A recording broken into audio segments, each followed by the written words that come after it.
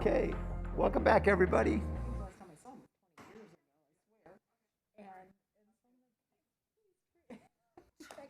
Why don't we open the doors and let folks in? Are the doors open? No, I'm pretty sure there's a conflict. This is a Huh. godmother.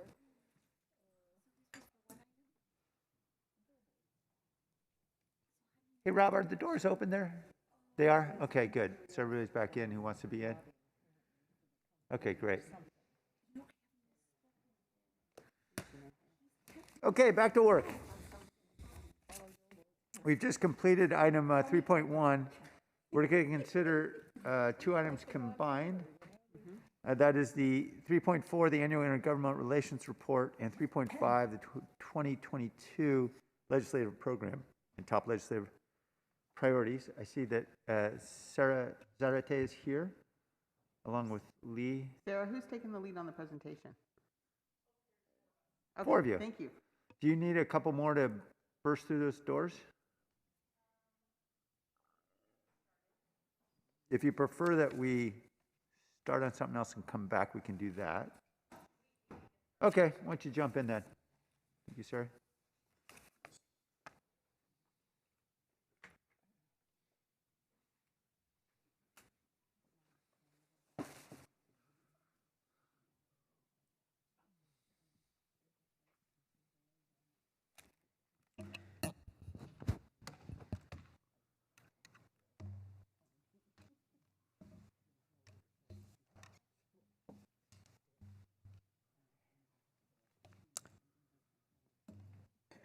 Should we go ahead and get started, Mayor?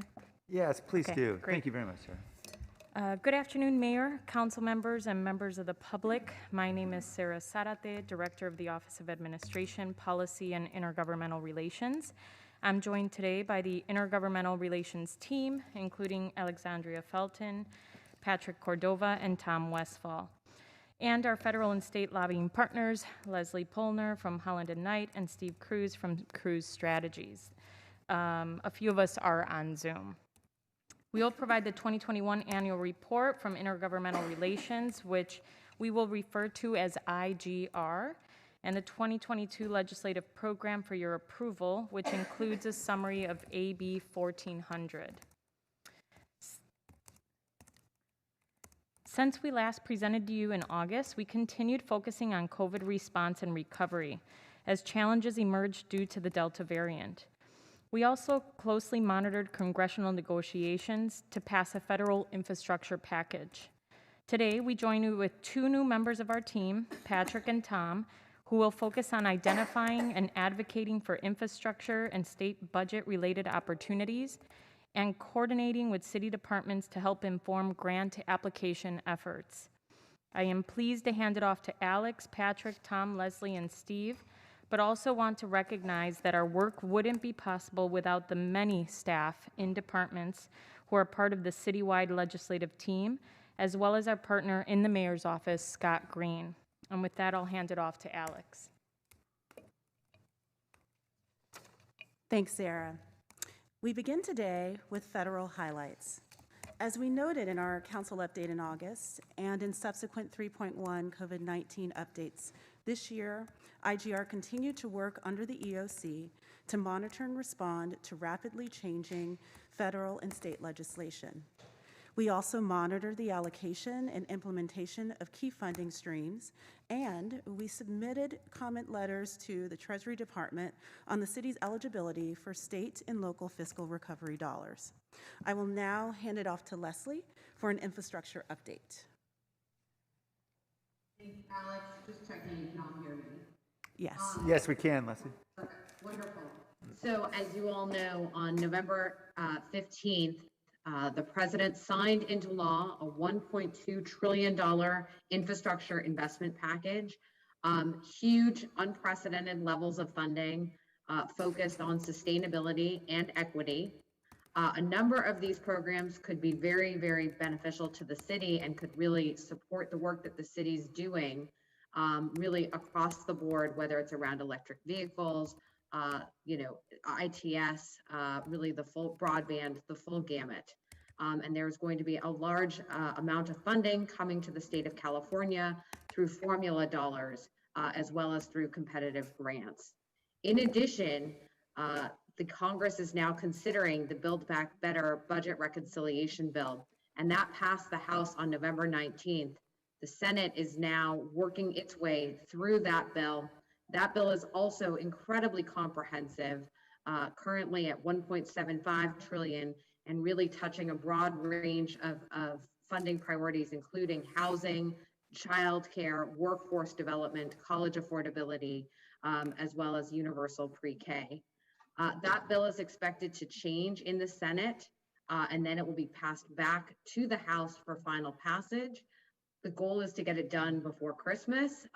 Some people think that that could slip into January, but they are working furiously to get this done now. Alex? Sorry, apologies. As I just mentioned, there's a number of new formula funding programs. It is different, I will note, than ARPA or CARES, where you saw huge dollars coming directly to the city. This is going to be much more tailored, much more specific. And as I previously mentioned, the bulk of funding is going to be through the competitive grant programs that the city will need to apply for. And again, covering the full gamut of programs. Alex. Now for an update on our federal earmark submission. 2 of the San Jose requests that our House delegation members put forward was included in the final House appropriations bill. In addition to the library program noted on the slide, a $1 million request from Congressmember Loughran for the San Jose Police Department's mobile crisis assessment team was also included in the appropriations package. We are hearing that Congress will continue to work on the final package throughout December, but negotiations may continue into early next year. As we look to the earmarks process for next year, we will work closely with our delegation to advance proposed projects to the House and Senate. Also, with more time to prepare for the next earmark cycle, we will apply an equity lens for the project selection process to ensure that the projects put forward align with the city's broader equity goals. So now we're going to turn to the state legislative highlights, beginning with an update on the local impact of the 2021-2022 California state budget. Steve will provide a status update on the budget and related legislative activities to come. Steve?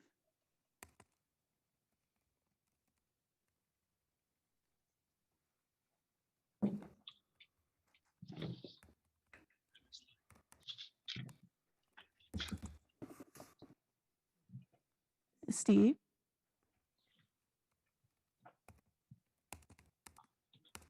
Oh, good afternoon. I'm sorry. Steve Cruz. Can you hear me okay? Yes. Hi, Steve. Great. Thank you very much. Good to see everyone, and good to be here virtually. I will be providing a brief report on our state legislative activities.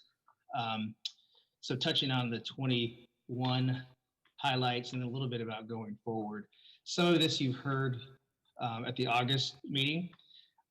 So again, I'll be brief, but there are some updates to what was provided here. So again, as you know, the governor signed a budget back in July that made historic investments through the California Comeback Plan that included historic investments in homeless funding. And there were a number of other areas in which the city was able to secure direct funding or funding as part of a statewide allocation that we'll be competing for going forward. I would also mention that some of the other investments were, in addition to homelessness, was COVID related, which was COVID vaccinations, rent relief, safe school reopenings, childcare, and support for small businesses. Thank you to Mayor Liccardo for leading efforts through the big city mayors on the homeless funding. We'll talk a little bit more about that below. But I also wanted to mention that the typical timelines for approving a budget starts in January and ends in June, but because of COVID and the urgency to respond and because of the unexpected surplus, they were working on budget-related items throughout the year. So towards the end of the year, we were heavily involved in discussions around broadband, and also on transportation and eviction protections. On transportation and energy, those are two plans that did not get voted on before they broke for the end of the year. And so those we're continuing to work on over the fall and advocate. And the expectation and hope is when they come back in early January, that there'll be fairly immediate action and not wait until the June cycle that I just mentioned. On transportation, just a quick highlight, it's $11 billion package, and it was $3.4 billion for a variety of transportation projects, rail and road, connectivity, active transportation. And then there was $3.4 billion, excuse me, for high-speed rail. And that deal did stall ultimately. I know the mayor and others were actively involved in trying to push leadership to get something done. It didn't happen, but we're continuing to push. In fact, in light of the surplus for next year, which is projected by LEO, Legislative Analyst Office, excuse me, to be about $31 billion or more, we sort of updated our ask and that transportation deal to include a separate allocation, working with our transportation partners at MTC and others, a direct allocation of $10 billion from the general fund. So that will be a focus when we return. We'll move over to the next slide, on slide 8. Again, just sort of touching on some of the funding that we were able to secure at the end of the year. And that included $15 billion climate resiliency bond, response to wildfires, drought, of course, which we're dealing with. And then there was funding in there for zero emission vehicles. Moving over to slide 9. I mentioned earlier the broadband deal, which was a long time in the making. And the deal was put together towards the end of the year. We were very involved in those discussions and pointing out just the differences in different parts of the state and the advancements in San Jose in terms of building infrastructure and how they differ from some of the rural areas that they were focused on, to try to ensure that there was funding for what we call last mile projects. So there is $1 billion in there for urban areas that we will be competing for going forward. I also wanted to mention another issue we're working on, which was SB 1383, which was organic waste diversion goals through legislation that was enacted a few years ago, but we knew it was on the horizon, the compliance period, and there were a number of hammers and enforcement provisions for not being in line. So we've been working to try to get some relief there. So we did work with a coalition of folks to get some funding to help implement that. I kind of mentioned those categories where we secured funding because it was part of our efforts to ensure they were included, but also to mention it because our job doesn't end there. As with the exception of a few direct allocations, most of the funding is programmatic and then grant funding. So we are closely following department guidelines that they're putting together. In fact, we've had a number of calls with the departments to kind of try to have an influence on what the guidance looks like, guidelines rather, and then ensuring that we are communicating with the departments that they're applying for those. And Tom, I think, will talk a little bit more about that later. Slide 10 kind of covers some of the things we talked about, including the homeless funding. And just to point out related to that, there's an allocation process that's called the HAP Round 3 funding, and we're slated to receive $29 million. I know there's guidance that will be out in December. So as I mentioned, just part of the ongoing things that we do to try to secure the funding. And then there's another one I want to highlight, which is Youth Workforce Development Program that the mayor is very familiar with, and was something that we planted the seed for, mayor and other mayors, to establish this program. Very innovative. It was to increase youth employment and address key areas of climate and food insecurity, and employ youth and young people in the city. And then the Clean California Local Grant Program. This was $1 billion the governor proposed to revitalize streets and public spaces through litter abatement and local beautification. Again, it was our folks at DOT and ESD working with the state, trying to put that together to reflect some of the things that we've been doing like currently there, and to ensure that there would be funding available to the city. And there is $296 million for cities for that program. And then a couple of member requests, as I mentioned above. There was Assembly Member Ashkarwa got $8 million for the quiet zone along the Union Pacific Warm Springs corridor. And then Senator Cortese got $2 million for mobile operations satellite system. So that's sort of kind of quickly covering some of the highlights in 2021. And then just moving forward, I would just say that they're in a recess at the moment. The legislature is adjourned. They'll come back on January 3rd for the second year of the 2-year legislative session. I mentioned the $31 billion surplus. There'll certainly be a lot of focus and attention on how those resources will be used, and a lot of jockeying for that funding.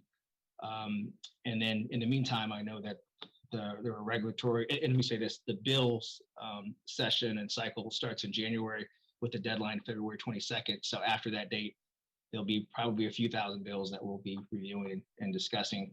And in the meantime, there's some administrative and regulatory, a lot of activity there, and including one that I'll just mention, which was the PUC was considering a proposal to make some changes to the solar rooftop program through the NEM program, Net Energy Metering Program, which would reduce credits available for rooftop solar and really serve as a discouragement to installing rooftop solar. And I know that the mayor and others have been involved in trying to push back on some of those changes.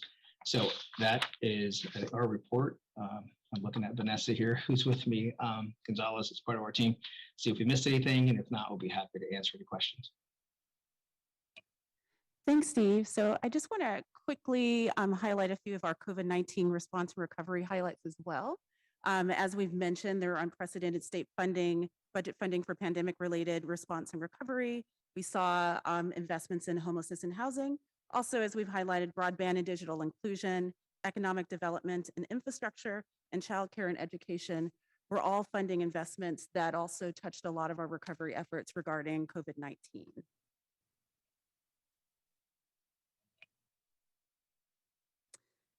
And a quick update on our city-sponsored and supported bills. We provided an update on all of these in August, with the exception of AB 43. Our coalition-supported bill, AB 43, was signed into law by the governor, and AB 43 will give cities greater flexibility to lower speed limits on street corridors with high crash rates. This helps support the city's Vision Zero initiative. And now, I would like to hand it off to Tom for an IGR modernization update. Thank you, Alex. As Sarah mentioned earlier in the presentation, I recently joined IGR to help identify new funding for city programs. I will also coordinate advocacy for city departments as they apply for competitive grants. To support this effort, the IGR team developed an emerging funding matrix tool to help identify and monitor new funding opportunities that arise from newly enacted state and federal legislation. The first iteration of the tool is currently available on IGR's City Internal Intranet homepage and is now updated to reflect our initial analysis of opportunities from the recently passed federal infrastructure bill. So this concludes our annual report, and I will now hand it over to Patrick to speak about our 2022 legislative program. Good afternoon, Honorable Mayor and Council and members of the public.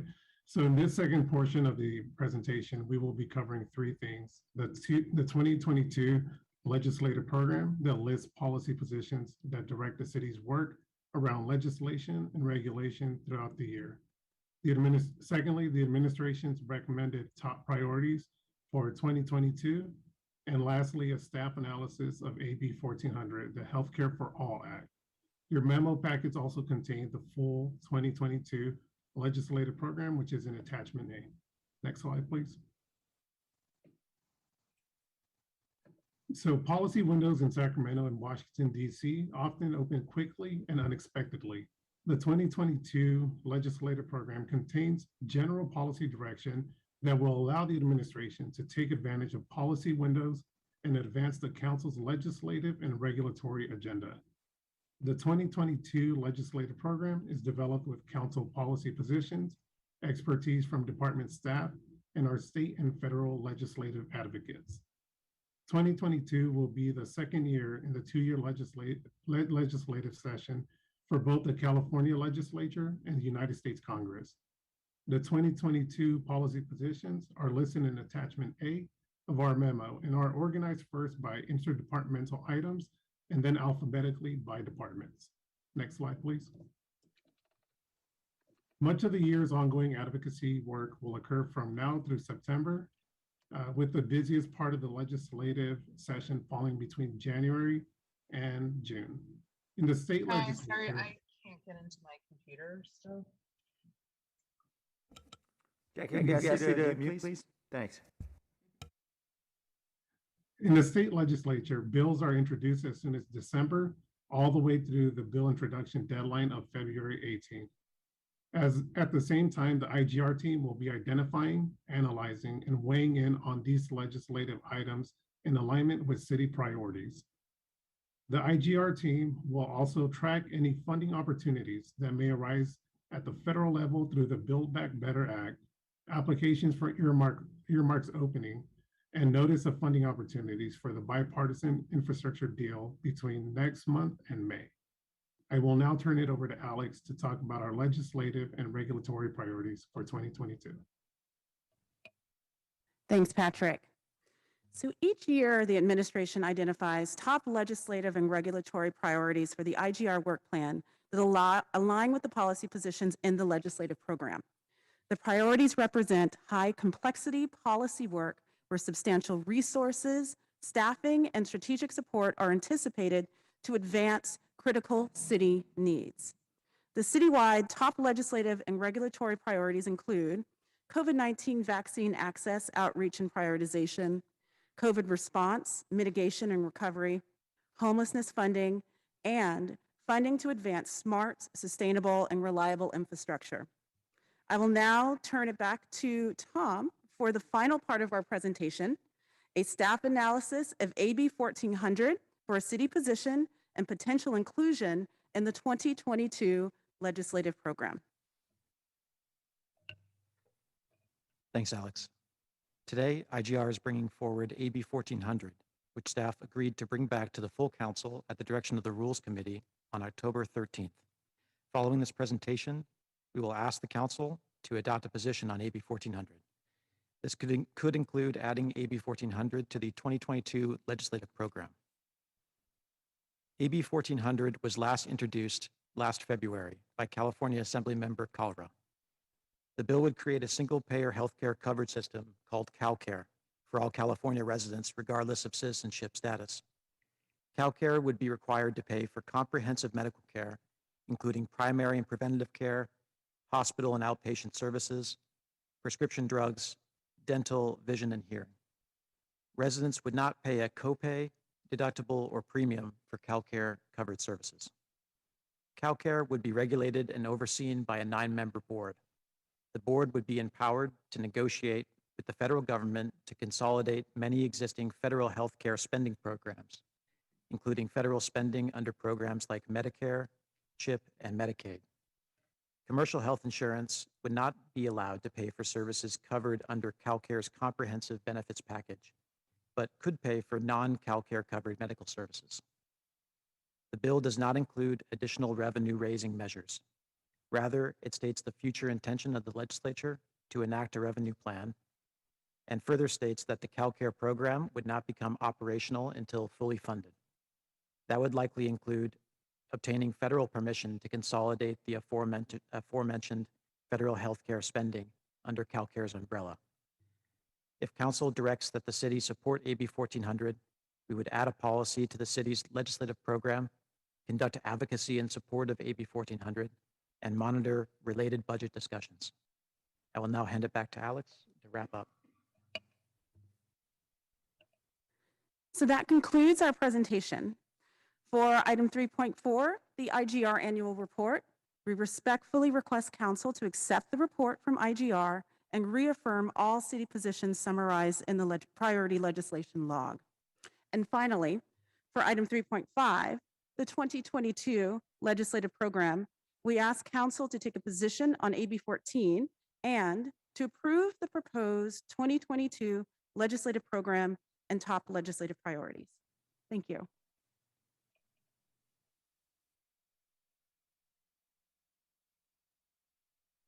Thank you very much. Let's go first to the public. And while we're doing that, I just want to say thank you to our small but mighty IGR team that has done an awful lot through a tough time. And I know there's been some transition as well. And I really appreciate, Alex, all of your work. And Sarah, and forgive me, I'm sorry, we have a new member. Your name again, sir, was? Tom Westfall. Tom, great to have you on the team, Tom. And I also want to thank our partners, Steve Cruz and Vanessa Gonzalez, for all their work in Sacramento, which really was critical for us, as well as Leslie Polner and Eve O'Toole and everybody in DC who worked hard for us and were so incredibly responsive time and time again. And just recently, just a couple of weeks ago, when I think I gave 24-hour notice to Leslie that I was coming for a bill signing, and immediately we had meetings with folks in the Senate and House Appropriations Committee meetings to discuss transit funding. So I really appreciate how responsive everyone is. Finally, I just want to thank Scott Green on my team, who's done an enormous amount of work to support the efforts of the big city mayors, particularly in getting that homeless funding and the youth funding as well. I believe we have Assembly Member Ash Kalra on the phone. Is that right? Not on Zoom, but on phone. Do you see him, Tony? I saw him earlier. I'm not seeing him now. Okay. I believe this is with regard to AB 1400. So, Supervisor, Assembly Member Kalra, if you happen to be on the line, could you please put up your hand? I have no phone members on. Okay. And he's not signed on at this time. He's not. Okay, But so we do have maybe. we do have Okay, 10 he may hands come up. back on then. Right. All right, great. We'll go to the public then generally, and then we'll come back, and if Assembly Member Caller joins us, great.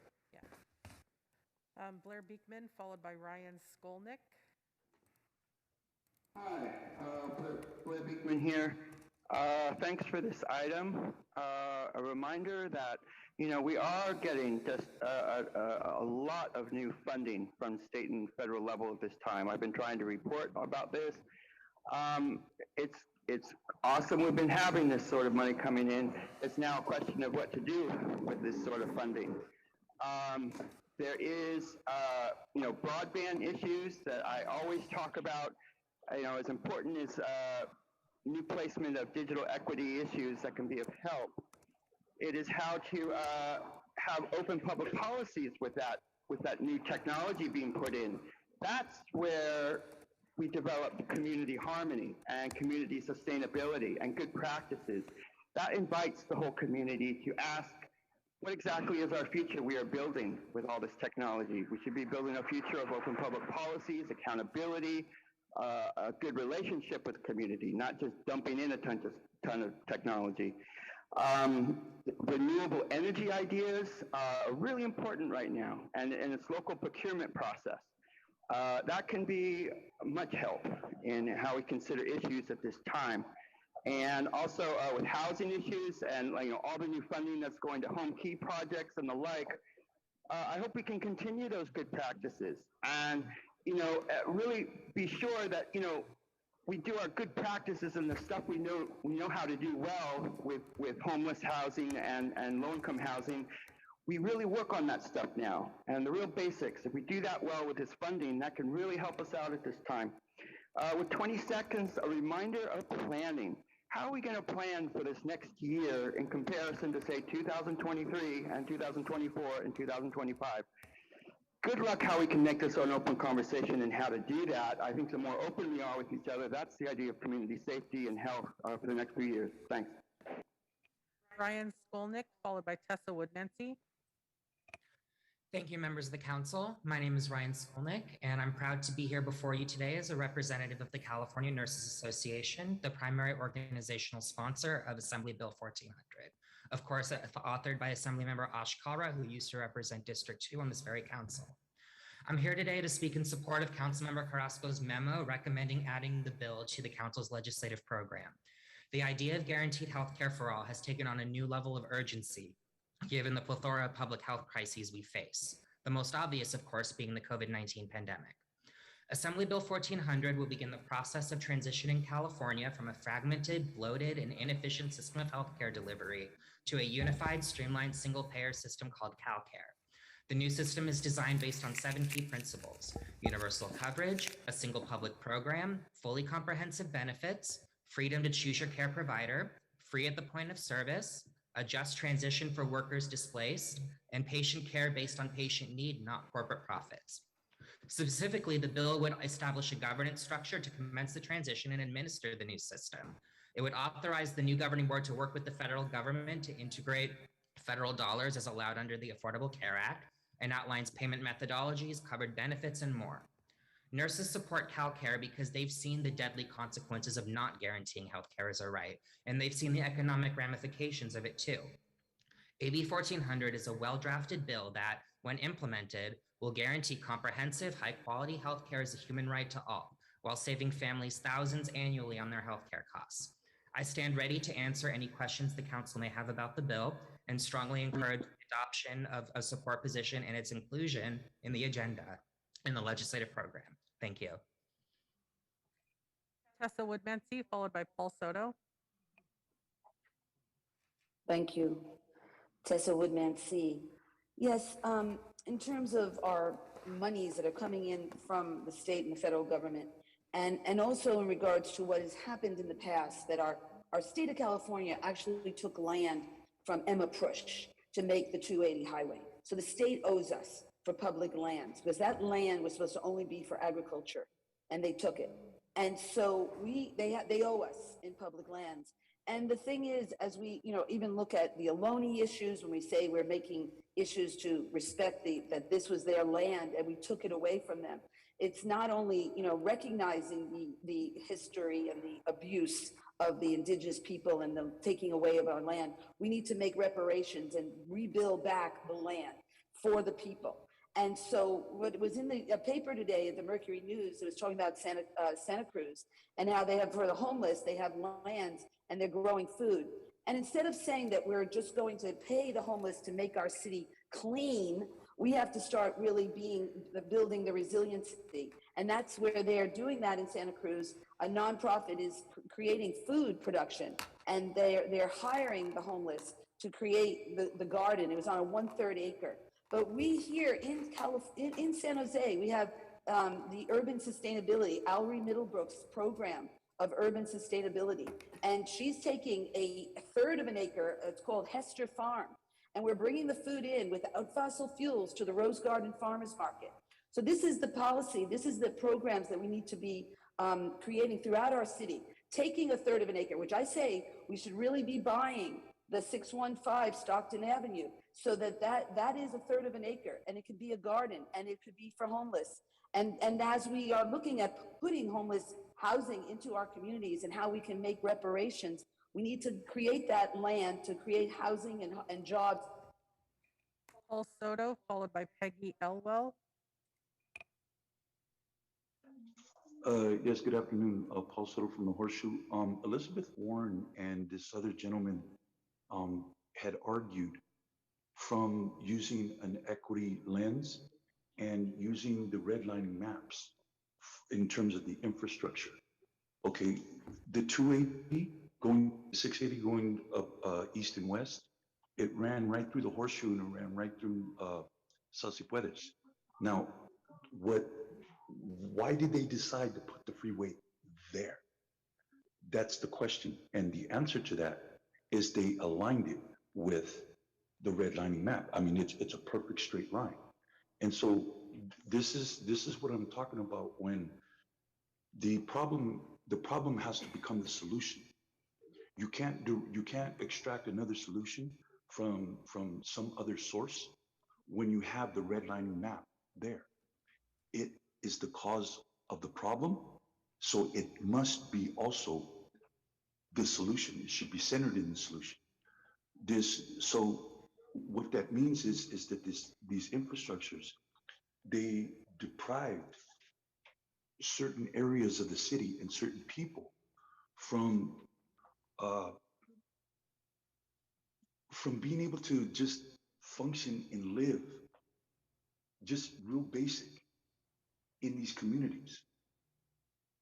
And if you're not allocating funding that's coming in to rectify and to ameliorate those historical deprivations, then how can you really call yourself a representative of the people when all your policies are to build an infrastructure for people that don't even live here right now? Peggy Elwell, followed by Osh Kalra. Yes, I wanted to speak in favor of the memo to support AB 1400. I noticed that there's a huge number of messages in favor of this memo. I worked for the city of San Jose in the San Jose Public Library for 25 years. Like the majority of library employees, I worked part-time. Many part-time workers did not get any health care at all. Those of us in coded positions could get health care, but we had to pay for over half of it ourselves, amounting to hundreds of dollars per paycheck. Many people, upon getting a promotion to a coded position, were shocked to discover the cost of insurance and elected not to use the healthcare benefit because it ate too much into their take-home pay, and so they remained uncovered. With AB 1400, all San Jose employees would automatically have access to health care, and the cost to the city would be less than what is paid now. Let's join Los Angeles, Oakland, San Francisco, Santa Barbara, and other cities to support AB 1400 and true universal health care. Saves lives, saves money. What more could you ask? Osh Kalra, followed by Jonathan Karp. Thank you so much, Mayor and Council. I want to start. I did watch the report earlier on the COVID response. I'm so proud of the city of San Jose. Thank you, Mayor, Council, City Manager, and the entire COVID response team. We have a lot to be proud of, but I think we could also see that the impact of COVID has fallen, just like a lot of our ills do, on our lower income families, our working class families, people of color. And I think the COVID pandemic has not created inequities, but exposed them, particularly in regards to healthcare. And so AB 1400 would bring a single payer healthcare system with comprehensive care to all Californians, regardless of immigration status, regardless of their wealth, regardless if they're employed or not. And I think a lot of folks, including Councilman Carrasco, I'm very grateful for bringing forward the memorandum, will speak to the merits of single payer healthcare. I think that plenty of studies show that it's far better than our current system, which is the most costly healthcare system in the world, and leaves millions without care or with substandard care. But I do want to speak for a moment to how we're going to pay for it, because that's a reasonable question. And there's two things. One is AB 1400 is the policy. And we may recall about 4 years ago, there was another bill that didn't speak to funding. And Speaker Rendon was very clear that he wanted to ensure that funding was also part of the conversation, meaningfully part of the conversation. And I couldn't agree more. And so I'm currently in conversations with the Speaker's office. In fact, that's part of the reason why I asked the bill to be held in April, so that we can work on the funding aspect. Some of you may be aware of the need to get federal waivers. I did meet with Secretary Becerra's team, who's Deputy Secretary, and others on his team, who made it very clear that you have to get a policy bill passed before you can even apply for waivers. However, you don't need all the financing figured out before you can apply for waivers. And the reason is that once they need legislative authority so they can know what kind of program we have so we can figure out the financing. But rest assured, I've already put a financing plan in print. We're going to continue to work on financing. This is not something we're going to neglect. And so I want all of our council members to know that not only is AB 1400 a great policy, not only is it a moral thing to do, but given the fact that it's far cheaper than the status quo, it will save us money, it'll save the city money, it'll save tech companies that are paying a fortune for healthcare money. And so I'm available for questions, even after the meeting at any point. Happy to meet with any council member one-on-one to discuss the funding components more specifically. But I'm very grateful for the council and to Councilor Carrasco and the entire council for taking this up. And I really encourage you to include it as part of the endorsement. It will make me feel very proud at the city of San Jose endorsing AB 1400. Thank you, Assemblymember. We appreciate you taking the time. And let us know how much time you have. We'll come back to you for questions right after public comment, if that's all right with you. Great. Thank you, sir. Jonathan Karp, followed by Bro Greg. Hello, Mayor and City Council. My name is Jonathan Karp. Despite the fact that I'm a retired faculty emeritus from San Jose State University and a union member with lifelong medical and dental benefits, I'm speaking in support of Councilmember Carrasco's proposal that the city adopt AB 1400. Over 3 million Californians have no form of health insurance, which is a travesty in a state with an economy as large as ours. 12 million Californians can't even afford to use the benefits they have because of the aforementioned cost of the benefits. The COVID-19 epidemic has demonstrated the need for care more than ever because millions of Californians lost their jobs and their job-associated benefits because of job loss. This would not only save money for businesses because businesses would no longer be responsible for providing health care, but it would be the right thing to do. I take the words of the pastor's invocation to heart. And if the council wants to do good in this community, if they want to further equity, I strongly support the council adopting AB 1400, Carrasco's proposal in your legislative agenda. Thank you very much. Bro Greg, followed by Roland. Yes, can you hear me? Yes. My name is Greg Miller. I'm a retired RN and a member of California Nurses Association Retirees Division. Most of my 35 years in nursing were spent as a staff nurse in a local hospital. During this time, I noticed that patient care was increasingly impacted by the corporatization of healthcare and the consequent prioritization of profits over the health and safety of caregivers and our patients. The mission of helping people and serving their needs, the reason most of us wanted to work in this field in the first place, was being undermined by the quest for higher profits. California Nurses Association has sponsored CalCare AB 1400, the Guaranteed Healthcare for All Act, because it is a first step towards creating a rational healthcare system under democratic supervision that will make safe, effective, and therapeutic healthcare the highest priority, not subsidizing the profits of corporations. The new system will negotiate fair payment for physicians, hospitals, and other providers, and fair prices for medications and equipment. It will apply the savings from ending price gouging and eliminating the insurance company waste, fraud, and abuse to greatly improving benefits, expanding them to all California residents, and establishing a single standard of care for everyone. It will save more lives and money by focusing on prevention and early detection and treatment of health problems. And it will have the power to address the needs of neglected and underserved communities. Therefore, we in CNA call on the city of San Jose to use its influence to help pass AB 1400 in the state legislature and vote to pass Councilmember Carrasco's memorandum in support of it. Roland, followed by Carmen. Good afternoon, Mayor Council. Thank you for the opportunity. So respectfully, what I would like to do this afternoon is that to ask that you consider clarifying our blanket support for high-speed rail. Specifically in Northern California, which is where we live, there are currently no plans for building a high-speed line between San Francisco and Gilroy. And as such, there is nothing in statutes that mandates that planning, funding, and environmental clearance should be channeled to the High-Speed Rail Authority. So my recommendation is to refocus on rail advocacy, clarifying that we are supporting electrified intercity passenger rail over the construction of dedicated high-speed lines in the Central Valley, which will never be high-speed because they are following freight alignment.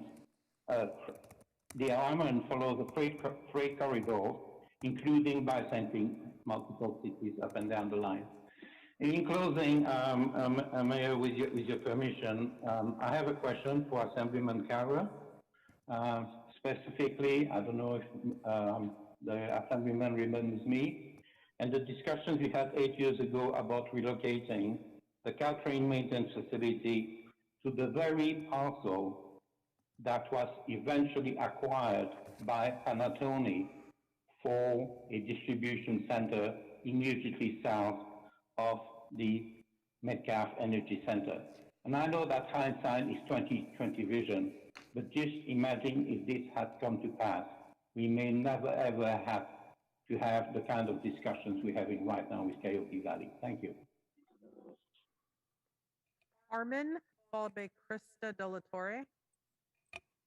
Thanks. My name is Carmen Bremer. I'm a resident of San Jose District 8, Assembly District 27, and a member of the Santa Clara County Single Payer Healthcare Coalition. I urge our City Council to approve Councilmember Carrasco's AB 1400 Memorandum of Support. AB 1400 would enact a single-payer healthcare program known as CalCare for all residents in the state of California. It includes medical, dental, hearing, vision, mental health, reproductive, and another key and often neglected area, long-term care. COVID-19 has had a disproportionate impact on communities of color. These disparities are caused by decades of inequality and lack of access to care. CalCare would not completely erase all the racial disparities in care, but would finally ensure that high-quality healthcare is guaranteed to every person. Having AB 1400 in place now will prepare San Jose to provide viable, accessible, equitable, and affordable healthcare for all. Again, I urge our City Council to approve Councilmember Carrasco's AB 1400 Memorandum of Support. AB 1400 guarantees that everybody's in and nobody's out when it comes to healthcare. Thank you. Krista, followed by Roma Dawson. Hi, my name is Krista De La Torre, and I'm here on behalf of the South Bay Labor Council to support Councilmember Carrasco's memorandum in support of AB 1400. AB 1400 is a much needed, long overdue investment in preventative health care that will help save hundreds of thousands of lives and lower healthcare costs in California. Americans use significantly less healthcare services than people in other industrialized countries, but spending is greater due to higher prices. Despite higher spending, Americans have worse health outcomes, including shorter life expectancies and greater prevalence of chronic conditions. By broadening access to quality, affordable healthcare, a single-payer system will help reduce chronic illnesses and increase life expectancies. Additionally, single-payer frees our community from shouldering the exorbitant cost of healthcare, creating additional capacity for comprehensive programs and services that support working families. The labor movement backs single payer because it offers a practical path to ensure healthcare as a birthright for all Californians. Please pass Councilmember Carrasco's memo in support of AB 1400. Thank you so much. Roma Dawson, followed by Brian. Thank you. I'm asking you to make AB 1400 a legislative priority for the city. I won't repeat comments you've already heard. I just want to take this opportunity to thank Assemblymember Calra for the leadership he's shown on this very difficult, challenging issue, most especially for tackling head-on financing of this proposal. And again, I urge you to make it a priority, and I am retired on Medicare. My husband and I, those are our only health benefits, and I will tell you, it's very challenging to make it even with Medicare benefits. I'm pleased to see homelessness stay on the list and called out in the presentation. However, I know you are all painfully painfully aware that the only cure for homelessness is a home. I urge you to weigh in and not forget legislation that works to produce, preserve, and protect our affordable housing supply. Thank you. Brian, followed by Brenda Zendejas.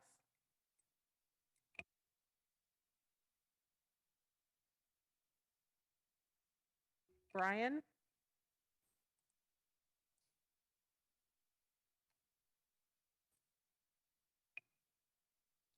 Okay, I'm going to move on to Brenda.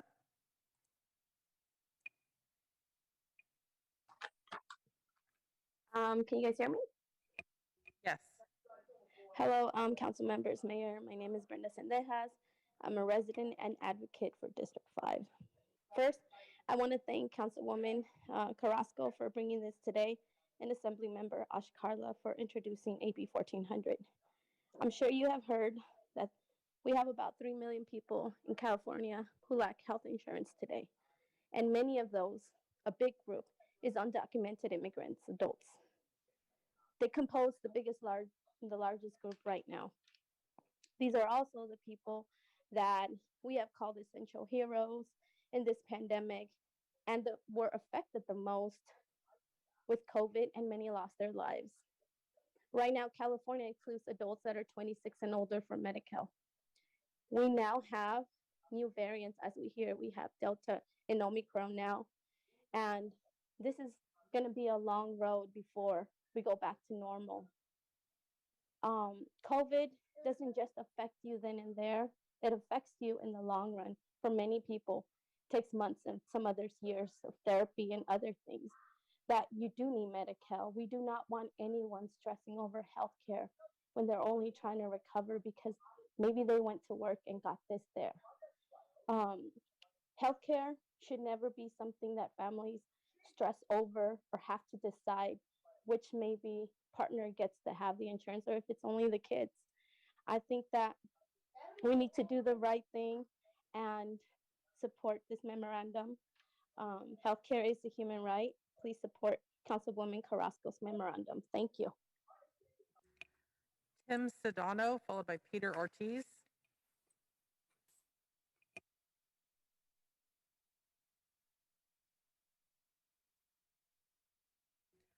Tim Sedano.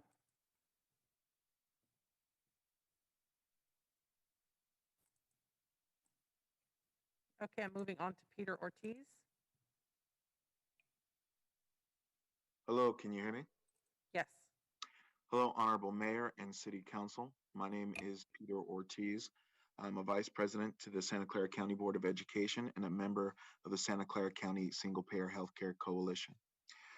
I'm proud to stand with a diverse coalition in support of Councilmember Carrasco's memo for the San Jose City Council to prioritize advocating for Assembly Bill 1400, the Guaranteed Healthcare for All Act, which would set up a single-payer healthcare system for the residents of the state of California. For far too long, our working families have suffered under a broken healthcare system. Nowhere is this more real than areas like East San Jose and District 5, where residents are forced to choose between paying rent or purchasing life-dependent treatment and medication. We saw just how broken the healthcare system was during the COVID-19 pandemic, as COVID disproportionately infected and killed the working class, communities of color, and forced millions of people out of work, thus exposing the unsustainability of the employer-provided insurance model.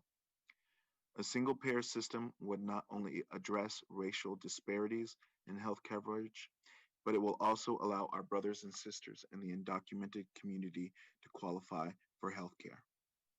We ask the San Jose City Council to please support Councilmember Carrasco's memo to endorse AB 1400. Thank you. Vicki Mueller, followed by Ruth Silver. Hello, can you hear me? Yes. Okay, hi there.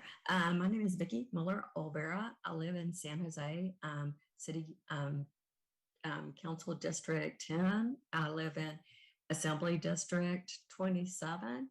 And First of all, I wanted to thank Assembly Member Calra for championing this bill and working so hard for us, for the city of San Jose and really all of California, working families. So I wanted to express my thanks and thanks to the council for taking time to hear this today. I urge this council members today to vote in favor of Magdalena Carrasco's memorandum in support of AB 1400, California Guaranteed Healthcare for All. Healthcare is a human right, and thank you so very much. Please vote yes. Thank you. Ruth, followed by Tim Sedano. Hello, council members and mayor. I am a supervising attorney at the Alexander Community Law Center, as well as the Office of Labor Standards Enforcement legal advice line. It's difficult for me to understand the resistance to national health. The US is the only industrialized country without it. I was born and grew up in Canada and made use of the system. My relatives make use of the system. The myths about long waits and quality of care are untrue. Wendell Potter, an insurance industry whistleblower, dispelled them on the OLSC advice line. I hear from people who are desperate to get medical treatment but have no insurance, including a recent call from a person who was just diagnosed with cancer. National Health or CalCare, AB 1400, would mean there would be no more in-network and out-of-network providers. You can see any doctor you want.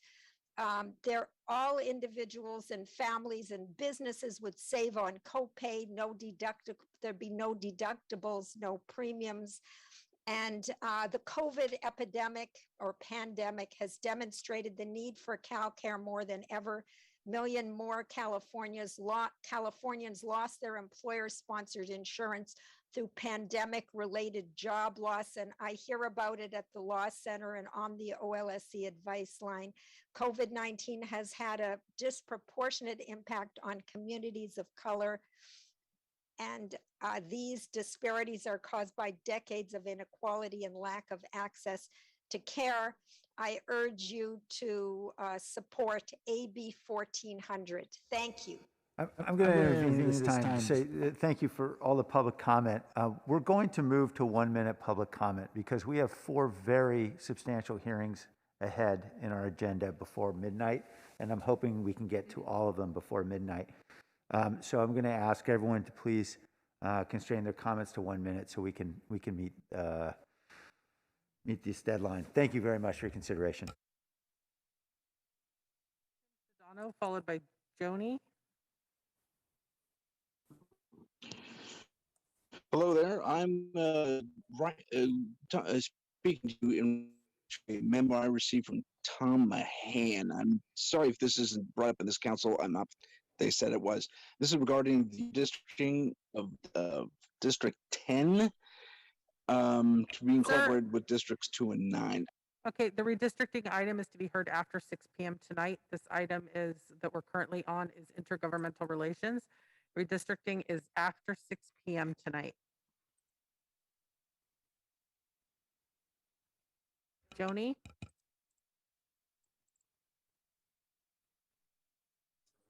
Hi, can you hear me? Yes. Okay, great. My name is Joan Simon.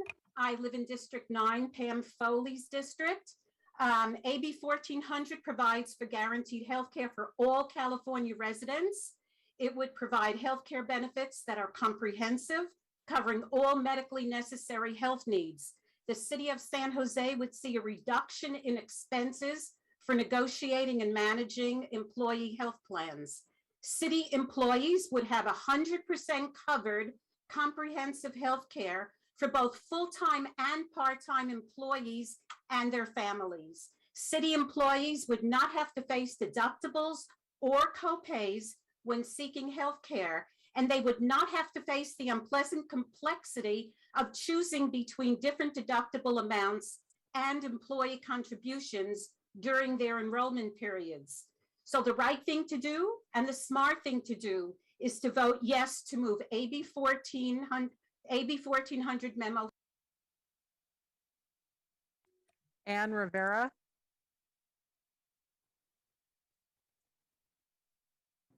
Anna Rivera.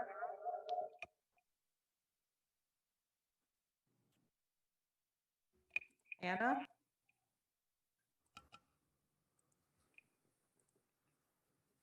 Okay, I'm going to come back to the council.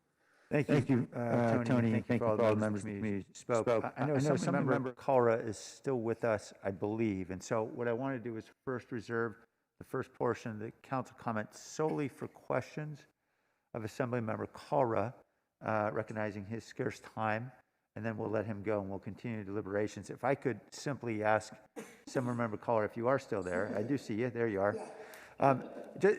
As you mentioned, you're working on the funding plan. I think many of us share Speaker Rennan's concerns about sort of getting that funding in place, but we certainly want to support the bill and this concept. So by supporting this bill, I assume that would mean we are indicating as well a desire for a funding plan to come back that we could all look at as well. Is that fair? Yeah, actually, that is correct, because the bill itself, as currently written, actually in the text says that it doesn't go into effect until financing is all figured out. So it's actually written into the current text of the bill.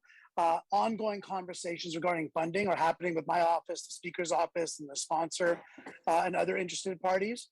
And so at some point, we will publicly come forward with plans on financing. However, putting this policy forward, particularly in regards to applying for waivers, doesn't require the financing. So even the federal, Becerra's Department of Health and Human Services doesn't require funding to move forward a waiver application, which will also help to inform us of how much we need to seek for funding if we get those waivers. So it's kind of like a dual parallel process with policy moving a little bit ahead of the funding, but we're not going to ignore the funding, because what happened in Vermont was they passed a policy, they actually got a federal waiver, but they didn't start working on funding until after all that was done, and they couldn't figure it out. I don't want that to happen. I don't want to give a false promise to Californians that we're going to bring them something and then have it fall flat. And so that's why I'm committed to working on the funding, but you are absolutely correct, Mayor, that it's predicated upon funding being and financing being figured out. Otherwise, it doesn't even go into effect. Thank you, Assemblymember. Are there other questions just for Assemblymember Calra before we go to comment? Mayor, I just wanted to check and see if it was in the text, and he's saying that it is in the text, so Yeah. thank you. Thank you, Great. Assemblymember. Okay, Councilor Mahan, your hand is up. Is that for a question? No? We'll come back to you for comments. Councilmember Cohen? No? Okay, and Vice Mayor? Yes, it's more of a statement than a question. Hey, Ash, first of all, it's good hearing from you, and nobody's going to ever accuse you of not being bold, so I just want to let you know that. I have some major concerns around the financing, and I know that you offered up to meet with us individually to really go into more detail, so I want to take you up on that offer. It's been a long time since we broke bread together, so I wanted to plan on doing that. So let's get it scheduled. I'm looking forward to it. Great, thank you. I think that was an offer from the Vice Mayor to pick up the tab. But not for the single payer, I think just for the meal. Yeah. Unfortunately, it doesn't work that way down here, you might remember. Anyway, okay, any other questions or comments for the Assemblymember? All right, we can let him get back to work. Okay, great. Well, thank you so much, Assemblymember, for joining us.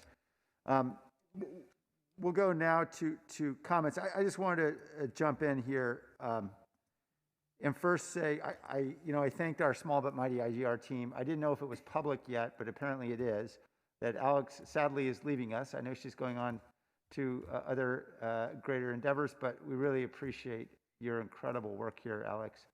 It's been a pleasure working with you, and I know I say that on behalf of Scott and everybody on our team, and I really appreciate your service to our city.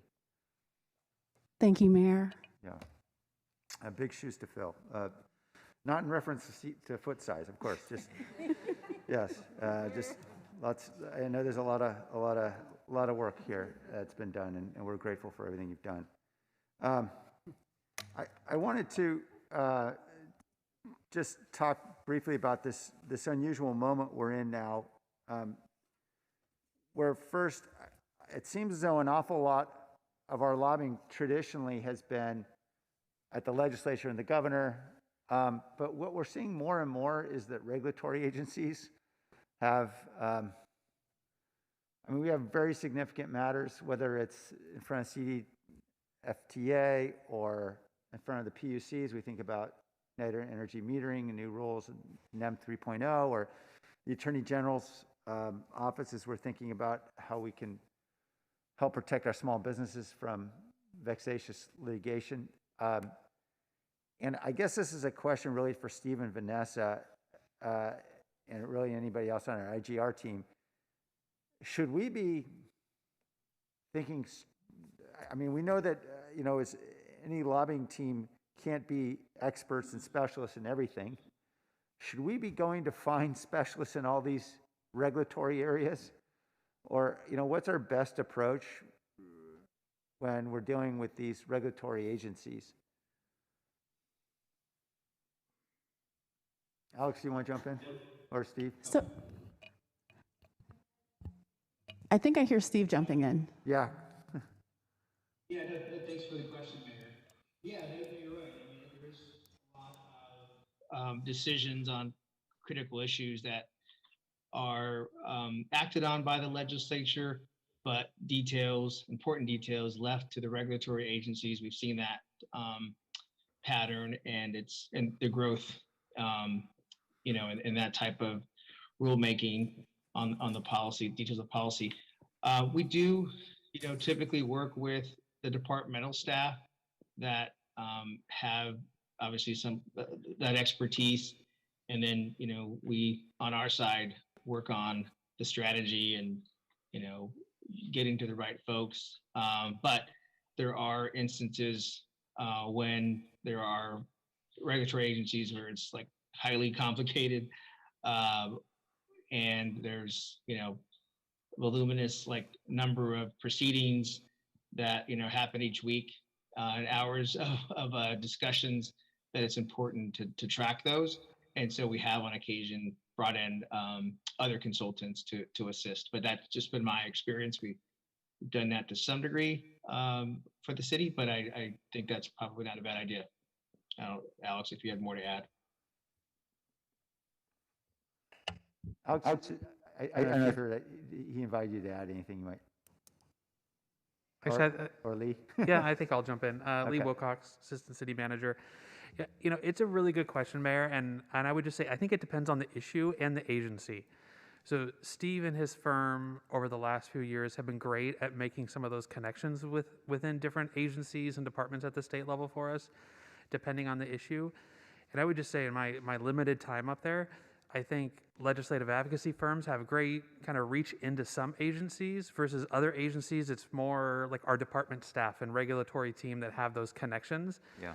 And so I do think, today we're approving a policy document and kind of a North Star for this team to go out after.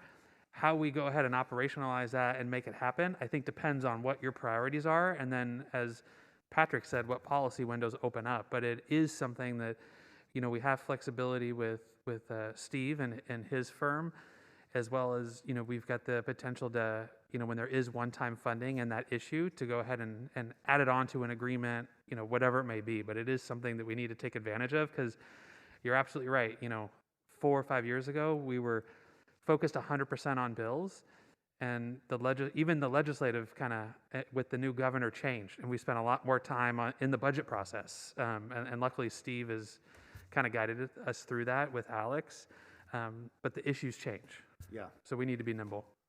Okay, thank you for that. Alex, did you want to add anything before we move on? No, that's fine. I think Lee answered that question.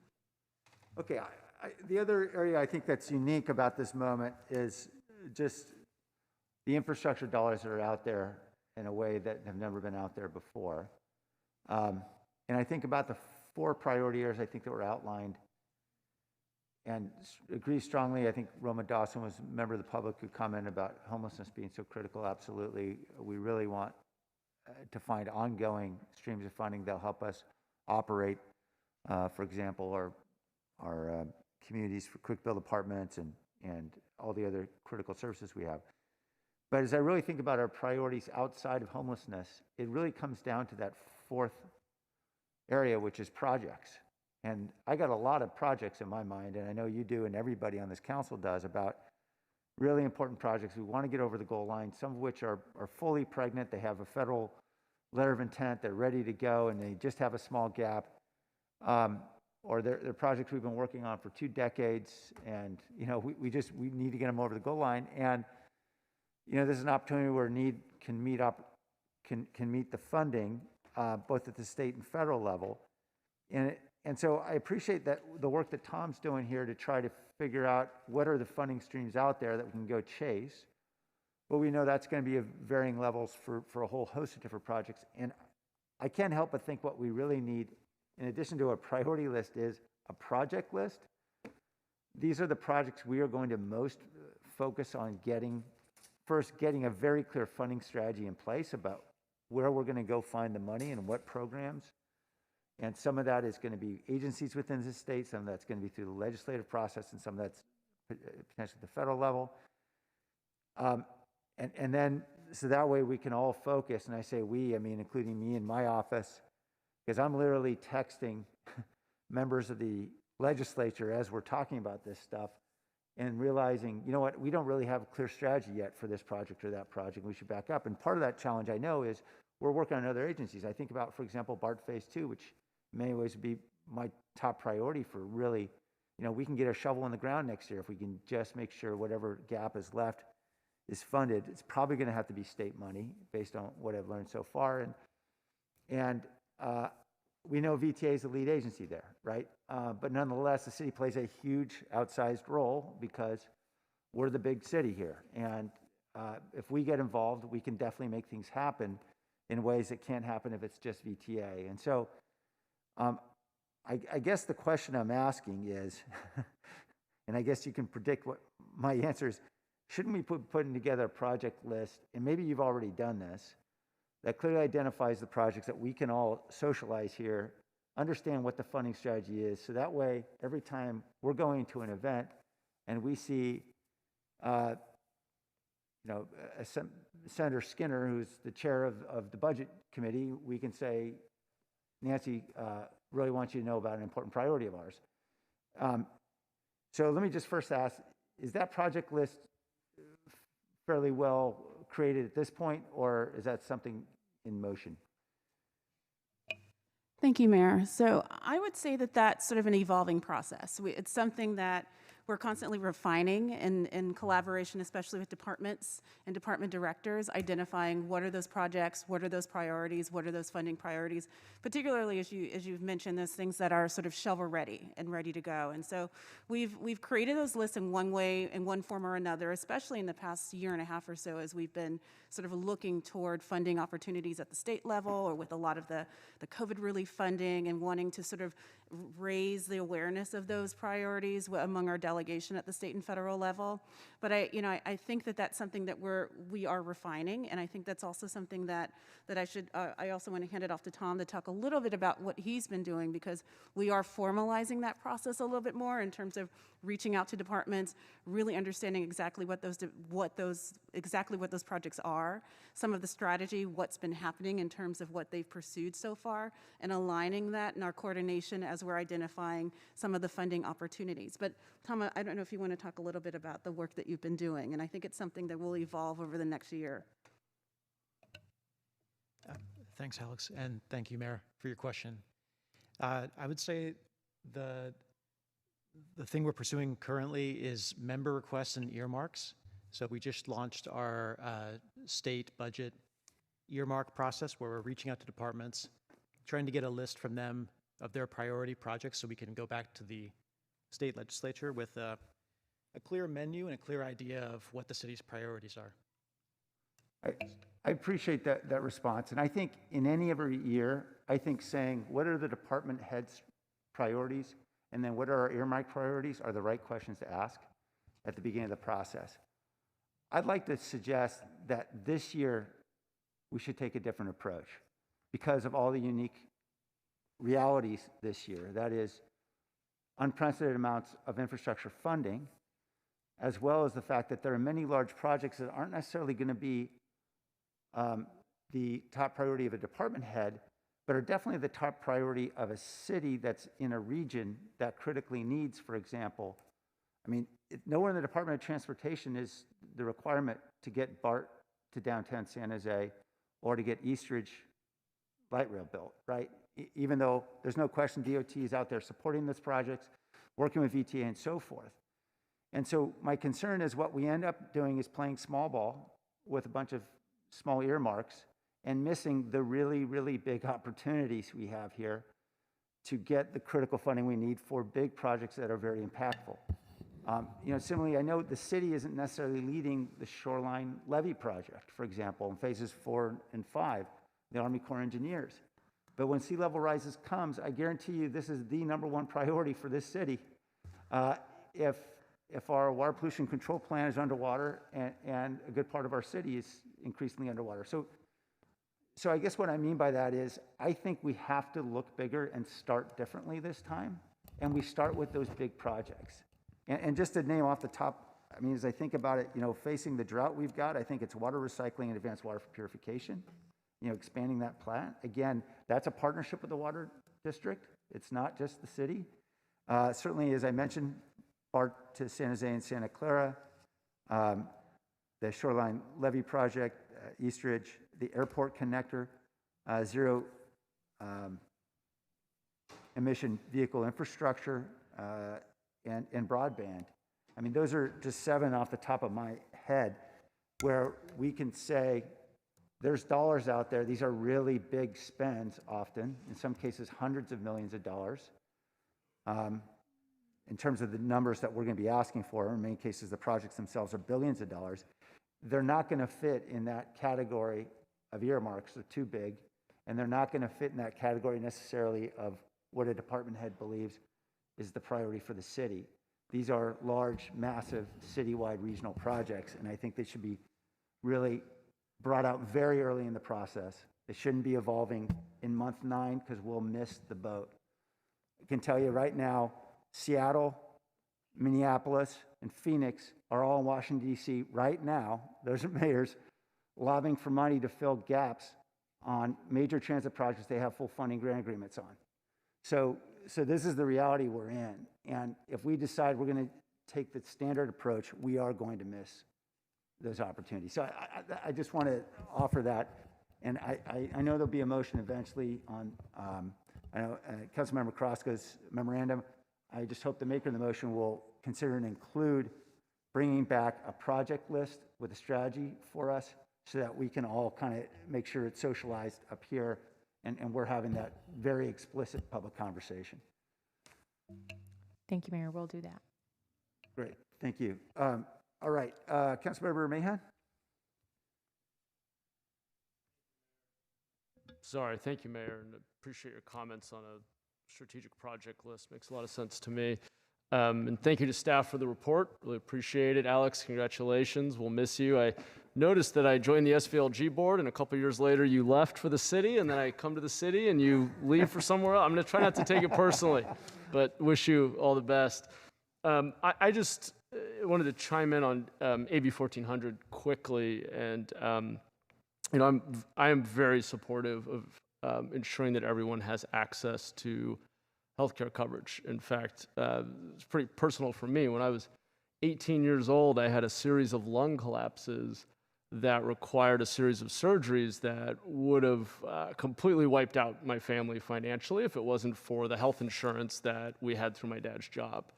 In fact, even with his insurance, I remember my parents being very worried about the financial implications of surgery that I didn't have a choice about. So I think it's kind of inexcusable that folks are scared to go to the doctor because of what it might cost for essential care. So I'm very supportive in spirit, very supportive of the value and the vision behind AB 1400, the values, I should say.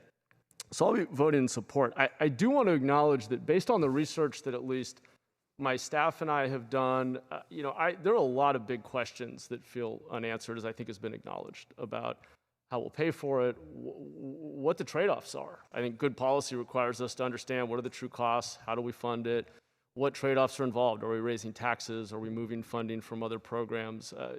Research I've seen seems to indicate that there will need to be new funding to make this a reality. So I'll be voting in support on sort of the level of the spirit of the bill and the values that it represents, and I'm proud to do that. But I just think it's important, as I think the point was already made, that we really do follow this closely and that council understands where those feasible funding sources are and what trade-offs are entailed, and that we continue to have a conversation about what this policy change means, assuming it does go forward. So I just wanted to add that perspective to it, but I will be happy to vote in favor, and I thank Councilmember Carrasco for bringing this forward, and I'll defer to her to make the motion, but I also hope it will include the project list that the mayor mentioned with the strategy around each of those. Thank you. Thank you. Councilmember Cohen? Okay. Thank you. First of all, I want to thank the IGR and the team for all the great work. It's a lot of work, as has already been talked about, to keep track of everything happening federally and in the state and regionally. And I know you do it with a very small team relative to what other cities do it. So I want to thank you for the report and thank Alex. You've been very helpful, not just to the city, but to me as a Cal Cities representative. We talk regularly about some of these things and prepare, and I thank you for that. We'll miss you.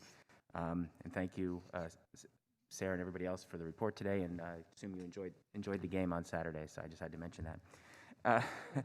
So I'm going to just, at the risk of glossing over all of the incredible things in the report, I'm going to focus on AB 1400 because I think we'll accept the report, but AB 1400 is the extra question of the day. I'm excited about the fact that, once again, California and San Jose can be ahead of the curve on a key issue. It's clear to me that single-payer healthcare is the only long-term sustainable healthcare system that will work, and California can be a model for trying it and doing it. So I'm excited that we're trying it. Somebody's trying it again. As we know, it's complicated, but I think the eventual end goal is a no-brainer.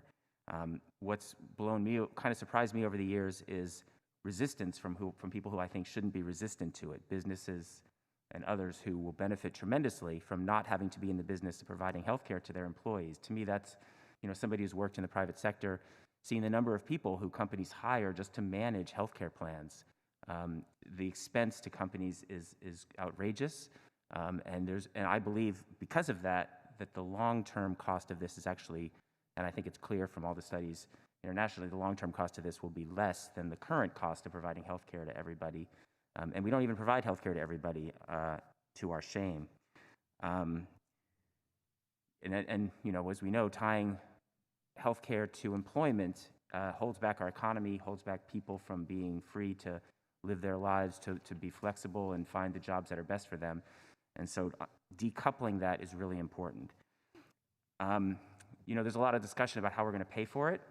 I don't think the question is how we pay for it. As I said, it's cheaper. The question is how we get there from A to B, how we transition from a system that relies on private insurance and nonprofit insurance companies to provide health care for people to a system that does it more efficiently. But because of all the people who are invested in the current system, people who have jobs in the current system, because of the complexity of the current system, unraveling that current system and getting from A to, I don't say A to B, A to Z, there's a lot of steps to get there. So it's not going to be simple transition, and it's going to take a lot of work for the state to figure out how we move probably slowly and painstakingly over probably a decade to get from where we are now to a true single-payer system. But I think we have to start. What I'm confident of, based on my conversations in the past with Assemblymember Kalra and others, is that the state legislature and the Assemblymember are fully aware of that complexity and are under no illusion that it's going to be easy to figure it out. And I expect that we'll hear some interesting things as they move forward about how they propose getting from A to B or A to Z. So with that, I'm happy to support this. I was going to leave it up to Councilmember Carrasco to move her own memo if she'd like to do that. So I won't make a motion right now, but I'd be happy to second it after she does.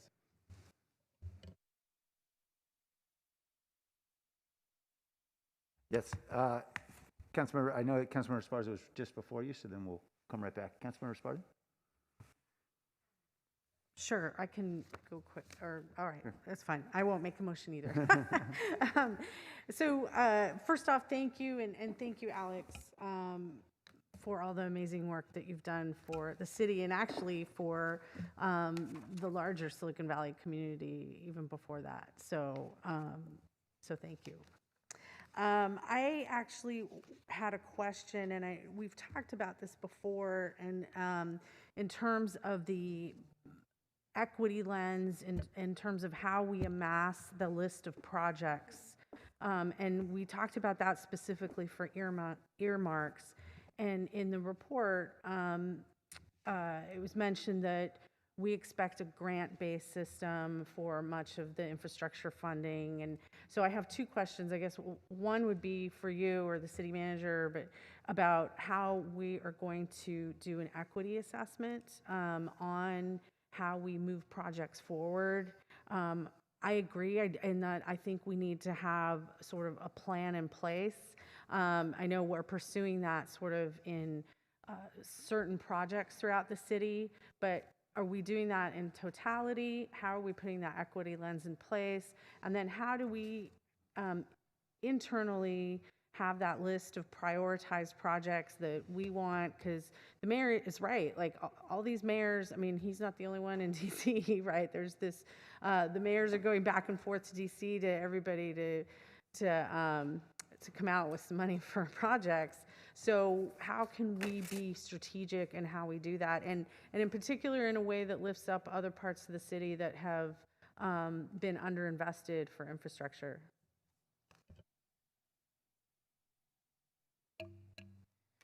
Thank you, Councilmember.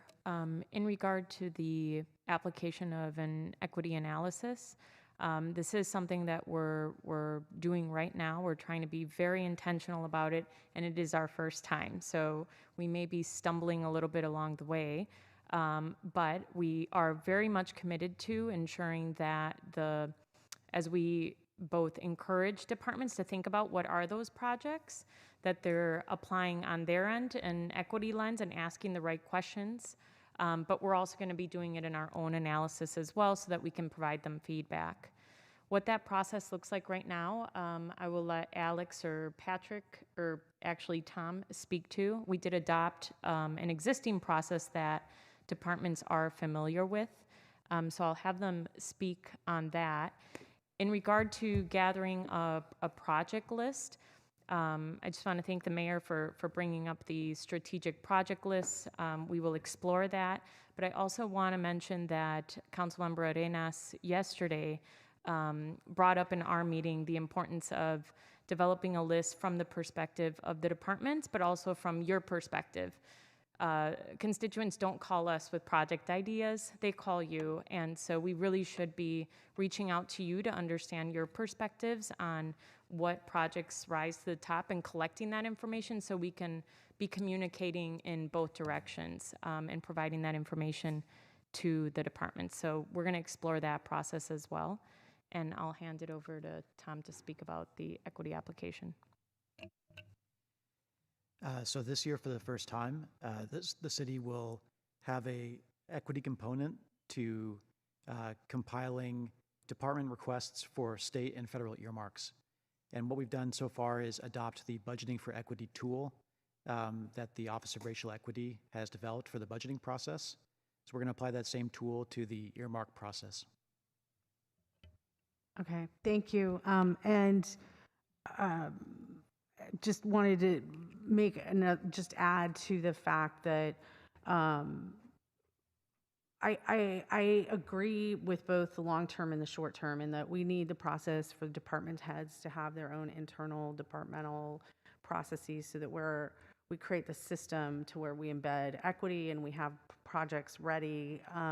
But we do have an opportunity right now to get money and to get money for parts of the city that have been underinvested, so that we're not back up here and I hear, oh, well, that wasn't ready. Well, you know what? Make it ready, right? And so we're here to make it ready for this once in a lifetime funding opportunity. So thank you, and I will be doing some follow-up on that. And last, one more note of thank you, and it was in your report.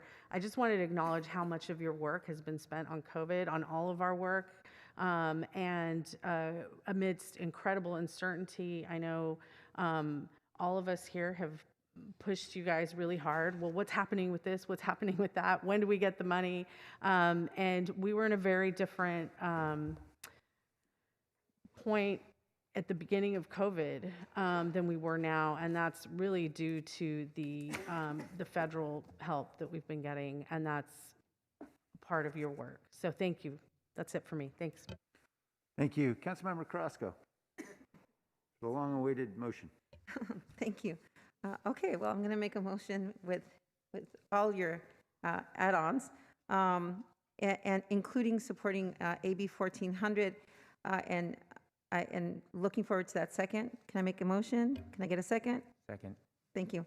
And I'm really grateful for all the work that's been done. I want to extend my gratitude to Assemblymember Ash Kalra, and of course to the coalition that met with me many times over, as well as with my team, and for their hard work. Like Councilmember Cohen, I'm not always real sure what the opposition is on sometimes very common sense solutions, and I understand that there's always a concern over the fiscal impact, but when you consider what it's costing us today, this still makes even more sense to me. I was asked yesterday at an interview, who would this benefit the most? And I think the most obvious answer is, well, it benefits, communities of color, the most vulnerable, everything that people spoke of, but really it benefits everybody. Not only is it a public health issue, but it benefits employers, it benefits large companies, small businesses, large businesses, really benefits everybody. It's amazing. This is a solution that is not just for the most vulnerable. It's a solution for everybody. And at the sake of boring you all, because I've always been one that wears my heart on my sleeve, I'm just going to tell you a quick little story. I'm an only child. Many of you already know that. And my commitment to my parents, we all have different commitments to our parents, but my commitment to my parents were to make sure that when they transitioned from this lifetime, that I'd be at their side and that they would do it in their own home. Partly was because we didn't have also an insurance that was going to cover the cost of care, but they didn't want it. They didn't want that anyway, and we didn't have the kind of resources that would cover someone to help me with it. So as an only child, that responsibility and blessing fell on my shoulders. I was very lucky that I had a husband, and that I also had, at that time, Assembly member and then Senator Kevin De Leon that would travel all the way from Sacramento just to help me with my father and his care. He died eventually after 10 years of battling Alzheimer's. Eventually, he died in his own home where he wanted to die. But in the transition, or in the journey of those 10 years, he had quite a bit of physical therapy and all kinds of other things that happened. One of it, he fell, broke his hip, ended up in the hospital, so that my father wouldn't be tied down and nurses wouldn't have to care for him because they couldn't. I spent the night with him while I was pregnant and slept on a chair by his side, taking care of him 24/7 for several nights. And it was because his coverage just didn't cover the kind of care that we thought he deserved after having worked the number of years that he did. Very, very hard work, very hard work. And he deserved the best care that we could possibly give him.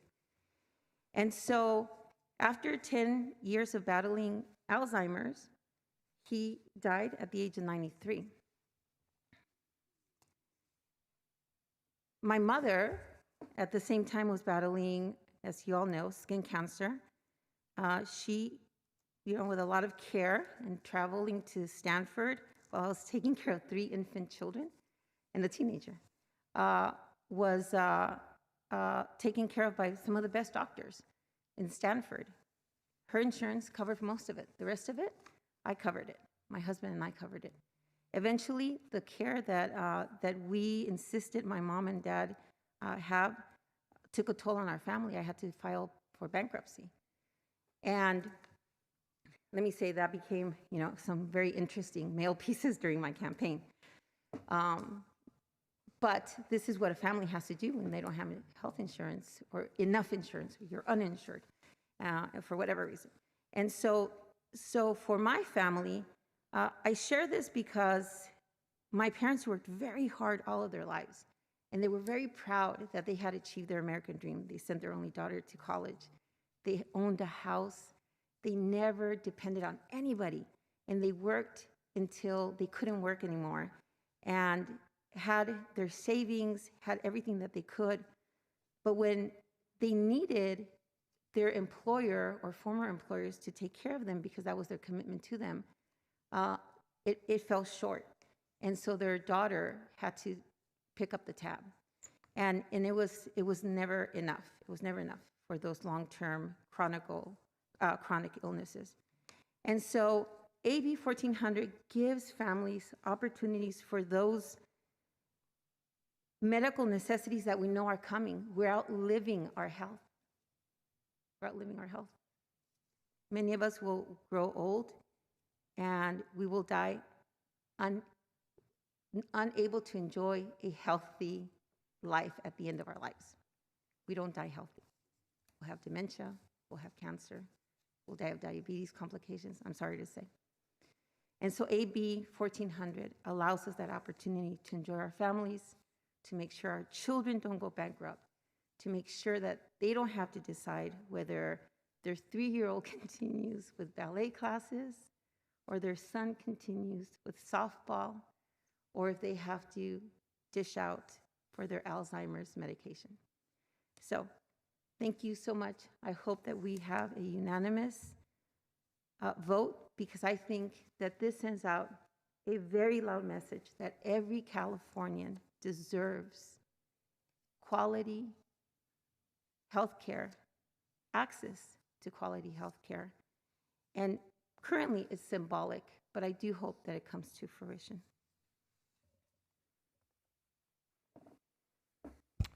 Thank you, Councilmember.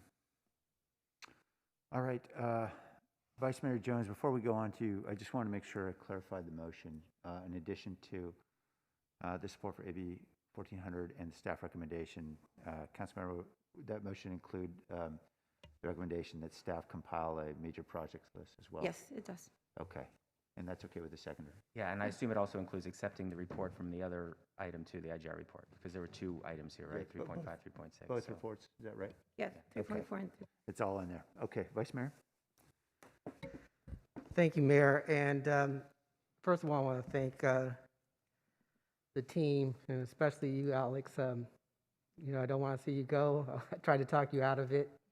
I know you're moving on to bigger and better things, but the opportunity to work with you, go to Sacramento, go to DC, and lobby, and talk to elected officials and move some of our policy objectives forward has been an honor and a pleasure. So I'm going to miss you. I want to speak specifically to AB 14.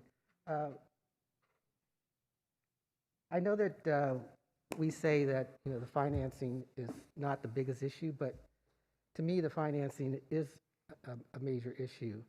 We're talking about astronomical numbers, anywhere from $200 billion to $400 billion. And even I've seen some studies that even if you can get federal subsidies, we're still looking at an unfunded amount of $200 billion. That money is going to come from somewhere. And it's going to come from the taxpayers. And so as we move something like this forward, we also have to understand what kind of conversation we're going to have with our constituents when we tell them that we're going to increase their taxes and that we're going to force them to give up their private insurance, to go to a California-sponsored insurance plan, the same people that brought you DMV and EDD, and that freeway sign on 880 that's been knocked over for 8 years that I constantly see when I drive by. We're talking about the same people that have provided those kind of services. That's a hard sell. And it's going to be a hard sell for all of us. So as we move forward with this, we just have to keep in mind that at some point, we're going to have those conversations with our constituents. And they're going to want to know why we're supporting something like this if they're not going to get quality health care at the end of it. Councilmember Carrasco, first of all, I want to commend you for bringing this forward. But just so I have some clarity, are we approving, supporting AB 14? Or are we approving, supporting the concept so that Assemblyman Cara can move forward with his efforts to work out the financing and then come back to council to approve this? Thank you for the question, Vice Mayor. We're supporting AB 1400, so as so many other cities and counties have done so, and really, you know, at the end of the day, it's very symbolic. I mean, we don't have any jurisdiction over this, and this is in an effort so that Assembly member Colora can continue moving it forward. Now, he doesn't have the votes yet. He's going to go back to the state of California at the Capitol and continue lobbying and doing the best that he can. But this is in an effort so that we can support it, and hopefully the city of San Jose carries some weight. We think we do. We're the center of the universe, of course. And so really it's an effort to support his efforts. Okay. So if it moves forward, they get more detail and clarity and flesh out the numbers, is your memo saying that we're coming back on April 27th to approve or adopt whatever the more fleshed out proposal is, or? Thanks, Vice Mayor. I haven't looked at this in a couple of days. Are we coming back with this? In your memo, item number two, you recommend this item to be agendized for the April 27th City Council meeting. That was back, if you look at the date, that was April 8th. That's the original one. Okay, so that was the original memo, sir. Okay. So that's been several months ago. We're not coming back. So we're not coming back. Okay. So again, I'm going to support this, but again, I have reservations, and I definitely want to see with my meetings with the Assembly member and more detail that comes out of this, that you know, there's a plan, a financing plan, and mechanisms to make sure that this is beneficial for all of our residents. Because I want to see everyone be insured as well, but I want a plan that's going to work and it's going to be beneficial for all of our residents and not just some of them. So anyway, that's it. Thank you very much, Councilmember. Councilmember Foley? Thank you. I want to share our council's thanks to Alex for all the work you've done and wish you well in your future endeavors, although I hate to lose good people to other jurisdictions or other areas. It's just frustrating, but you know, you got to do what's in your best interest, right, Alex? And I also, Councilmember Carrasco, I want to thank you for sharing your story and your passion and the reason that this issue is so important to you. And I want to share with you all that, you know, medical bills are the number one reason that people fall into credit problems. they have emergency medical issues, they end up in the ER, they don't have insurance to cover it, or their current insurance won't cover it for some reason, and it ends up as a lien on their house if they're fortunate enough to own a house, or it affects them and follows them around as a judgment until it's paid.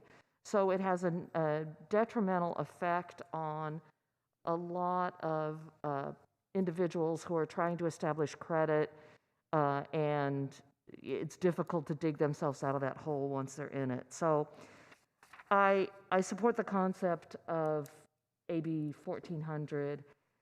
I share Vice Mayor Jones's concern about the financing component, but that's not really what we're supporting here. We're supporting the aspiration and the vision of SB 1400, and I'm going to support that as well. I think it's the right move. It's the right decision for us to continue to help all of those who need medical assistance, not just those who have the means to pay for medical care. So I'm going to support the motion, and Councilmember Carrasco, thank you for bringing this forward. Thank you. I have Councilmember Cohen. Yeah, I just wanted to follow up after hearing Councilmember Jones's comments and concerns, and just wanted to make a couple of points about it. First of all, it's not clear to me that we're necessarily endorsing a tax increase. I don't believe that a tax increase will be necessary to pay for this, but obviously that'll be determined. If we think about the cost right now of providing care, even for people who are insured through their employer, if people are sending $15,000 to $25,000 a year, companies are spending that now to insure their employees, and the real costs are much higher because of the cost of staffing and everything that companies have to go through.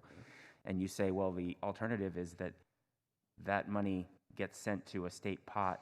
Even 90% of that money gets sent to the state pot.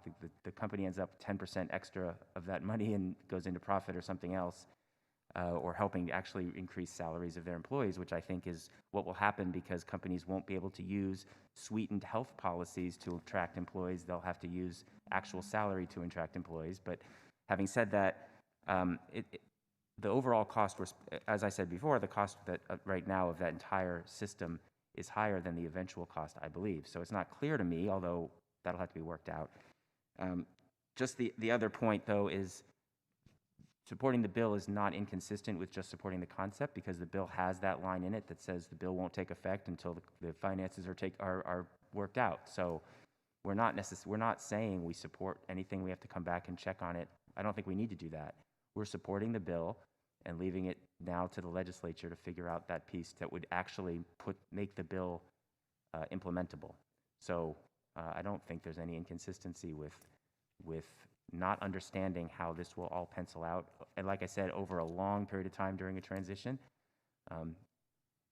because you're not going to have companies just lay off all their benefits people on the first day, and insurance companies, employees all switching to working for the state to help pay for everything. It's going to be a long process to figure out, but I think I would hope that it's doable, because if not, we're stuck in a system that's not serving our community well. I just wanted to add that. Thanks. Thank you. Councilmember Sparson?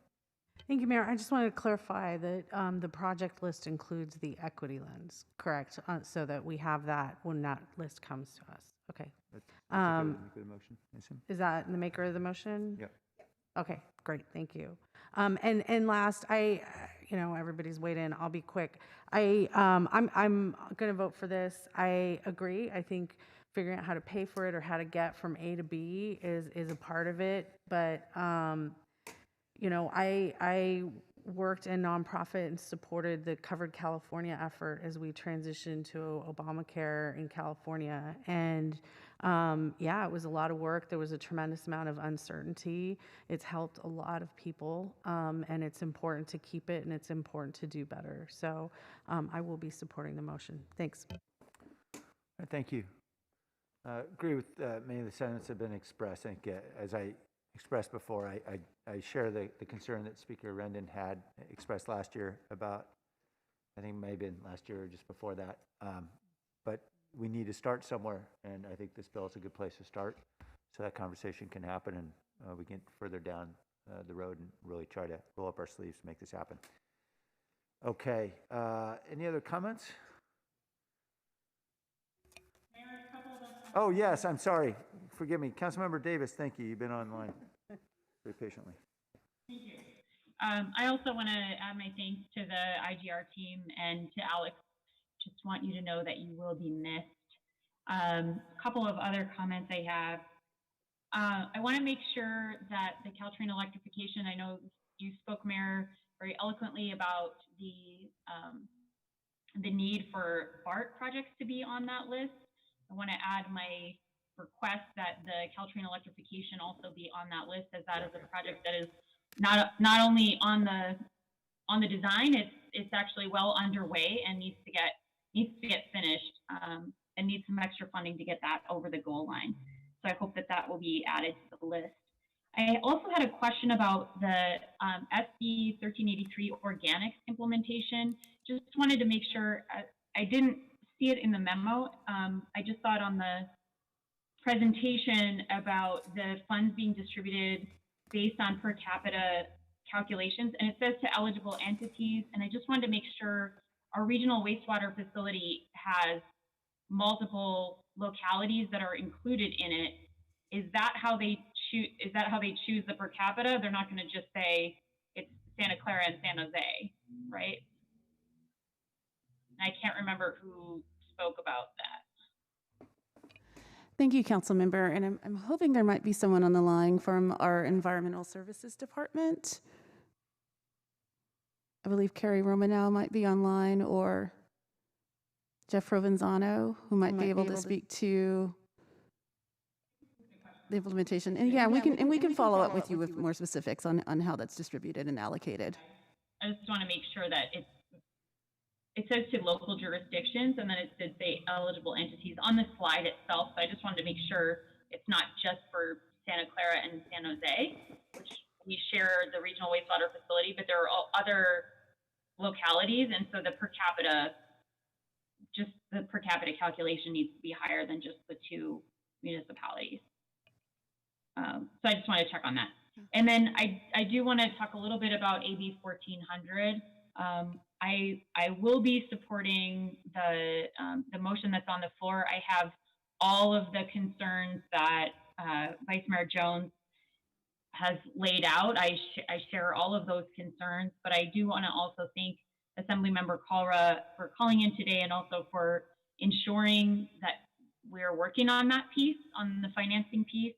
I would just like to put out there that I think a sliding scale of co-pays might be another way to help pay for it.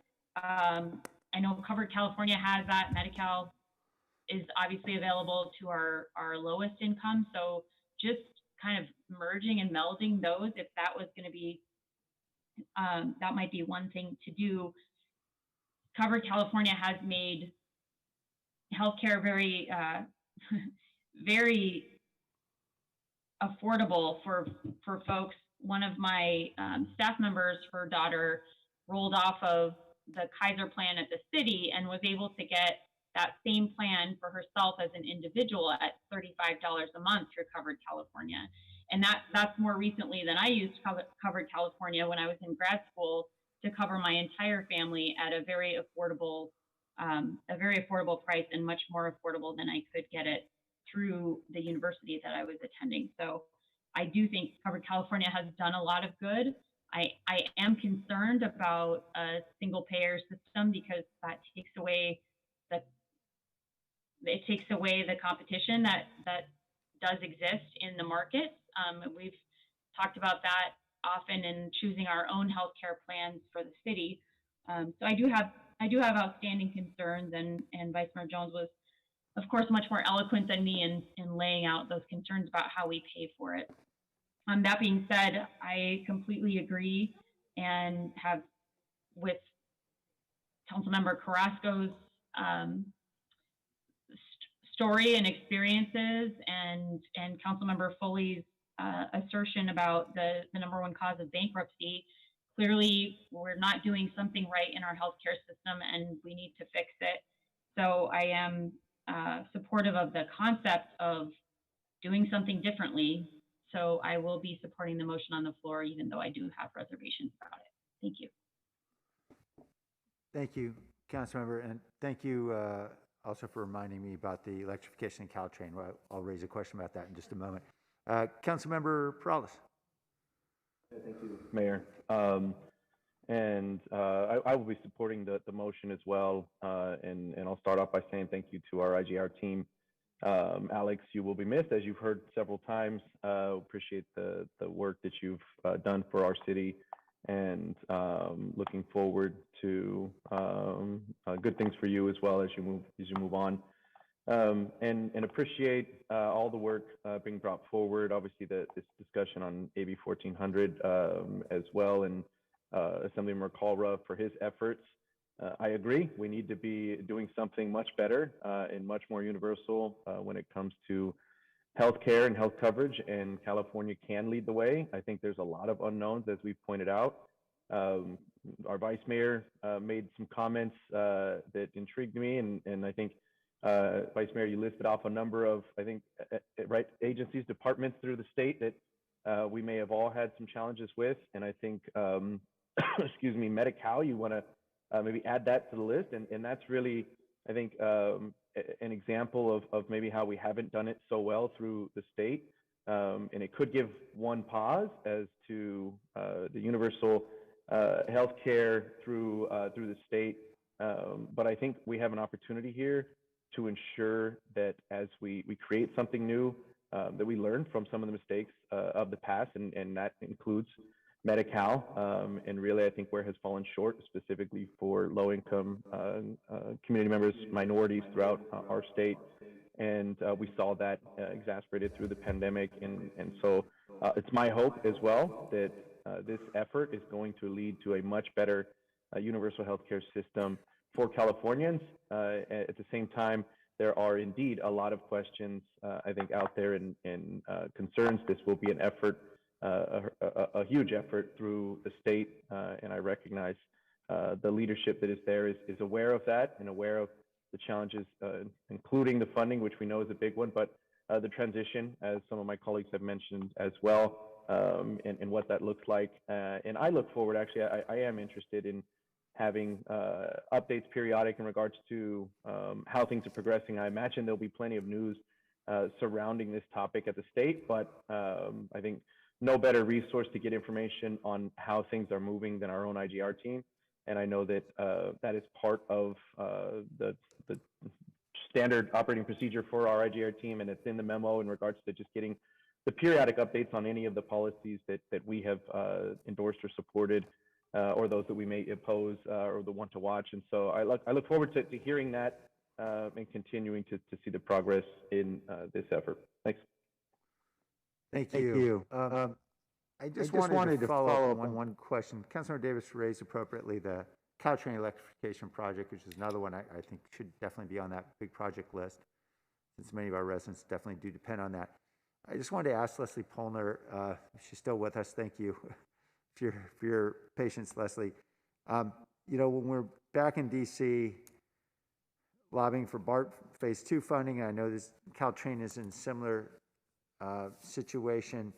We've got projects that have full funding grant agreements or letters of intent, and the general sentiment from Capitol Hill is, hey, once you sign that deal, that means locals pick up the difference if you've got cost overruns or construction cost increases. And just for helping to guide our efforts, have you seen anything emerge either from Senator Murray or anyone else that should lead you to believe we have any new options at the federal level, or should we really be hustling harder at the state? Great question. So I don't think that they're closing off all options at the federal level, although as you know from the meetings that we had, it is an uphill climb. That said, you know, the capital investment grant amendment to appropriations, folks are still trying to figure out a way to maneuver that. So all hope is not lost.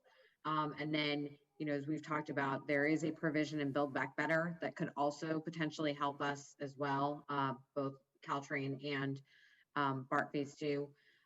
We are in close contact with Senator Murray's team. This is, an issue that is plaguing transit agencies across the country, including Sound Transit up in Washington State. So this is very much on their radar. And then Senator Padilla has really been focused on this as well. So all hope is not lost. That said, as we know, Washington is in a really, let's call it a dynamic place right now, a little unpredictable. And so, I think you've got to pursue all avenues right now. So I would definitely want to work at the state level too. Okay, thanks Leslie, appreciate it. And again, I just want to recognize and appreciate your willingness to drop everything on a weekend to help us as you did a few weeks ago and as you continue to do. So thank you very much. Okay, I think we've now heard all the comments and questions. We have a motion from Councilmember Carrasco. Let's vote. Jimenez, Yes. Peralez, Yes. Cohen, Aye. Carrasco, Aye. Davis, Esparza, Yes. Arenas, Yes. Foley, Aye. Mahan, Aye. Jones, Aye. Pardo. Aye.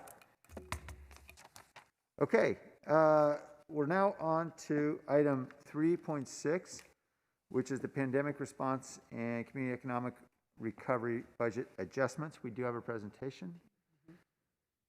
Thanks to our IGR team.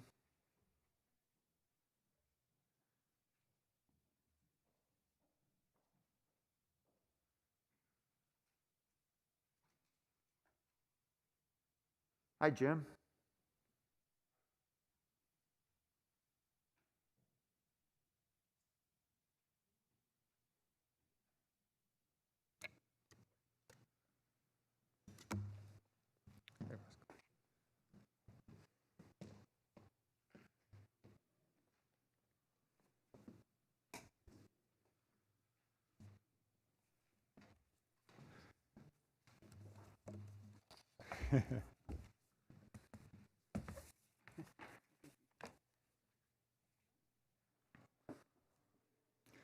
Well, I think we'll get started. Good afternoon, Mayor, members of the City Council. My name is Jim Shannon, here to talk as a budget director about our recommended budget adjustments for our pandemic response and recovery.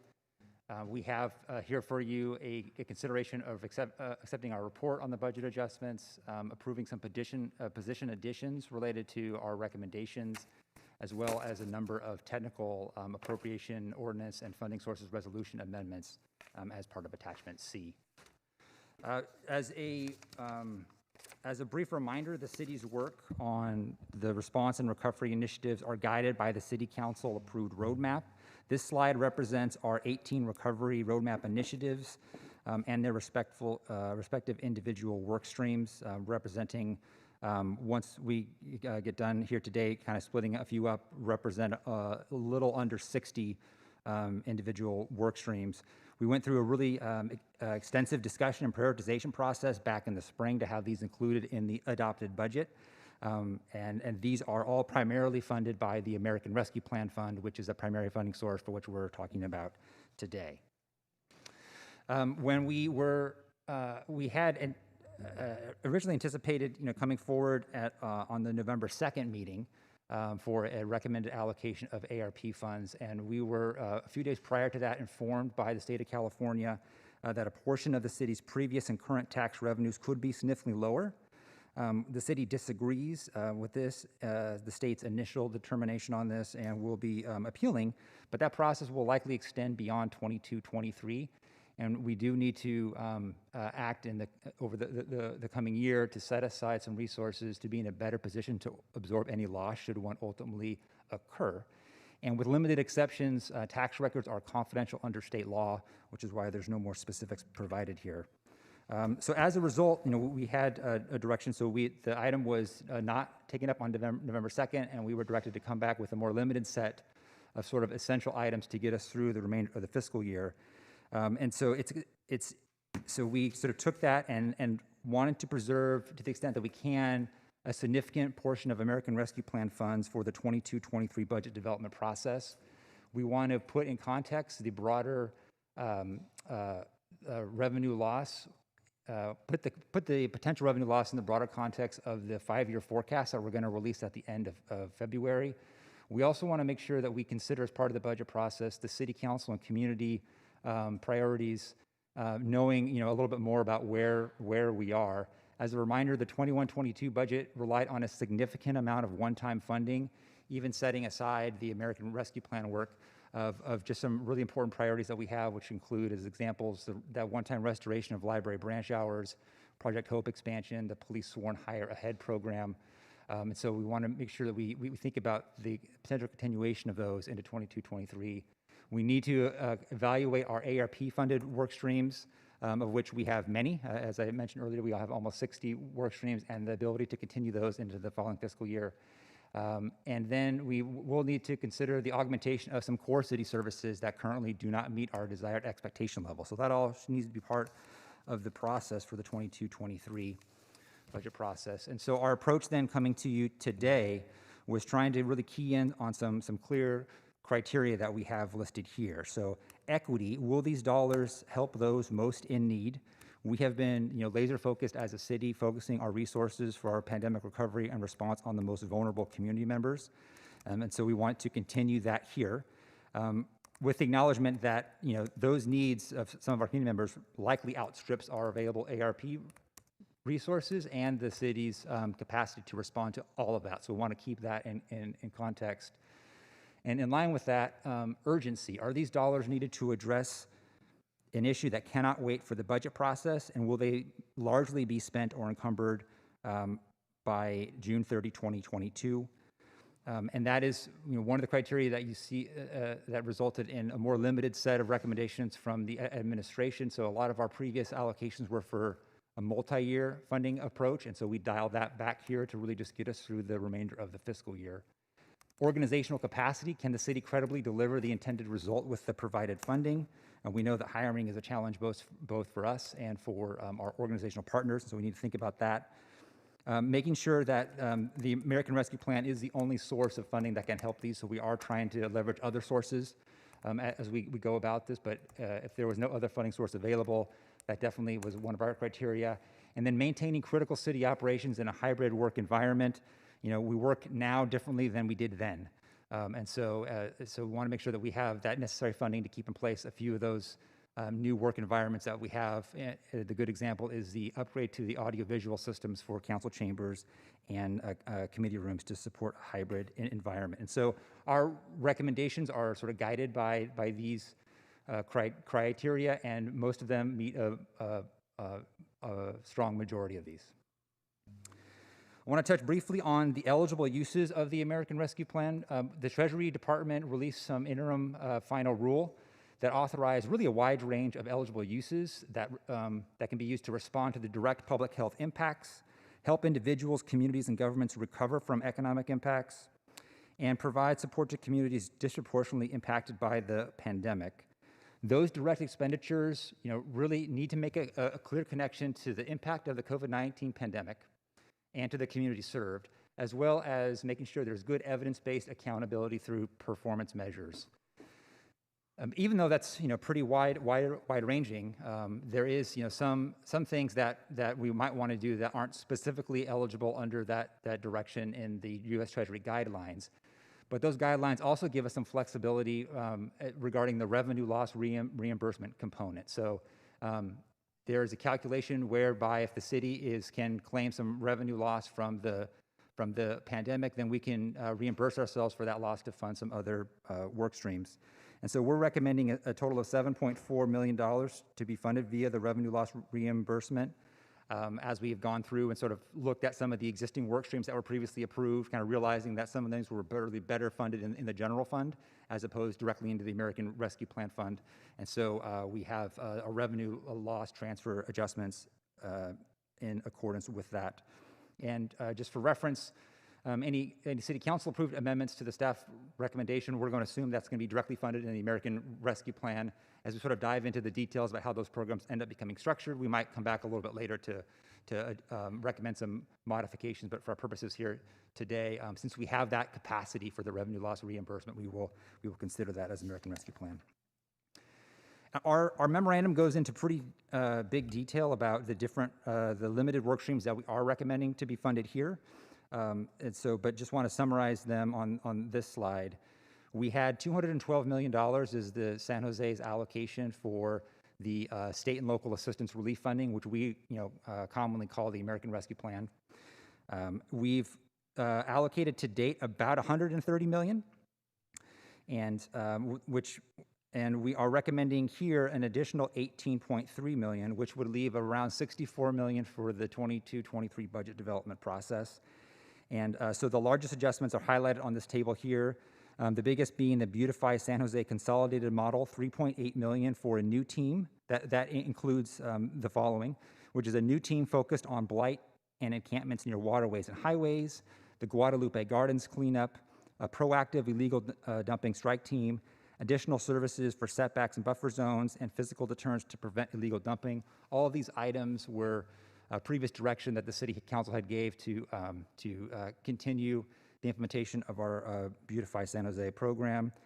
$2.7 million to continue our food services and distribution program through March of 2022, with the expectation to have the county resume its responsibility for the countywide food distribution thereafter.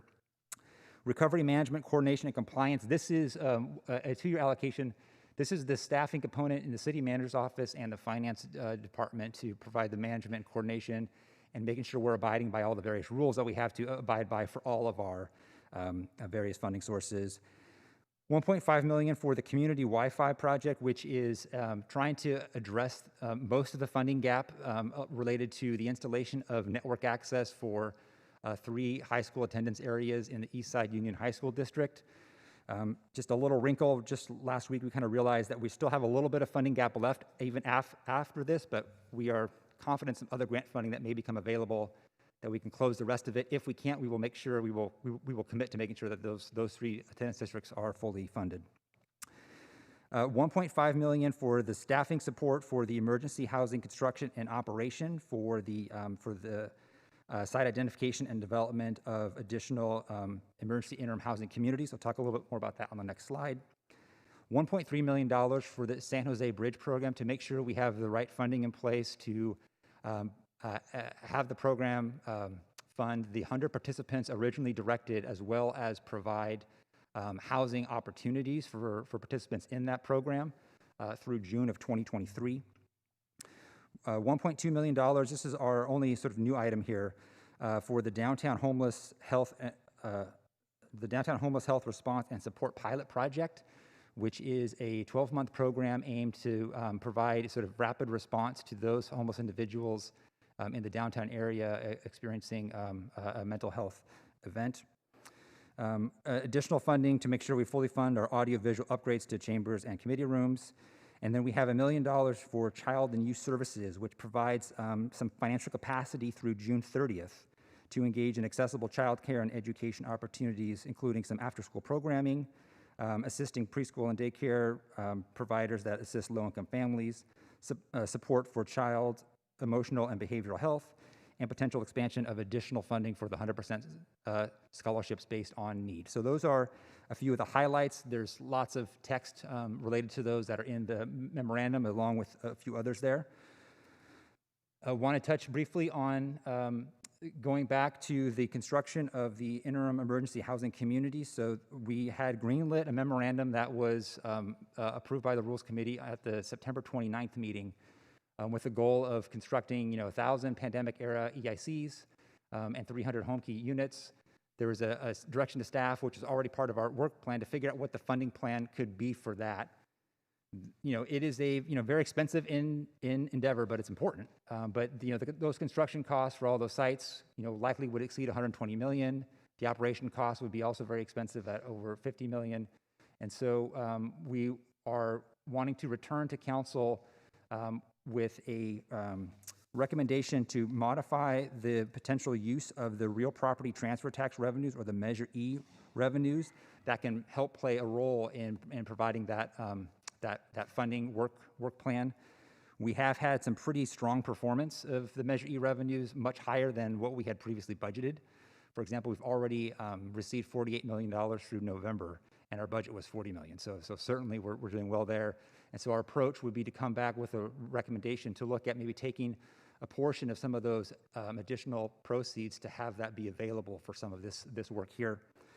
There's a process that goes along with that because, as you all know, there's a City Council Policy 1-818 talks about what those specific uses should be for Measure E, and so we would want to come back with, using that process to modify that to help us with this funding strategy here. And again, just a reminder that we do have, some additional needs that may not, that will potentially crop up but aren't necessarily addressed here. We have been supporting the County of Santa Clara's isolation and quarantine program. We want to have that program fully obligated by FEMA, but it's not yet obligated by FEMA, so we may need to come forward with some additional recommendations here for ARP funding for that program. We want to make sure we evaluate the continuation of all these work streams through the proposed budget process. There likely won't be enough to continue sort of everything at the same level, so we want to be really critical about that. As an example, the Beautify San Jose Consolidated model, that's an ongoing program, but there's no ongoing funding associated with that. So that's part of our job as part of the proposed budget process. This roughly $13 million ongoing program, how do we really incorporate that on an ongoing basis using our funding resources? And that also means that there may be trade-offs we might need to talk about as an administration with the council about some programs that are really important. And even if we don't have enough funding to continue them, should we really be looking at, do those have a higher priority than some of our other existing programs? And so want to make sure we have the space to have that conversation as part of the budget process. So we'll be continuing to monitor and evaluate our recovery efforts. We might bring forward some minor technical adjustments as part of the mid-year budget review process.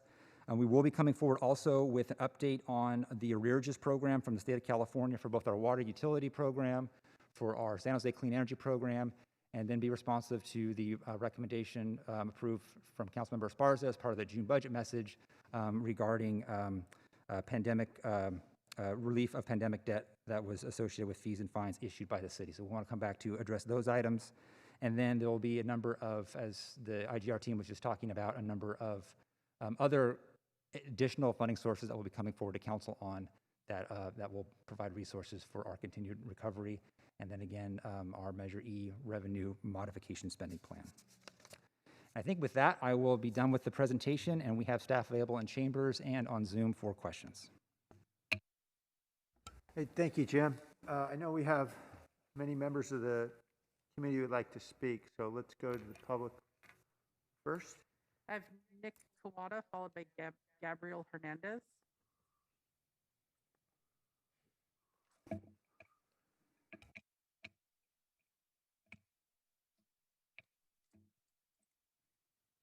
Nick, go ahead. Everyone has 1 minute to speak. Thank you. Okay, Nick's not on. Sorry, I had my mic off.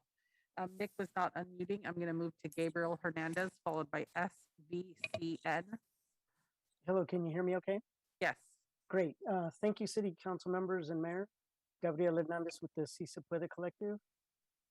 As a place-based nonprofit organizations here on the East Side, we continue to advocate for the American Rescue Funds to be invested in the census tracts most impacted by the pandemic for recovery. We have been working closely with the Real Coalition, and we have aligned our support with these proposals as well. The city has an opportunity to invest these limited funds in children's programs now for after-school programs, full scholarships, child emotional wellness, and support for these programs. We ask that you uphold and take into consideration Councilmember Arenas' memo of today and those of her and Councilmember Esparza's from the November 2nd meeting. Please prioritize our children and our families in the East Side. Thank you. SVCN, followed by Alan. I can't pronounce the last name. So SVCN, followed by Alan G. Hi, I'm Kira Kazanzas with Silicon Valley Council of Nonprofits. SVCN supports continued city funding of our community's food needs. SVCN has had a front row view of city staff's incredibly hard work to ensure that our neighbors in need have food during the COVID pandemic, as well as the tireless work of nonprofits both longstanding food providers and those who pivoted to make sure healthy foods got to everyone. We encourage the city to work with the county to share support of the ongoing unmet food need in our community, and to also work together and with the nonprofit community to adopt policies that create resilience and sustainability in our food systems, which we've seen are vulnerable to pandemic disasters and will be vulnerable to other disasters like earthquake and climate change. We support the food framework described in the memo from Mayor Liccardo, Vice Mayor Jones, and Council Members Carrasco and Mahan, but urge no further reductions until the unmet need is analyzed and county support is secured. Thank you.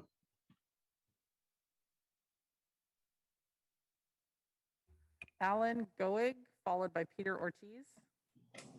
Hi, can you hear me? Yes. Perfect. Hi, my name is Alan Guig. I'm a D3 resident, and I'm with the Silicon Valley Council of Nonprofits, which is one of the co-facilitators of the nonprofit Real Coalition. As a member of the Real Coalition, we support using the city's American Rescue Plan funding to advance the recovery of those who have been hit hardest by the pandemic.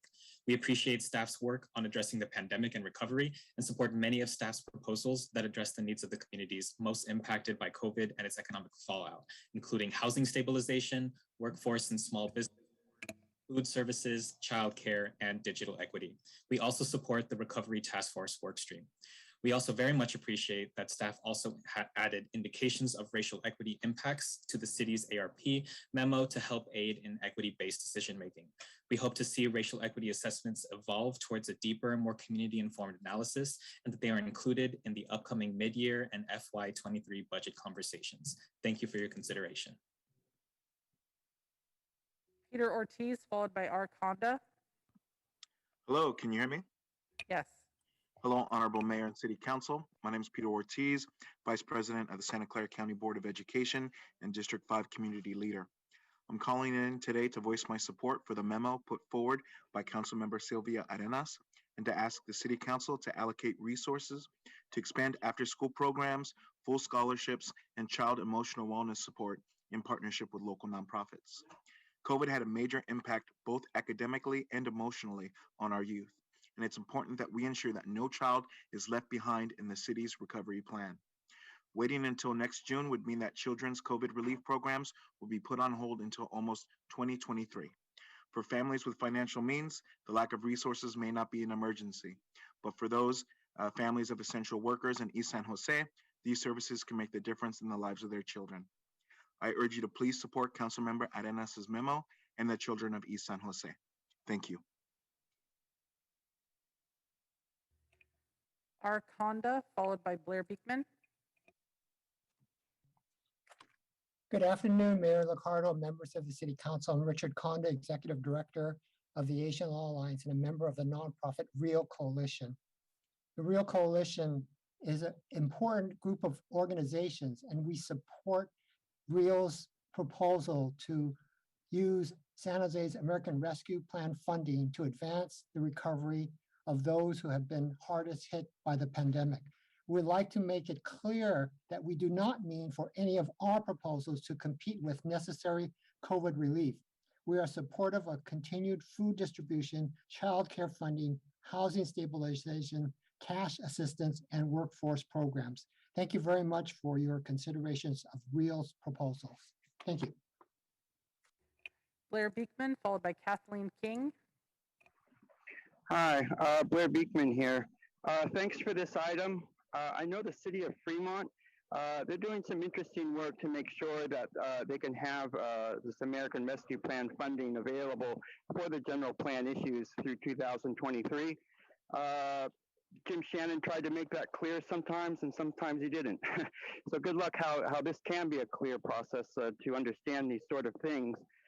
To quickly offer, I've been making a lot of efforts to try to better understand how to talk about the COVID vaccine issue overall.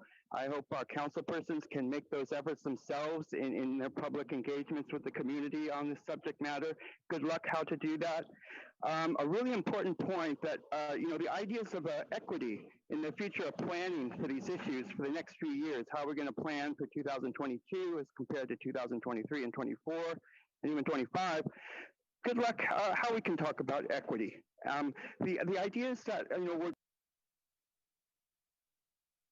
Kathleen King, followed by Kylie Clark. Hi, my name is Kathleen King, and I'm from Healthier Kids Foundation, and I'm calling today to urge the San Jose City Council to allocate resources now to expand programs for children.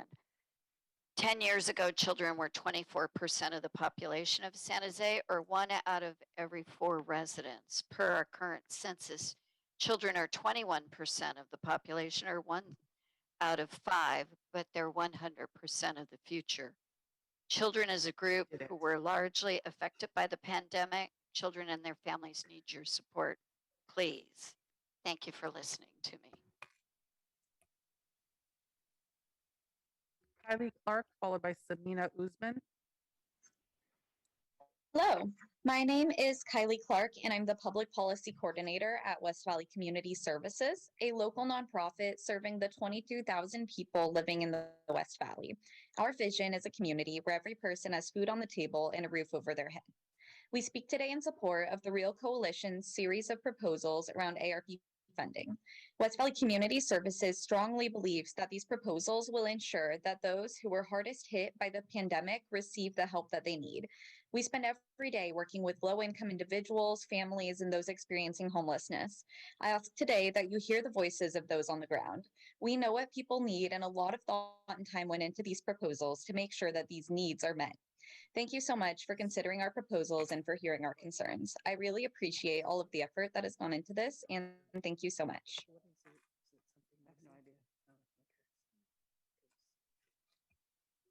Samina Usman, followed by Nora Morales. Hello? Can you hear me? Yes. Oh, hello. My name is Samina Usman. I'm the Senior Government Relations Coordinator for the Council on American Islamic Relations, and I am a member of the Real Coalition, and I'm speaking in support of the Real Coalition's proposal for their recommendations for how to allocate the ARPA funds. We also want to make sure that it is going to be spent with a social equity lens, and also to make sure to be able to help support community groups that have been filling in the gaps while this pandemic has been unfolding. And so we want to make sure that we're going to be able to help those who are truly underserved and those who might not be easily reached. And so I think it's important to make sure that these community organizations are also funded. And again, I'm not trying to rank any community organizations, but to make sure that it's a holistic solution to certain community problems that we have. Nora Morales, followed by Christopher Logan. Yes. Do you hear me? ¿Me escucha? Hello. Hi. Okay. Buenas tardes, concejal y alcalde Nicaro. Mi nombre es Nora Morales. Soy trabajadora en el ramo janitorial y soy parte del Concilio de Trabajadores Esenciales.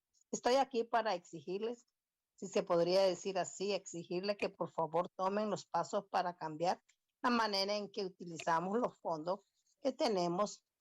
Los fondos se deben de usar para cambiar la historia del racismo y falta de justicia para trabajadores en la comunidad más necesitada.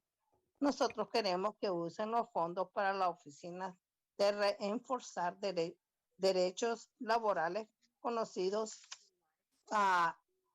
como OLSE, y también para volver el 100% los servicios en centros comunitarios y programas después de la escuela para niños y jóvenes, y tener así a jóvenes, rescatarlos, ¿verdad?, de no anden en las calles o se hagan más violentos, y ancianos también en las áreas que más necesitan servicios de San José.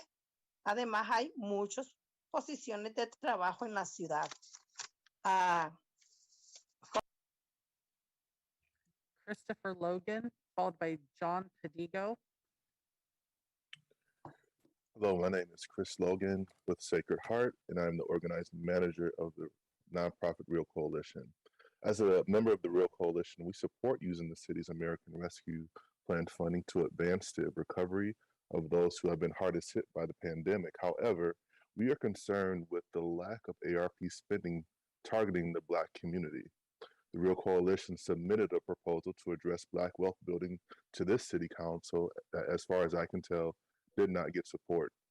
The disproportionate impact of COVID on the Black community has compounded the displacement of Black families from San Jose. This council should direct recovery funding specifically toward recovery of the Black community. Depending on the source, Black people are at 3% of the general population, and at present, we have no idea how the pandemic affected Black displacement. So I'm asking my city council person, Mahan, and Mayor, please help the Black community. John Pedigo, followed by LaVere Foster. Hi, my name is Father John Pedigo. I'm with Catholic Charities, and I am a member also of REAL. I've worked 30 years as a faith leader and social service administrator in deeply affected communities. I've seen how COVID has decimated communities of color because they lack the essential resources to prevent the economic harm caused by the pandemic. So we're supportive of the call by Council members Arenas and Esparza for funding for children promotora programs and the right to counsel and evictions, as well as proposals related to nonprofit sustainability and incubation of community development corporations found in the memorandum of Mayor Liccardo, Council members Carrasco, Davis, Jones, and Mahan. Lastly, we continue to believe that it is critical that we make space for people with lived experiences of poverty and systemic racism in the conversation. So any decision further on ARP expenditures should be deferred until the Recovery Task Force has provided input. Thank you very much for your consideration. LaVere Foster, followed by Case Hill. Hi, my name is LaVere Foster, and I represent the African American Community Service Agency. And I support funding allocated to our child and youth services, supporting the memo put forth by Councilmember Arenas in addition to the Real Coalition proposals. Our youth need expanded after-school programs. They need full scholarships. They need emotional support services. They need to know they have services that support their future. And most of all, they need to know that we care. Show us that you care. Let's not wait, act now. And additionally, please do not forget our Black community. Please fund initiatives that strategize around wealth building and home ownership for our families. This is an extremely important time and our community needs you. Thank you. Case Hill, followed by Tessa Woodmansee. Good afternoon, Mayor and Council members. My name is Casey Hill, and I'm the Executive Director of Vegelution and a part of the Si Se Puede Collective and Real Coalition. I'm calling to ask for your support of ARP funding for food and necessities for residents in our most vulnerable census tracts. Since the first week of shelter in place, Vegelution has distributed more than 240,000 local organic farm boxes. By purchasing locally, we've directed more than $5 million to Santa Clara BIPOC small farmers while employing local residents and engaging hundreds of volunteers to do so.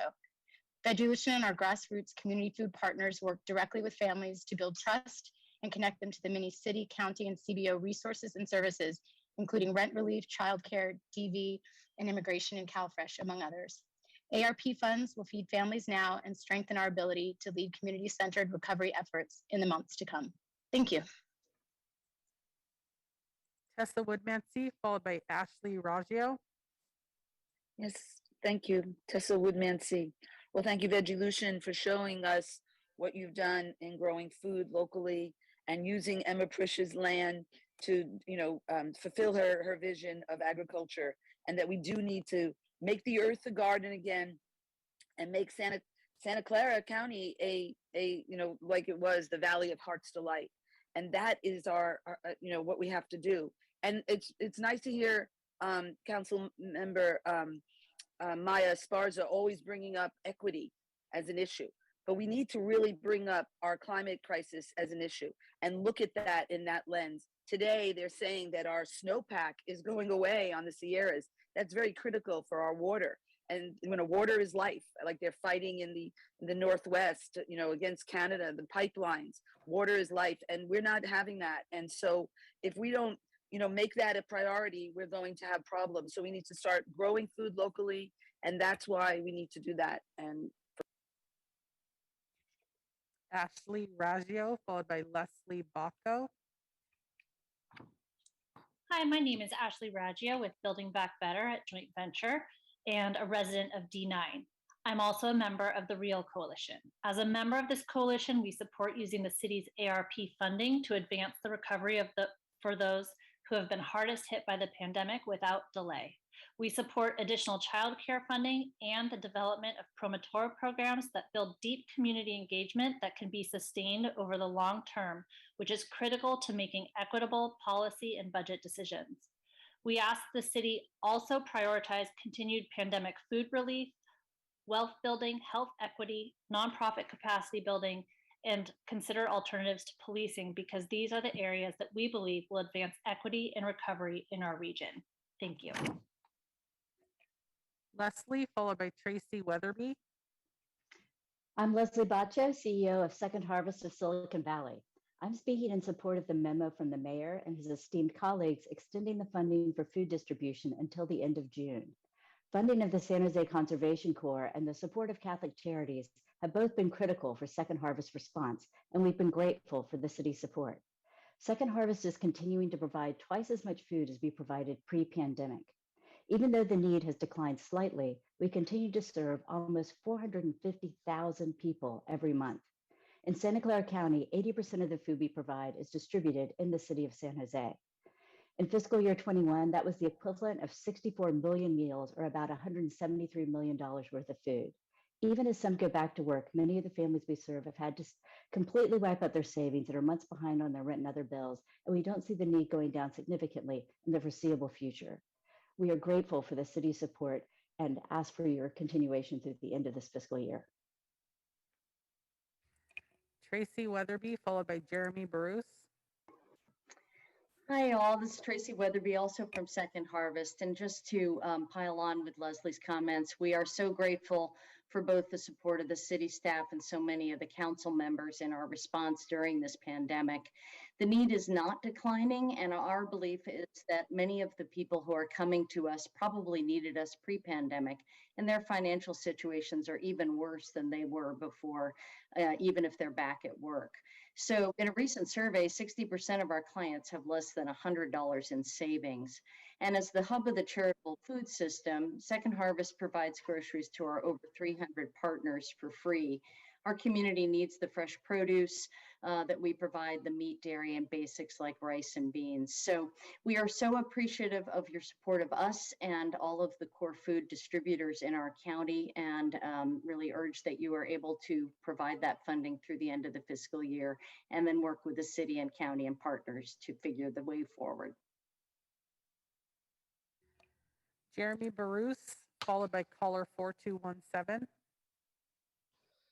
Hi, my name is Jeremy Baruch, and I'm calling today to urge the City Council to allocate resources now to expand after-school programs, full scholarships, and child emotional wellness that supports partnerships with nonprofits. American Rescue Plan funds should also be dedicated toward the Promotores model for community engagement, which invests in the leadership of neighborhood leaders to reduce barriers to health education and resources, like rental assistance and food programs. COVID-19 has disproportionately impacted working families, many of whom include women who are struggling to stay in or re-enter the workforce. We need to ensure that no family is left behind. This is why I'm urging you to support Councilmember Arenas' memo on item 3.6, COVID-19 pandemic response and community and economic recovery budget adjustments. Thank you. Caller 4217, followed by Paul Soto. Caller, please press *6 to unmute.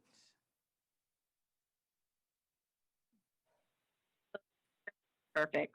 Hello, my name is Adrian Adeniaga Bayot, and I am a parent of the Alum Rock School District child and a community representative for STEPQ. So as I talk today about the ARP funds, it is very much needed in our San Jose community, along with the East Side, for parents that are unfortunately not being able to go back to work due to restricted schedules or timeframes, or the lack of it being provided, along with the food needs. As an individual, I've been able to go out and help Second Harvest Food Bank, Pledge 74, Catholic Charities, and provide food on a Tuesday night to more than 830 families.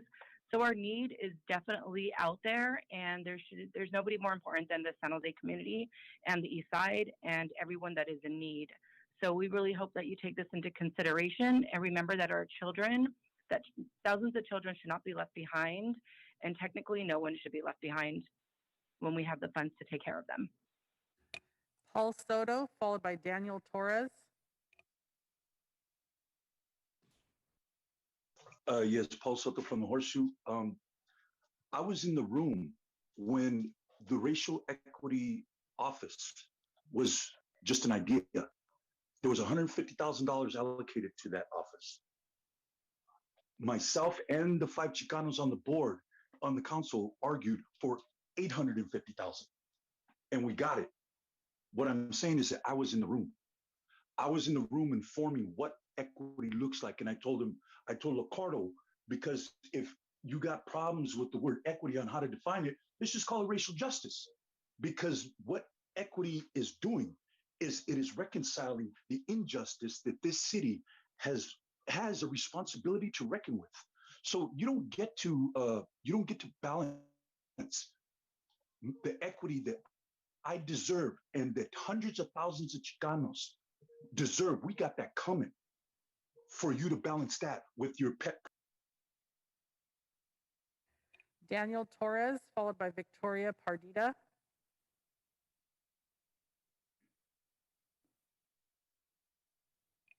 Daniel Torres.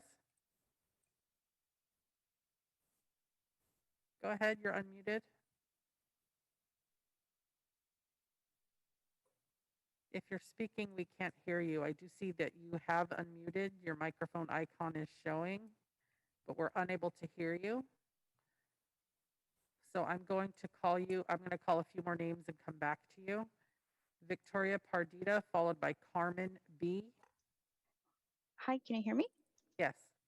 Hi, my name is Victoria Partida, and I'm calling today to urge the City Council to allocate resources to expand after-school programs, full scholarships, and child emotional wellness supports in partnership with nonprofits. Waiting until next June would mean that the children's COVID relief programs would be put on hold until almost 2023. The American Rescue plans should also be dedicated towards the Promotora model for community engagement, which invests in the leadership of neighborhood leaders to reduce barriers to healthcare, education, and resources like rental assistance, food programs, etc. COVID-19 has disproportionately impacted working families, many of whom include children who are struggling to stay or re-enter the workforce. We need to ensure that no family is left behind in the city's recovery plan. This is why I'm urging you to support Councilmember Arena's memo on item 3.6, COVID pandemic response and community and economic recovery budget adjustments. Thank you. Carmen B, followed by Roland. Thanks. I'm Carmen Brammer. I'm with the Black Leadership Kitchen Cabinet and a member of the REAL Coalition. REAL supports using the city's ARP funding to advance the recovery of those who've been hardest hit by the pandemic. I'm disappointed with the lack of ARP spending for the African ancestry community. Given the significantly disproportionate impact COVID-19 has had on our community, including essential workers, this city council must direct funding specifically towards recovery of the African ancestry community. And some of the line items that I see on the presentation that was made, including the one for audiovisual upgrades, I don't see how that's going to help struggling families. In addition to that, I also support Councilmember Arenas' memo and ask that the council allocate resources to expand after-school programs, full scholarships, and child emotional wellness supports in partnership with nonprofits. Waiting until next June is unacceptable. Roland, followed by Daniel Torres. Thank you, Mayor and Council. So what I would like to do is to touch on slide number 4, specifically the top section. Oh, by the way, Mayor, what you can see at the top there, that's your new Dirigen station that is missing from the list of projects. The state of California informed you that a portion of current tax revenues could be significantly lower. And it carries on with saying the yada yada, tax records are confidential and the state law. The first thing I'd like to comment is very unfortunate that that letter was not attached to the packet. So I'm going to make a guess. That's what we're talking about. Is all these eBay internet sales taxes that went directly to San Jose because that's where eBay is incorporated. And those of you on MTC know that recently we discovered that the impact on TDA for San Jose is $35 million. Now, for the record, TDA is 0.25%. Now, you can start doing some math. The VGAs, 1.75 would be $250 million. And then 1% of sales tax is $140 million. Potentially, you're looking at $300 million hole for San Jose. Daniel Torres, followed by Gisela Boucher. Daniel? We're having the same issue with your mic. I see that you've unmuted, but we're not hearing you.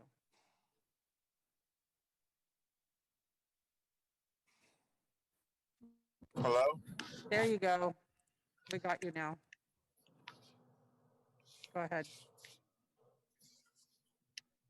Go ahead.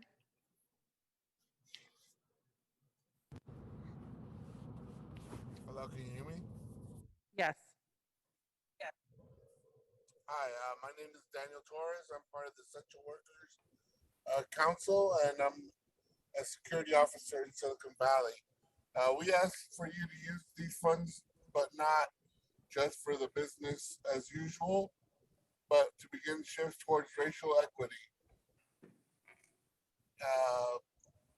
and worker justice and community inclusion as you spend the recovery funding plan for the next year's budget. I call on you to support economic and racial justice. Thank you for your time. Gisela, followed by Ruth Silver-Taub. Good afternoon. My name is Gisela Boucher. I'm the CEO of Loaves and Fishes Family Kitchen and also a member of the Real Coalition. I'm here today for two reasons. One is I want to support in the strongest terms the proposals brought forth by the Real Coalition. They've really focused on the really critical issues of concern for our community at every level and really speak to the need and share the concerns of the city around equity, urgency, and organizational capacity. I'm also here today to voice my support for the continuation funding that's been recommended for food serving organizations such as my own. We are not seeing any diminishment of requests for services. In fact, ours continue to grow at about 15% a month. We know that this need is not new, nor will it be short term. We hope that as you continue your conversations with the county that we will find an equitable and timely solution and continue to serve our most vulnerable neighbors in need. Thank you. Ruth, followed by Sarah McDermott. I'm here with the Wage Theft Coalition, and I'm also with the OLSC's Fair Workplace Collaborative. I'm here in support of number 8 and Council members Arenas and Esparza's memo to use ARP funds to add one more staff member to the Labor Compliance Agency, OEA, to upgrade their software for verifying certified payroll and to establish a pilot program to collaborate with the OLSC's Fair Workplace Collaborative on outreach, education, and training. The OEA is a vital enforcement agency that prevents wage theft, verifies certified payroll, and enforces minimum wage and opportunity to work laws. It's a little known agency since it lacks the bandwidth to conduct extensive outreach, education, and training. With additional funding, we can increase awareness of the important role that OEA plays and conduct targeted. Sarah McDermott, followed by Felwina Opiso-Mondina.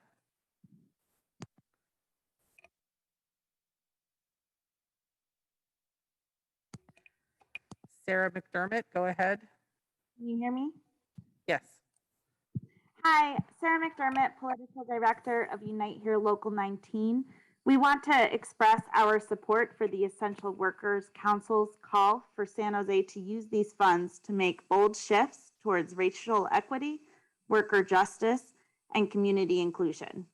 We support improving workers' rights education and enforcement by funding the Office of Equality Assurance, OEA, and a pilot collaboration with the county's Office of Labor Standards Enforcement.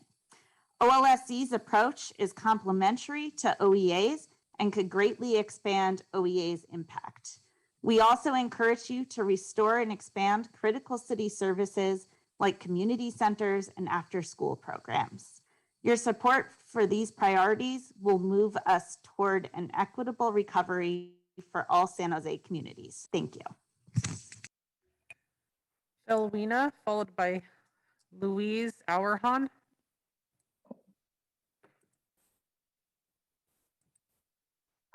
Hello, this is Philwina. Go ahead. Good afternoon. My name is Philwina Opiso Mondina. I'm with the Santa Clara Wage Staff Coalition and also with PAWIS, the Philippine Association of Workers and Immigrants, a grassroots organization, which is part of the county's OLSE Fair Workplace Collaborative. I am here in support of number 8 in the memo of Council Members Arenas and Esparza to use ARP to upgrade the Labor Compliance Agency OEA software for verifying certified payroll, add more staff, establish a pilot program to collaborate with the OLSE on outreach, education, and training. As part of the county's Fair Workplace Collaborative, we can attest the FWC's effectiveness at reaching diverse communities of workers in multiple languages. With additional funding, we can increase awareness of the important role of the OAA and at the same time do the necessary upgrade to make it more effective in combating wage theft. Thank you. Louise Auerhahn, followed by Arturo Munoz. Good afternoon, Louise Auerhahn with Working Partnerships. And I want to urge you, whenever you spend the balance of this money, whether it's today or in next year's budget, to make sure that it's spent equitably, transparently, and transformationally. We know that workers, mostly low-wage workers, have been the ones sustaining our communities throughout the pandemic. We gave them a new name, essential workers. But out of the 212 million that the city started with, how much of it, has any of it gone to support workers? Now is the time that you can do that. In this moment when workers of color, women, and immigrant workers are suffering increased abuse, exploitation, and having to risk their lives just to work, we urge you to use these funds to pilot a partnership between OEA and OLSC to provide the outreach, know your rights training, and legal support that our essential workers need to be part of the recovery from this pandemic. Thank you. Arturo Munoz, followed by Krista De La Torre. Hello, Arturo Munoz with Somos Mayfair and part of the Si Se Puede Collective. We support using the Cities America rescue plan funding to advance the recovery of those who have been hardest hit by the pandemic. We support Councilmember Arena's call for funding for additional child care funding in the Promotora program. Beginning the Promotora program will deepen the community engagement and help the city make better decisions, including decisions about the future ARP allocations. We do advocate for the direct funding for youth and families because they have the profound expertise and are impacted by these decisions. Our parent and youth organizing groups are calling for mental health, academic support, and free enrichment opportunities for now and for future opportunities for the East Side of San Jose. In the light of the apparent uncertainty around the tax revenue, we understand that we need to defer some of the funding for the fiscal year of 2023. We hope that this deferral provides an opportunity to listen to the people with Krista De La Torre, followed by Nick Kawada. Hi, my name is Krista Del Torre, and I'm speaking on behalf of the South Bay Labor Council. I support the Essential Workers Council and their call to use San Jose's recovery funding to help advance workers' justice, community inclusion, and racial equity. We recommend that recovery funds be used to fill the hundreds of vacant city positions. City staff is severely understaffed right now, which for years has prevented our neighborhoods from accessing vital services, including an equity analysis of those positions. We also encourage you to allocate at least $1.5 million to improve workers' rights education and enforcement by funding the Office of Equality Assurance and a pilot collaboration with the county's Office of Labor Standards Enforcement. Once fortified, OEA will have the support it needs to better protect workers' rights, and the pilot partnership with OLSC will help the city establish preventative measures for protecting workers. OLSC has expertise in industries that often pay minimum or near minimum wage and hire predominantly immigrant workers. Lastly, we recommend the recovery funds be used to restore please prioritize these lost strategies as you spend the recovery funding and plan for next year's budget. Thank you. Nick Kawada, followed by Forrest. Thank you. Apologies for earlier in the technical issues I'm kind of facing here. Honorable Mayor and members of the City Council, Nick Kawada, resident of D4 and Policy Director for SVCN, one of the co-facilitators of REAL. As a member of the REAL Coalition, we support using the city's ARPA funding to advance the recovery of those who have been hardest hit by the pandemic. We would like to emphasize that REAL is not asking for piecemeal funding specific to any of our organizations, but rather supporting funding that will launch transformative initiatives for the communities we serve and represent. In light of the apparent uncertainty around tax revenue, we understand the need to defer some of this funding for fiscal year 23. We hope that this deferral provides an opportunity to listen to people with lived experience of poverty and systemic racism in this recovery conversation. We ask that space be made in the recovery task force for those voices, and that the task force be engaged for input on the entire fiscal year 23 budget as it relates to recovery. Thank you very much for your consideration of REAL's ARPA allocation proposals. Forrest, followed by Milan Valentin. This comment is in favor. Oh, can you hear me? Yes. Oh, this comment is in favor of Council members Arenas and Esparza's memo to use American Rescue Plan funds to upgrade OEA software for verifying certified payroll. My name is Dr. Forrest Peterson, and I have a PhD from Stanford Engineering. I have led an engineering research center collaboration with the Santa Clara County Wage Theft Coalition with Bruce Silvertop and others. I gave a year of public service as the county's first labor standards investigator in the Office of Labor Standards Enforcement. Today, I will comment on the technology and software side of the labor standards. The key points I want to make is the need to look forward to a new generation of software tools that are artificial intelligence based. And second, provide your office staff professional development in the use of data analysis software tools such as Python and R. In my doctoral thesis, I developed an AI named Datalist that scanned prevailing wage time cards and detected wage theft. The AI could detect wage theft down to the individual level regarding job classifications, hours, overtime breaks, etc. Start to build your technology capacity now. Thank you.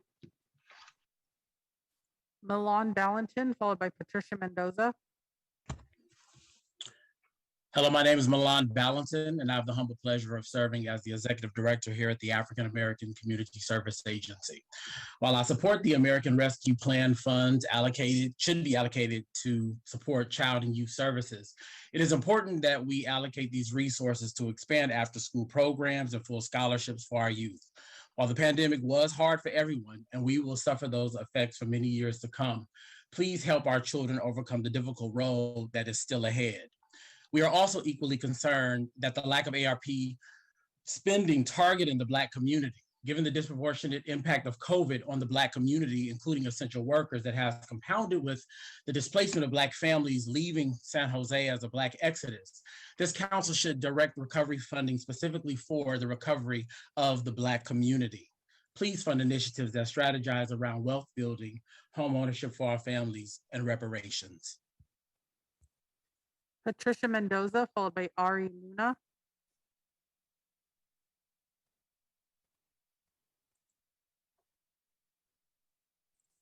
Patricia Mendoza.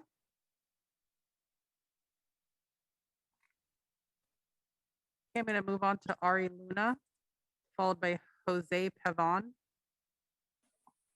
Hello. Go ahead.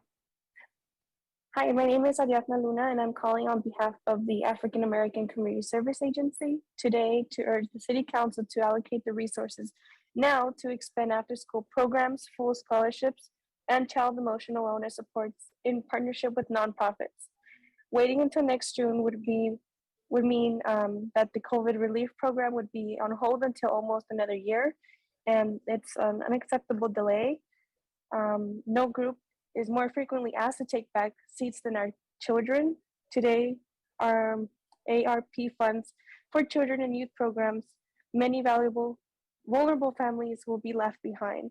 So I urge the mayor to fulfill his commitment in this June budget message. Thank you. Jose Pavon, followed by Kathy Tran.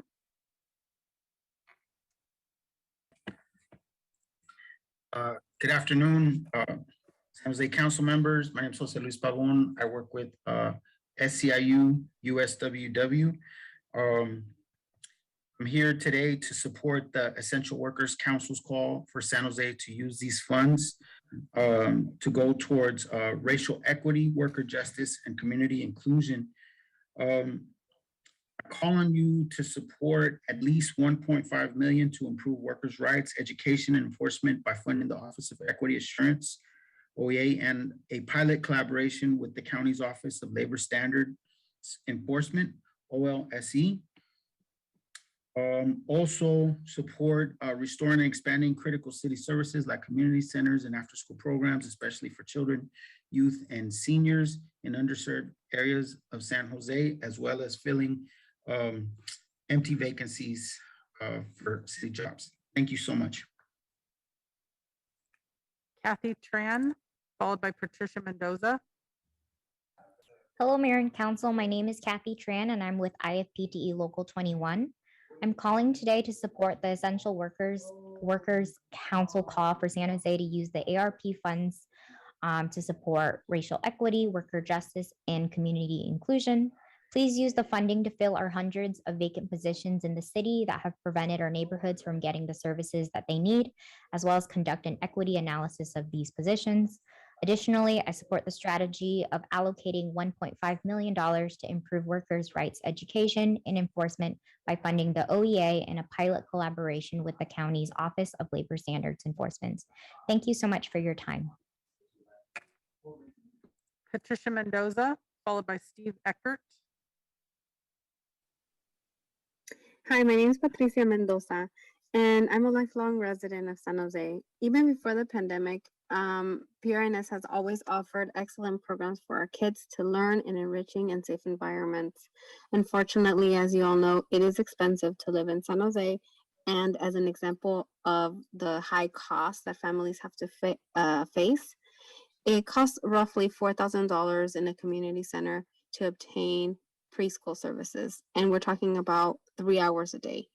This is a calendar school year. So bottom line, it is expensive to provide our children the necessary recreational after-school programs and learning experiences that they need. These funds, per the presentation, are for the most in need. Please prioritize our children and families and allocate funds to make sure that these programs are not affected and enough scholarships funds are available for those that need it the most and can take advantage of these programs. I urge you to please support. Steve Eckert, followed by Wendy Mahaney Gurahu.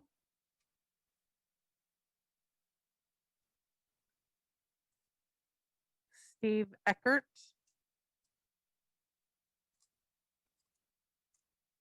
Steve. Okay, I'm going to move on to Wendy Mahaney Gurahu. Hello. Hi, can you hear me? Yes. All right. I'm Wendy Mahaney Gurahu. I'm the Chief of Community Impact at First 5, Santa Clara County. I want to thank all the council and the mayor for really taking a look at children and families and prioritizing their needs and supports in this COVID relief effort through your ARPA funding.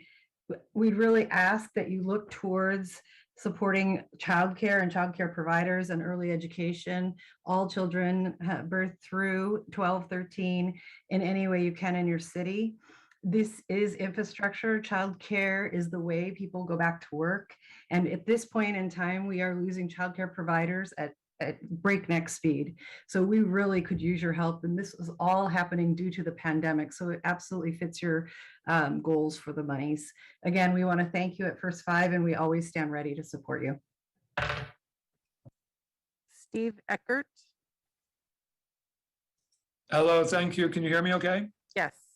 Good afternoon, honorable council members and Mr. Mayor. I'm Steve Eckert, and I'm calling on behalf of the Alum Rock Counseling Center today to urge council to allocate resources now to expand after-school programs, full scholarships, and child emotional wellness supports in partnership with nonprofits. Waiting until next June would mean that children's COVID relief programs will be put on hold, and that's not good. ARPA funds should be used to create and expand reliable children's programs that meet the needs of COVID-impacted families. We need to ensure that no family is left behind in the city's recovery plan. This is why I'm urging you to support Councilwoman Arenas' memo on item 3.6, the pandemic response and community and economic recovery budget adjustments. So please support this. I appreciate it. Thank you very much. That was our final speaker. Back to the council. All right. Thank you to many members of the community who weighed in, offering their perspectives. And I know many of those members of the community are folks who are out there in the front lines doing all they can to help feed and support our families. We appreciate that. I know there are a couple memoranda here, one of which I signed on with the Vice Mayor and Council Members Carrasco and Mahan, and then Councilmember Arenas' memoranda as well. I just wanted to raise a couple of issues quickly, and then perhaps we can move on to other colleagues who can formulate a motion.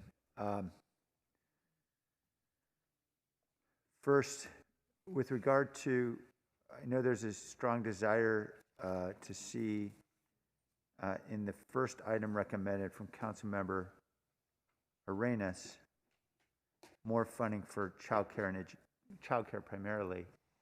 And my understanding is the county just allocated $35 million to their ARPA funds for childcare services and school-based behavioral health service expansion. I know that California Public Schools have also been allocated between federal and state resources about $14 billion this pandemic. That may also supplement that. And I'm just trying to understand, do we have a clear sense where all those dollars are going first to figure out where the gaps are that we need to fill? And I guess I'm looking at Angel. I don't know if, Angel, if there's someone else you recommend jumping in on this, feel free. I'm just trying to understand if we really know clearly. I know we're allocating about $1 million now with the staff recommendation, whether or not more money is actually going to get us more childcare. Yeah, Mayor Angel Rios, Deputy City Manager. So the whole landscape around child and youth services has just been a moving target. The one thing that is very clear is that what we've learned during the pandemic is really the need to, in most cases, reinvest or in children and youth services. Having said that, we know that there's a lot of moving pieces at the state level in terms of increased funding, especially in the area of pre-K programming. Same thing with the federal government. The County of Santa Clara has just launched an Office of Child and Youth Services as well. It's a one-person office that they're running, and they've allocated some additional dollars. We here at the city, through the Neighborhood Services and Education Committee, have launched and actually have already held one joint city-county meeting between the city and the county to discuss this very issue. And we've also convened all the various stakeholders in this playing field to, number one, get a good handle on what is the immediate need that children and youth have, number one, and number two, what are all these different funding sources and how can we weave them together in a comprehensive manner? So that right now, that's the latest, greatest in terms of where we are as of right now. Okay. And I know there are many challenges with childcare, and not all of them involve money. Some of them actually involve people and hiring. Is that fair to say? Yeah, that is one part of the puzzle in terms of the whole infrastructure that supports children. You know, when you look at, for example, license exempt or even licensed family child care facilities, that's one angle of it. Right. There's the school angle, there's County Office of Education angle, there's city-county angle. Okay. So if we were just to operate more facilities ourselves as a city, do we even have capacity as a city to do that if we had money? Can you repeat that last part? Do we even have the capacity to expand our own city operations? I'm just trying to understand, like, where the constraints are.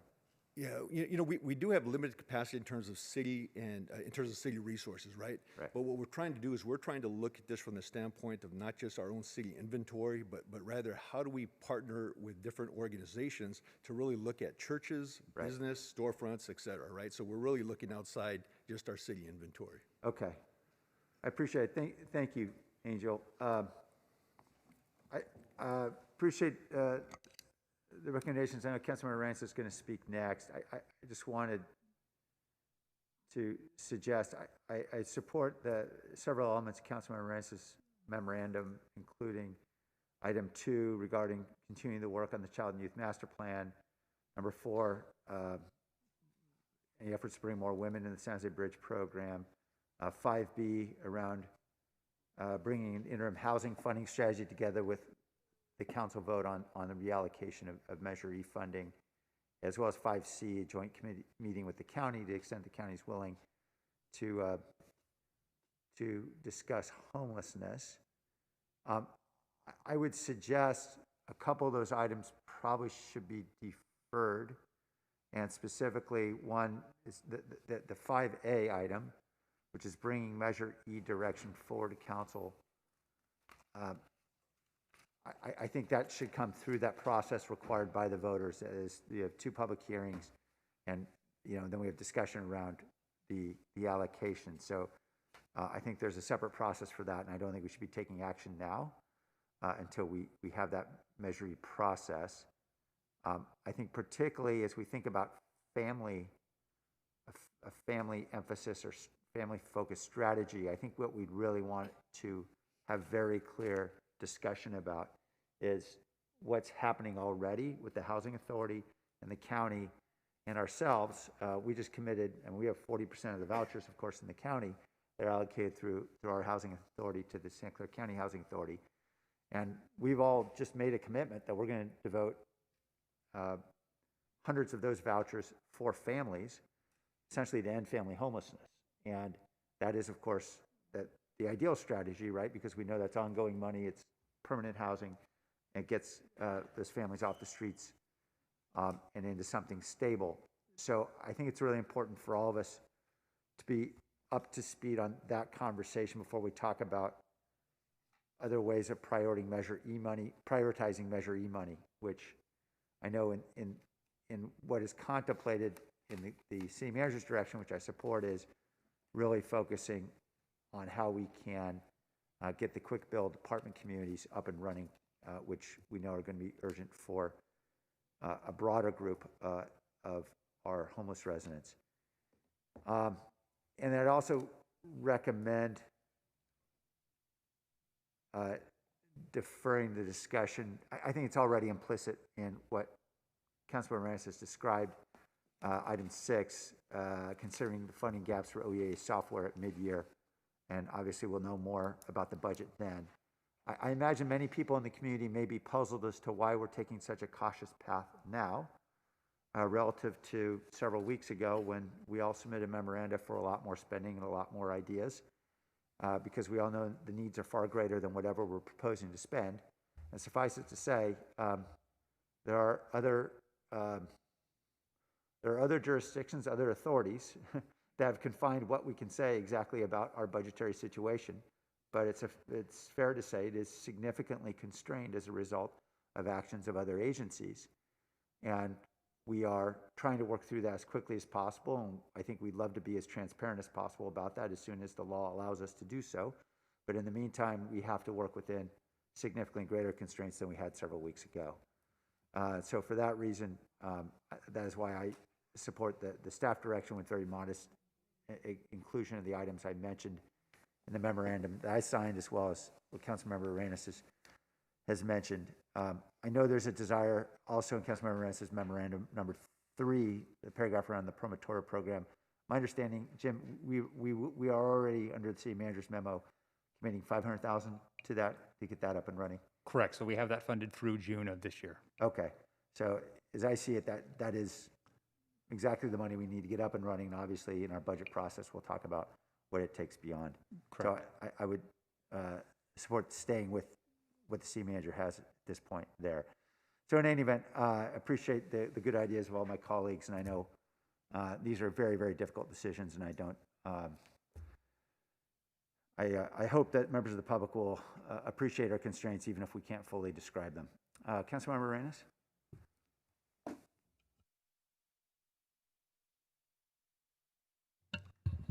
Thank you.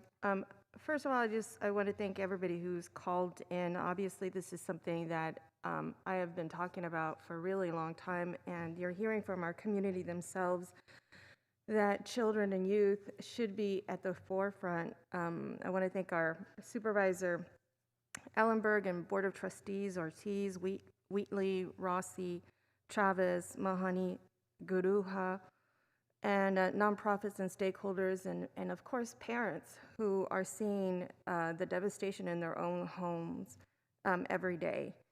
And I'm going to talk about Measure E because it is the spine, it is the foundation of the administration's memo today. And although this is not the process for that, it was integrated into the report, and it's hard to ignore because many of those decisions are based on a rules memo, and an administration is pointing towards the Measure E money. So and I am, of course, very supportive of making sure that all of our homeless and unhoused families have a roof over their head. And there's a Kickstart emergency housing construction that's being proposed through the administration's memo that comes from a group of my colleagues up here. But I can't support that proposal unless we include a safety mechanism to make sure this doesn't take from families. And I'm grateful that, Mayor, that you're saying that this is something that you're interested in exploring. This needs to be part and parcel of anything and everything that we do, is to ask, who does this serve and who does this impact? And it does us no good to steal from Peter to pay Paul, because in the end, the most devastated of our residents are going to be the children, and those generations are going to create another cycle of poverty. And so currently, this Measure E funding is being discussed for deed restricted affordable housing, and already there's too many of these dollars that are being used to prioritize the needs of single men. These are the men that you see, these are the people that you see out on our streets, but you don't see the children who are unhoused, and you don't see the single parents who are renting out a living room. But that is, and this is one of the areas of concern and challenge when the housing group got together, and they actually produced a report that came to PISFIS, and part of those concerns was that the framework for service delivery in Santa Clara County is with single men in mind. It doesn't consider families and children.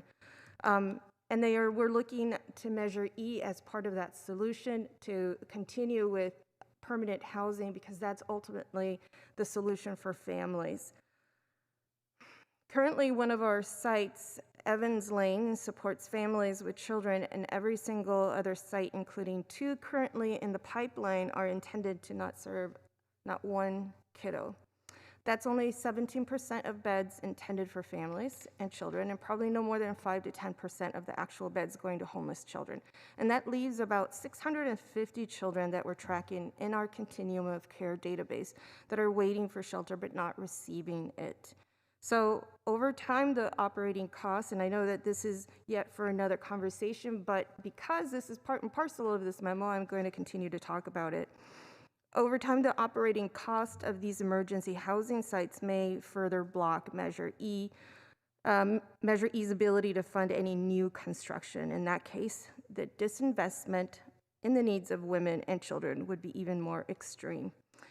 And I already shared with you some of that report, and these are housing advocates as well as nonprofits that are sitting around the table and asking, how do we provide additional housing paths for families and children? And so it's not me asking for this. These are professionals that are working in this field every single day and who see this issue. And so I'm bringing these issues to the forefront. I'm also seriously concerned by the rampant wage theft that we're seeing at the emergency housing construction sites. And although, Mayor, you say that this could be deferred, if you read today's article, do you think that it is fair to have so many workers not paid a total of $321,000 when they're living potentially paycheck to paycheck? So it is so obvious that the Office of Quality Assurance needs payroll software that actually works. I've been asking for this since 2017. We're in 2021. And it's absolutely the least we can do to prevent the exploitation of workers on our very own construction projects. So I think that should continue to move forward. We've asked workers to wait. We've asked them to continue to not feed their own families because I don't know why. It'd be great to hear a reason. So returning to the subject of including women in the city programs that are supposed to help the vulnerable, somehow job programs like San Jose Bridge always target single men. And so I'm glad to hear that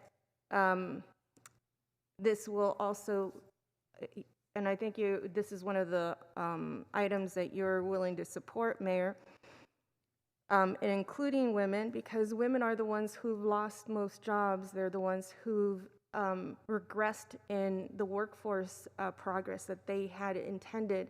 They have set their careers to the side to take care of our children. And so there's a lot of resources within our community. I included the Promotora program because it wasn't clear.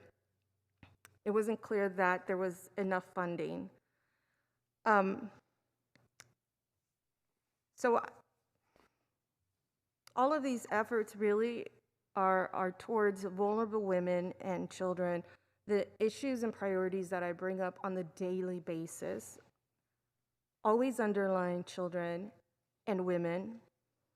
And really right now, if we don't continue the vital work that we are making for after-school care programs that actually serve the families that need our support, those families that can't afford to go to school, pick up their child, take them to a different site, this is the number one reason why the Santa Clara County Office of Education has such a low enrollment in kindergarten, in TK, and in preschool. And so now we're asking parents to go to another site. Aside from that, when we sat together in the joint meeting with the county, with people who are working in this field, it is not my opinion, and I don't need to be told that there's other funding sources. It is obvious there's other funding sources, and these other very obvious funding sources are not all lined up to support our families in the way that we can, in the way that we maneuver on site at schools to offer after-school programs so that parents can complete an 8-hour shift. And I heard from families at that joint meeting that said, once one classroom fills up, that's it. They wanted additional classes. They wanted non-traditional hours. They wanted weekends. They wanted after-school care and child care that meets the needs of the kinds of work that they're doing. So when families can't find safe care for their children, they can't work, and instead of their children being invested in their safety is put at risk. And so this very modest investment staff has been working on is an opportunity to break the cycle of poverty for hundreds of families in our city. It was set to be funded in November 2nd, and as a council in the June message, we asked for staff to commit funds this fall. We created a collaborative process with the county and other key stakeholders that brought back coordinated recommendations, not duplicative, coordinated recommendations. We did that. And we have only, as a city, pledged a few tenths of 1% of the federal funds we were given for childcare. A few tenths of 1%, not even a 1% for after-school care. Trash gets 14 million. Are children less important than picking up trash in our streets?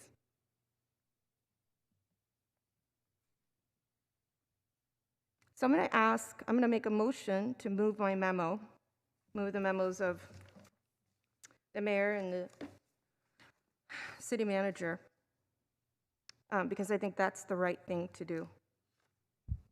Second, that includes the mayor's memo, correct? Yeah. Yeah, second. Okay, so the 3 memoranda are moved, is that right? Yes. Yeah. Okay. Councilmember Foley? Thank you. I'm going to change the topic a little bit, although it's not because the memorandum that Councilmember Arenas put forward is not important. Taking care of our children is very important. But I have some questions about the mayor's memo as it relates to the budget process.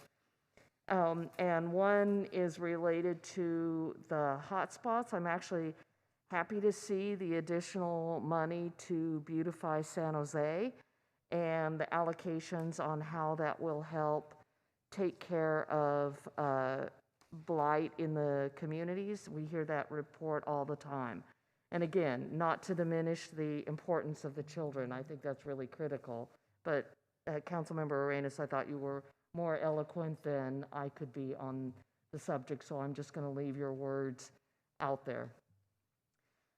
So how will Jim or someone is Beautify San Jose here? Maybe not. How will the hotspots be identified? These are increased hotspots for cleanup. So how are we going to do that? Thank you, Councilor. I believe we have PRNS should be on the Zoom call there. We have Neil, I think, is oh, there he is. He's available. coming down. Oh, Neil's right here. He's live. Good afternoon, Neil Ruffino, Assistant Director for Parks, Recreation, Neighborhood Services. In terms of the hotspots, it's going to be a collaborative effort between our Beautify staff and the housing department. So we would, in terms of how we have our routes already established citywide and we have these teams crossing citywide, we are regularly kind of looking at where the trash hotspots are. So we'd kind of update that for this proposal. We'll work with the housing team to establish where the next bridge work will be done. Okay. Yeah. Thank you. I appreciate that. I'd like to talk about the bridge program. I actually wasn't aware that we heavily employ men in the bridge program and we don't look at women. So I'd like to understand how we do locate employees or people, they're not employees, workers to do those jobs. Yeah, I believe we have Jackie Morales-Franz should be on Zoom, I believe. I am. Hi, it's Jackie Morales-Franz, and I'm the Director of Housing. And as we are preparing to assume San Jose Bridge program, the previous direction that we've received from the council is to really focus our efforts in the encampments. And specifically, we were looking at the Spring and Taylor encampment and the surrounding communities encampments that are around Lot E. Because we have been prioritizing families in terms of getting them housed as quickly as possible or off the streets, there are no families located in the Spring and Taylor encampment at this time. And we would use all of our other resources immediately to get the families out of those encampments. And so the challenge is the way the program is currently structured, in that we're trying to create opportunities for people that are on the streets and encampments right now. It would, in fact, probably result in having more single men, although there are single women without children who are living in the encampments, and so they would certainly have an opportunity to do this. I think my only concern with Councilmember Arenas' request is we would just want to make sure that the partners are interested in the program, and that they would be doing referrals. But we're certainly open to doing it and willing to check with the partners listed in the memo to see if they're interested in the program. And we just want to make sure we get clear direction from the council regarding priorities. Okay, thank you, Jackie. And so with the bridge program, there's a housing component as well. How does that work? So this is the first time that we're connecting housing to the bridge program. So when it was previously administered, it was just administered as a training program or a trash pickup. Now that the housing department is taking it over, we do want to make this connection between the work and the ability to be housed. And so I think what's always challenging about our programs is there's not a one size, one housing solution. So we don't even envision we would provide rapid rehousing for everyone. What we would do is we'd look at each individual person's past and what they're doing and what is the most appropriate housing referral. So for some, we're going to be putting them in a emergency housing site so that they can get stabilized before they look at some other housing opportunity. For others who might have more job opportunities out there, we would consider putting them in a rapid rehousing program. I think the key is rapid rehousing is not a long-term program. It's not like a housing voucher through the housing authority where you're pretty much allowed to remain in the program.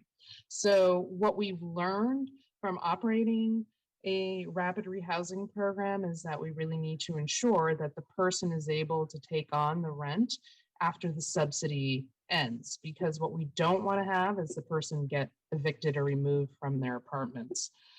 So that's one of the critical pieces.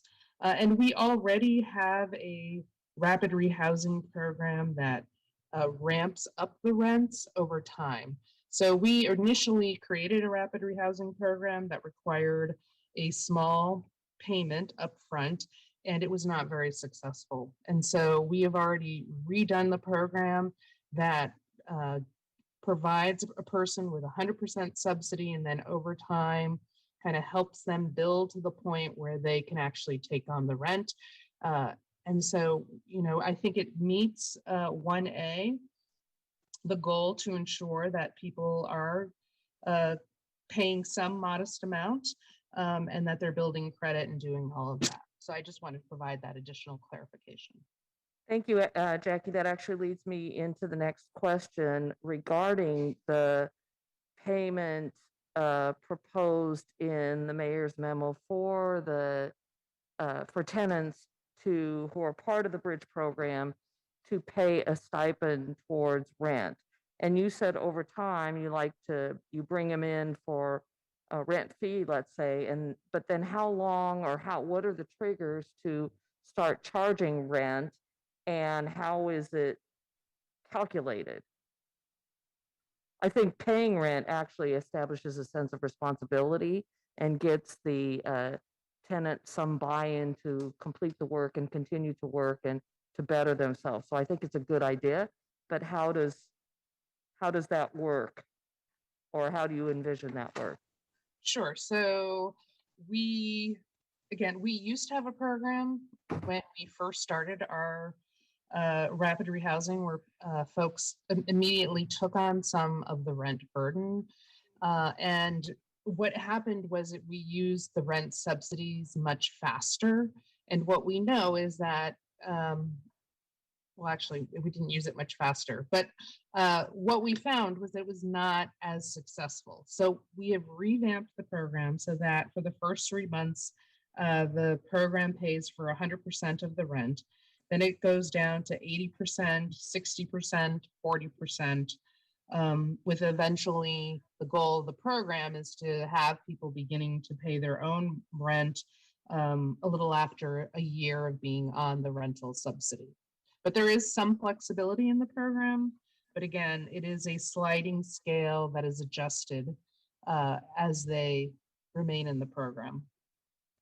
And again, what you have to also remember is if we're literally taking people off the street, they need, and this is the first job where they're getting paid 40 hours a week or however much a week that they're getting, they're going to need as much of those resources just to get themselves established in an apartment and to figure out what their bills are and setting up a budget. And so it's really giving them an opportunity to get all of that in shape and in order. I appreciate that, and I thank you for the detail. That's really helpful to understand the step up responsibility towards rent, and I couldn't agree with you more. They need an opportunity to figure that out, to figure out how much money they have in first and last month's rent and all the issues they'll need to establish themselves in their own place or even shared housing. So thank you for that. Okay, I'm going to move on from housing a little bit. Jim, thank you for your presentation. I appreciate that you're not recommending allocating all of the funds because we don't know what's around the corner, and it's always prudent to have a pot in reserves. And so the 64 million, I think it is it's a good number for us to hold on to because we don't know. And we may not know in January, we may not know in February. So I really appreciate that. I do have some questions about the funds and how or whether they can be allocated and how they can be allocated for the purchase of license plate readers. How does that qualify? How does ARP qualify? Or those qualify under ARP? Yeah, so the guidelines by the U.S. Treasury Department did give some additional allowability for the use to support public safety programs for those that have been impacted by the pandemic. So I think depending on how that program is structured, that could be directly eligible from ARP funding. If we wanted to make it a little broader, we might want to look at having that funded by the revenue loss transfer. But certainly there was specific direction given for helping against violence prevention for disproportionately impacted communities. And so that would be the framework that we would look at it under. But we'll have to do a little bit more analysis on how the program gets rolled out. Okay, so even though we're using, is PD here? To the license plate readers to potentially help with sideshows and other tools. I think it's a valuable tool actually for the police department. But even in that regard, that's not necessarily pandemic related. You're comfortable in it being assigned to using ARP funds for the license plate readers? Yeah, I think we've filled in, so between the budget office and the finance department, we filled in sort of a lot of questions over the last few months about what is, what particular program would be ARP eligible. And we found it really comes down to the details of the program and the performance measures that we collect. Regardless, though, I think that, this is in the spirit of ARP, because there was funding there for public safety. If it doesn't meet the specific criteria outlined in the interim final rule, certainly the interim final rule gives us direction that, hey, if something isn't exactly eligible under the ARP guidelines, if the calculation methodology that we use to calculate our revenue loss amongst all of our citywide revenues is a very specific sort of calculation. If you are owed more revenue loss reimbursement, you can pay for that program with that method. And so that's our fallback plan, which we have a number of those already. As we put our initial budget out, there's some stuff that really is not technically ARP eligible, and so we're using the revenue loss transfer for that too. Okay, great. Thank you for answering the questions about the license plate readers. As I mentioned, I'm happy to see the increase in funding to beautify San Jose, and particularly the focus on the waterways. In 2020, I think September, October, we had a long discussion about trash and blight and waterways. So I'm glad to see that we are allocating additional funds to clean up our waterways. I think that's really critical. Additionally, the increased funds for dumpster days. We all host them. That's one way of getting the dumps that are made around the community avoiding that by having dumpster days in our community. So I'm glad to see the additional allocation for that. I have one final question, and it relates actually to blight cases that we're seeing, and I'm sure it's not just in District 9, I'm sure it's happening in all of our districts, where we're seeing an increased response from neighbors concerned about private property and the buildup of hoarding and trash really in backyards and front yards, and the lack of being able to address that. Code enforcement goes out and works to clean it up, but there's only so much they can do, and code enforcement is understaffed, and the problem's just huge. So there used to be an organization, RELI, that helped neighbors negotiate with other property owners to bring some sense of closure or peace to the neighborhood by addressing these issues. Funding went away for RELI. It used to be funded through the Catholic Charities. And I'm wondering why we might not be able to use ARP funds for that. Councilmember, thank you for the question. So we do, just as a, that program did indeed go away by Catholic Charities. We did include funding in the 2021 and 21-22 adopted budget to try to continue that program on an in-house basis. So in the housing department, we have a community programs administrator, funded through the end of June to look at that program. And I know Jackie is on the line and probably could speak to it maybe a little more detail. But so again, I think, so we have that funded through the current year. I think the question of using ARP funding ongoing, to the extent that that program is targeted to those who have been impacted by the COVID-19 pandemic, it will be eligible for ARP funding. If it was broader than that and looked and didn't have that as a criteria for the program, then it would probably not be directly eligible, but could probably be eligible under the revenue loss transfer. I can probably think of half a dozen situations in District 9 alone that are related to mental illness that might have been triggered might have existed prior to the pandemic, but were triggered more by the pandemic. So you're saying that we might be able to use those funds in that regard? I think if we can make a credible connection, if we could have a evidence-based approach to be able to document that, then yes. If we didn't have a good approach to document that evidence such that would hold up under an audit, then we wouldn't want to directly fund that under the ARP fund.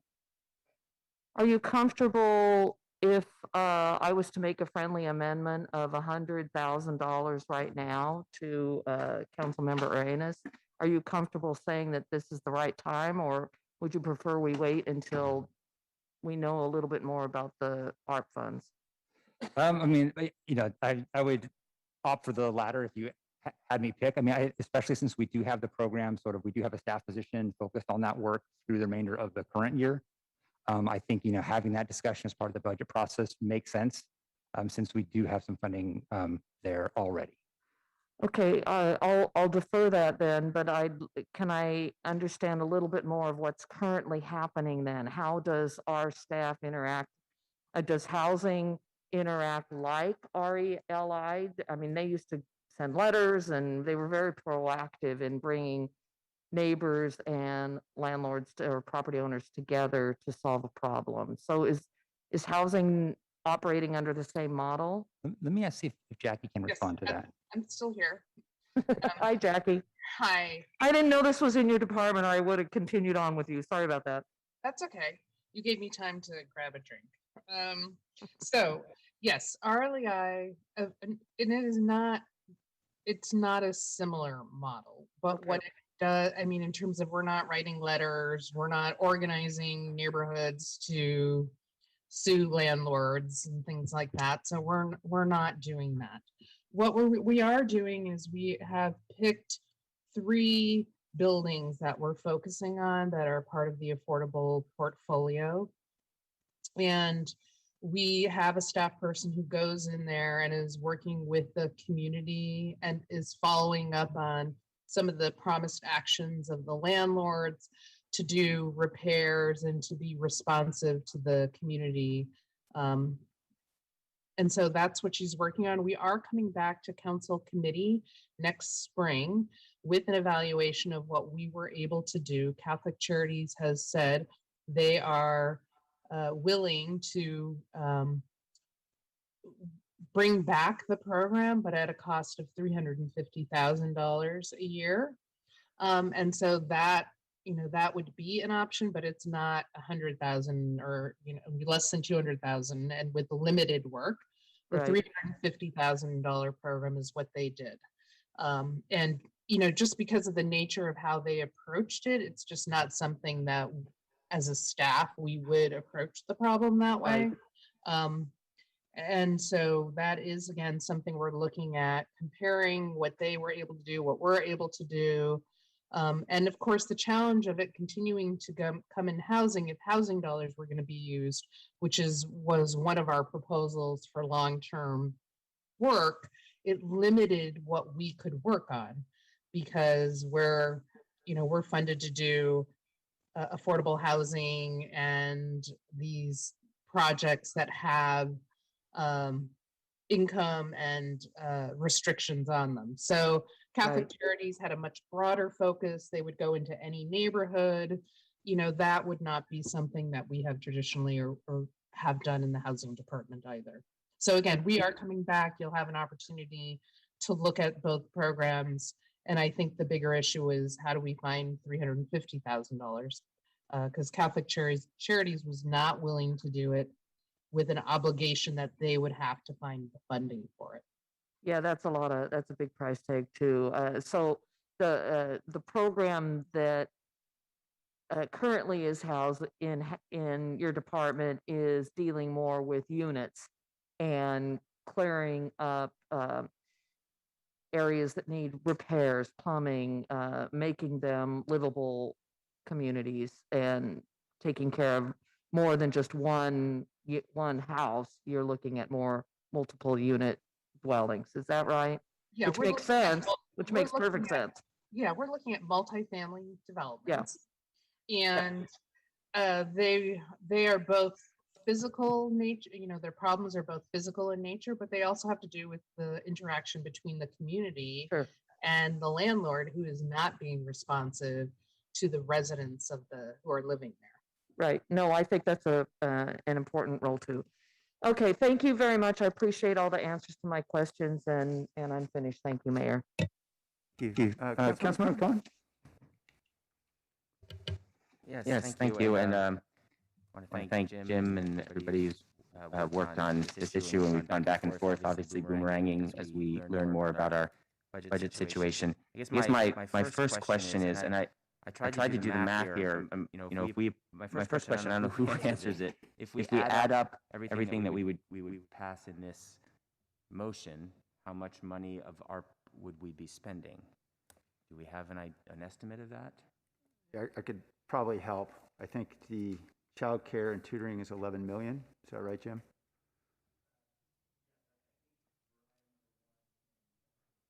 Jim, you need your microphone. Appreciate that. Yeah, I think it will be an additional $8 million for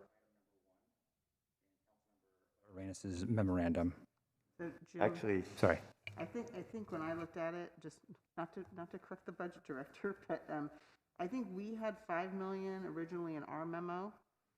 There was another $1 million in the mayor's memo, and then there was $3 million in the Arenas Esparza memo. So that would be $9 million, and then the mayor had an additional $2 million in tutoring. So I think that's 11. And we have 1 million in the current stuff. So I guess if you added, I don't know that, I'm not sure if Councilmember Arenas wanted to clarify. I think it was deferring to those 3 memos. No, you're right, Jennifer, and I'm open to reflect the half of the year. I think we could be flexible about that amount so that it's not the full amount since we're well into heading into a mid-year budget anyways. And I think if I recall correctly, the software was about 1.5 million for the Office of Equality Assurance.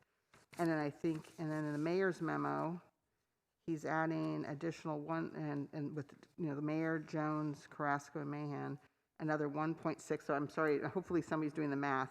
The 1.6 million, another one for that the 1.6 is for the San Jose Bridge, another 1.8 for food distribution, and then 250,000 for the license plate reading cameras. So to answer that question, I hope somebody could do the quick math. 3.6. And Jennifer, could we do prorate those amounts for the time of the year that we're in? Well, I think with the childcare, I mean, this was a very difficult, I'm just going to be very honest, this was a very difficult exercise for the administration, for me personally, being the former budget director for all those years, to cut down based on, having the tax problem, which, somewhere in, it could be up to $70-80 million worth of a problem for the city, and one time an ongoing issue, we'll see. But to cut it down, we came up with criteria so that we could make sure we are spending what we feel we actually can spend or encumber in the current fiscal year. So that's why, like, for example, on childcare, it's near and dear to my heart, as you know. It's, families, youth, women, and paying attention to them, super important. And nobody would ever, get that I ever thought it was not important. But talking to staff, they believed that they could spend about $1 million as they're developing the Child and Youth Master Plan and dealing with the priorities of that. The remaining amount of money, if the council chose to do so, which is certainly a policy decision, would probably go into reserve. It probably would not be spent this year, but it would be earmarked for a future development of that plan. We have just hired the person in the manager's office to start really working on that, and I know that Angel's thrilled with that. But that would be one. The $1.5 million, I think you're asking for us to look at that at mid-year, and so that's certainly appropriate. We can certainly look to see how we're tracking at mid-year and do that. So that would be in that time. It wouldn't be allocated right this second. As far as the other memos, I think those are the two spending items actually out of your memo. And then as far as the Mayor Liccardo and Vice Mayor Jones and Councilmember Carrasco and Mahan memo, from what I'm taking from this is that there can be an identification of 50 more participants this year, and to expand it, because we have everything. We did not expand it in our memo, but this is expanding it, that there could be ability to actually hire and spend this money for that. And then same with the food distribution, it would be spent this year if we actually, went, because we scaled back to the end of March, and this goes to June, so it's certainly within that. And then the license plate readers, I'm sure, could be spent this year. So it's really, again, I don't know the total. We got Bonnie over there that can tell the total of both those memos, along with the administration's memo, and then it's certainly for you all to spend. But it was something that we were trying to say. I asked staff, let's come up with criteria, and then if we, what can we think we actually can spend, and we left a lot of things behind, and we didn't do the multi-year allocations. Then, in context of what this big problem might be, and how we're performing just in our general fund base revenues and expenditures, all the future allocations could all be discovered in that context. So that was just our recommendation, and certainly it's up to the council to decide what to do, to review our recommendation and decide what to do with it.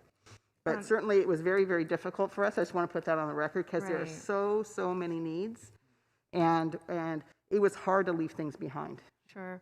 No, I appreciate you saying that. I'm sorry, Councilmember Cohen, is that okay if I respond? Or I can wait my turn. Oh, go ahead. Go ahead. That's fine. Okay.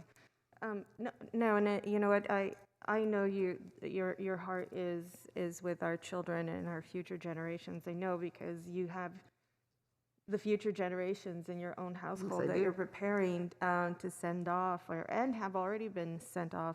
And so I know you get it. Listen,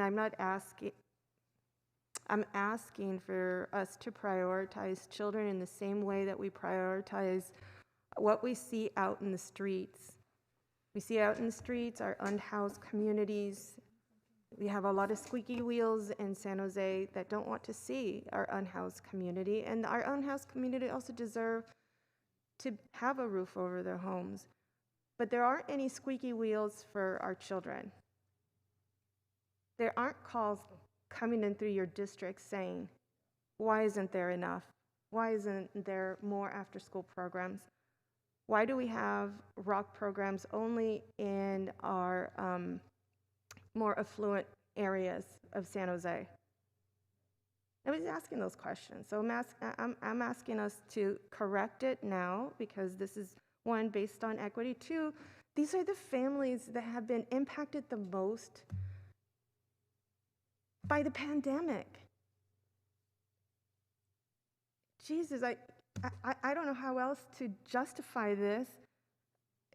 I think we sure as heck could reduce picking up some trash so that we can put kids in a safe place after school. Okay, so anyway, follow up the question. Thank you, so Councilmember Cohen.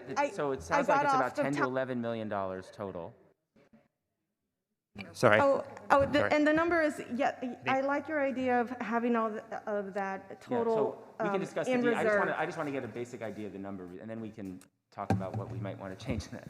So if we take it just as it is now, the totals. So the total would be an additional 16.175 million. On top of the staff's recommendation. So the staff's recommendation plus the other memos that are in the motion currently. So the 64 million that would be left over based after staff recommendation becomes about 48 million. If all this is, if it's all approved and spent, not if it's, I mean, obviously it might not all get spent because we have to, it might not be.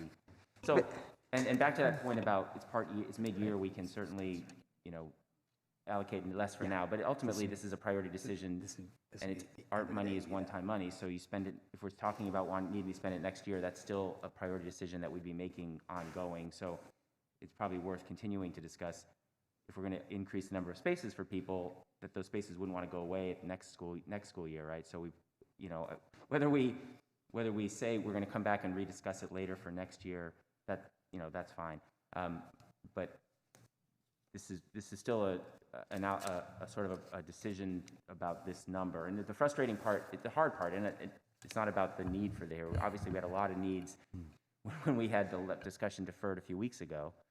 The hard part is obviously, we deferred it for a reason, and now having it come forward, all these other, even in the mayor's memo, right? Not just in one memo, but in all of it is sort of saying, okay, we asked staff to come back with a specific thing that we need now, and now we're saying, well, but now there's the other things that are important, that we've all said are important over time, and it's hard to make that decision about where's the cutoff point now versus waiting. And I don't have the answer to that. It's just frustration. Even when I first read the original memo from the mayor and the group there, I mean, it was still additional, I forget what it is, $6-7 million or more than that, $10 million above. So those are all important things. 3.6. Oh, 3.6. Okay, Yeah. But those are all important things. It's just hard to know, are those the only important things, and how do we prioritize those? But I certainly support spending the money on these things, and certainly I think spending money on children is really important. My concern about the children money is not that whether we should allocate it or not, but I think it was just raised before in the discussion with Angel about it's hard to do a holistic review of where all the different spending is coming from, where the gaps can be filled that might not be city money, and where we can work with others to help us fill those gaps. And so I want to ask about a friendly amendment first on that, which is rather than say we're going to spend this amount and put it in reserve and lock it there, maybe having a phrasing that says up to this amount, so that the city will then determine what we would need to spend now, do the holistic review, figure out maybe other sources, and it wouldn't necessarily then lock that art money into this spending now, but lock as much in as the staff can spend during the coming months, so that we work with other jurisdictions on some of that funding to try to provide.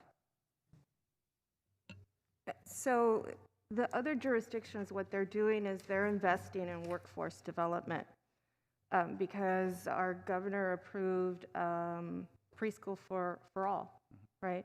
and there's not enough preschool teachers. And so that's what one of the things that they're mainly investing in. And it's very different from what we do, right?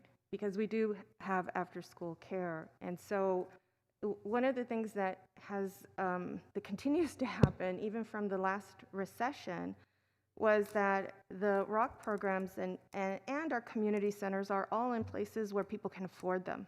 So what I'm asking is for staff to undo some of that and put the services where you need them. Put the 100% scholarships in the Mayfair area, put them in place. I'm not asking for my district specifically. No, and I fully support the idea of expanding as much as we can the after-school programs that the city provides, and I think that that's a worthy spending now. And I think we heard from Jennifer that she believes we can probably add just between now and the end of this school year, not going forward, but right now we can probably add about 50 spots based on our capacity. Is that what you said? No, I was referring to the San Jose Bridge program. The 50 spots that's mentioned in the Ricardo, Jones, Carrasco, and Mahan. Do we think we have the ability to quickly ramp up after-school program for the after January for the second half of the school year? So I'd ask Angel to come up, but as I understand it, is that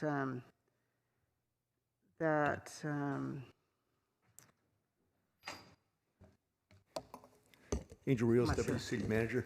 You know, I think a little bit of additional context will also be helpful. You know, in March 2020, when the pandemic emergency was declared, that same month, we stood up in the EOC a family and child care branch, right? So from day one, as a city, I think we could be proud of the fact that we moved very quickly, right? So, and all that work there centered around emergency response. And then as a year and a half went by, we began to pivot towards recovery, right? And we started to shift around additional slots and 100% scholarships.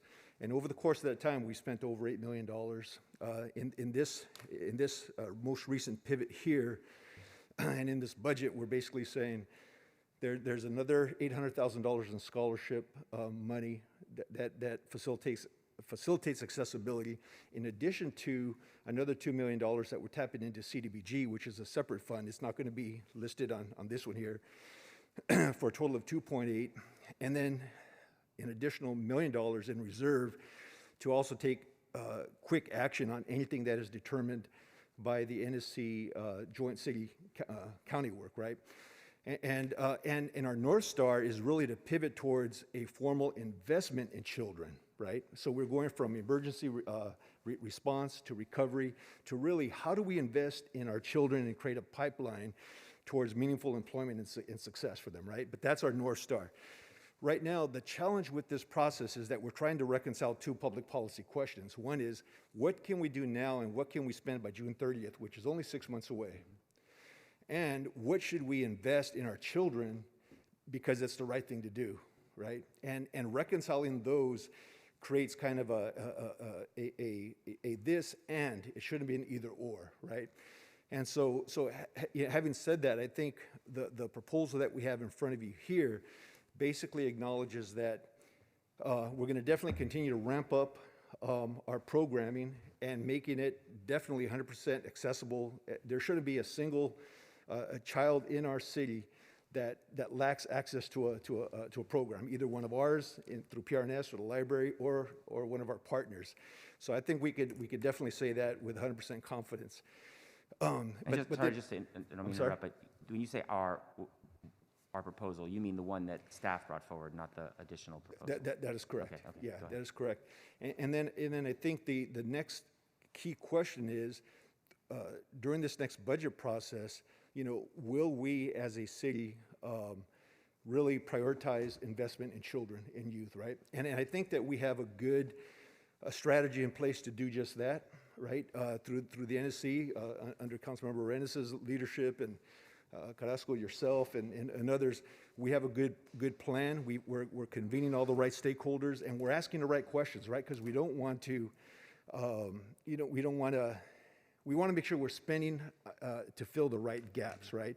And we also want to make sure that other partners that have other funds also bring their resources to the table to also better serve our youth, right? But we're kind of stuck between those two public policy questions. What do we do now and what do we do into the future? Okay. Yeah, thank you. I appreciate that. And the ROC program is a great program. I mean, I'm grateful for it. You know, what I've seen in various schools that use it, it's important, and making sure that every student in the city has access to a program, either that program or one like it, should be our goal, no question about it. And obviously the jurisdictions, there are clear jurisdictions. I mean, these after-school programs are city programs done on school sites, so the city has a role to fund these programs. So I'm all for that. I just wanted to make sure that we're you know, keeping ourselves the flexibility on the art money as long as possible. It doesn't necessarily mean that we're saying we're not going to continue to spend it on this, but there's a certain amount we can spend this year, and then the rest can be part of the budget process for next year, and that's the only distinction I'm making. So just, you know, something, obviously, we're probably going to end up needing to spend that additional money at some point. That's everything that's in the motion that's on the floor now. It just, we want to make sure that we have the time to do that analysis of where can we best spend it, what's the best approach, how quickly can we ramp up all of that. And so that's the only question I'm asking, as far as how we word this now, so that we're not necessarily saying this money is, I think as Jennifer said, put into the reserve for that purpose, versus spending what we can now and making sure that we address all of this for next year's budget cycle. And I think actually we can't technically put the money in reserve, as I recall now that I'm thinking about this, Jim, is that correct? We would, we can't technically appropriate the ARP grant funding into reserve. I think we would probably take the approach like we did when we kind of set aside the 28.3 million, like it's spoken for, but would not appropriate it as a reserve. Okay. I just want to make clear technically on that. Thank you. Just moving on to a couple other items. First of all, the Wi-Fi build out. I think that's really important. There are 3 schools. I think it's Oak Grove, Andrew Hill, and Independence areas that are part of this next build out. I know that the Independence area was only about 1/3 covered in the latest proposal. Does this money that's, maybe you don't know the answer to this, but is this money that's set aside also keep in mind the other part of Independence area that hasn't yet been appropriated, or is this just to finish the 1/3 part that's being done now? Well, maybe I need help on that question. My understanding, this would fund the build out as envisioned of the Independence area. Of whatever our previous commitment was. This fully funds our previous commitment for Independence. Okay, thank you. That helps. Jim, this is Matt Jones. So thank you, Matt. Thank you, Matt Jones, Director of Public Works. Right now, this 1.5 million does not expand the scope of Independence. The project that had been discussed with you at Independence is what we're currently moving forward with. The 1.5 million, and Independence is fully funded. We're coming to council soon with the recommended award for that. But then this 1.5 million would go to some of the other projects. And so we would still need to look for additional funding to cover the entire attendance area. To complete Independence, because right now it's a portion of Independence. So when you're saying it's fully funded, it's fully funded for the portion that's been presented, at least the meeting that I had on Independence is on. Correct. Thank you for that clarification. Yes, the scope of work that we had presented to you that we're moving forward with right now is fully funded, but you are correct. The entire attendance area is not fully funded. And then this rest of this allocation is going to Andrew Hill and Oak Grove. Correct. Okay, thank you. The other question is kind of a more of a I think it's similar to Councilmember Foley. Maybe you already answered this, but it's hard for me to understand the rule of thumb for how you determine what's eligible for art money and what's not. There were some same questions I had about, are all these things really fundable by ARP? Are they not? Is there something that we can kind of use in our head about what we can request with art money? I will give it a shot. We did put out an info memo. I think it was dated maybe September 3rd, that kind of tried to lay out all the different types of things that are examples of what could be funded, and link to resources. So if you want to dive in deep, that's still available, and we can send you that link. But generally, I think the rule of thumb is it is very broadly used as long as you can have the direct link to the services provided. Those individuals or communities or businesses receiving that service, you can document the impact that the COVID-19 pandemic had on them, that this investment is trying to address. And so that's sort of the general criteria for it. if there is some additional flexibility for disproportionately impacted communities, which are defined, especially in those living in qualified census tracts where the eligibility is broader. But generally, you still sort of, and what they're really doing is, if you're in a qualified census tract, as an example, you have been impacted by the COVID-19 pandemic. So if we have services to address the COVID-19 pandemic, they're in a qualified census tract, for example, then that's an easy nexus to make. It becomes more difficult if the services is not so geographically precise, or if it's more difficult to assign the documentation to the individual being received, even if that individual has been disproportionately impacted by the pandemic. Let's say they live somewhere else.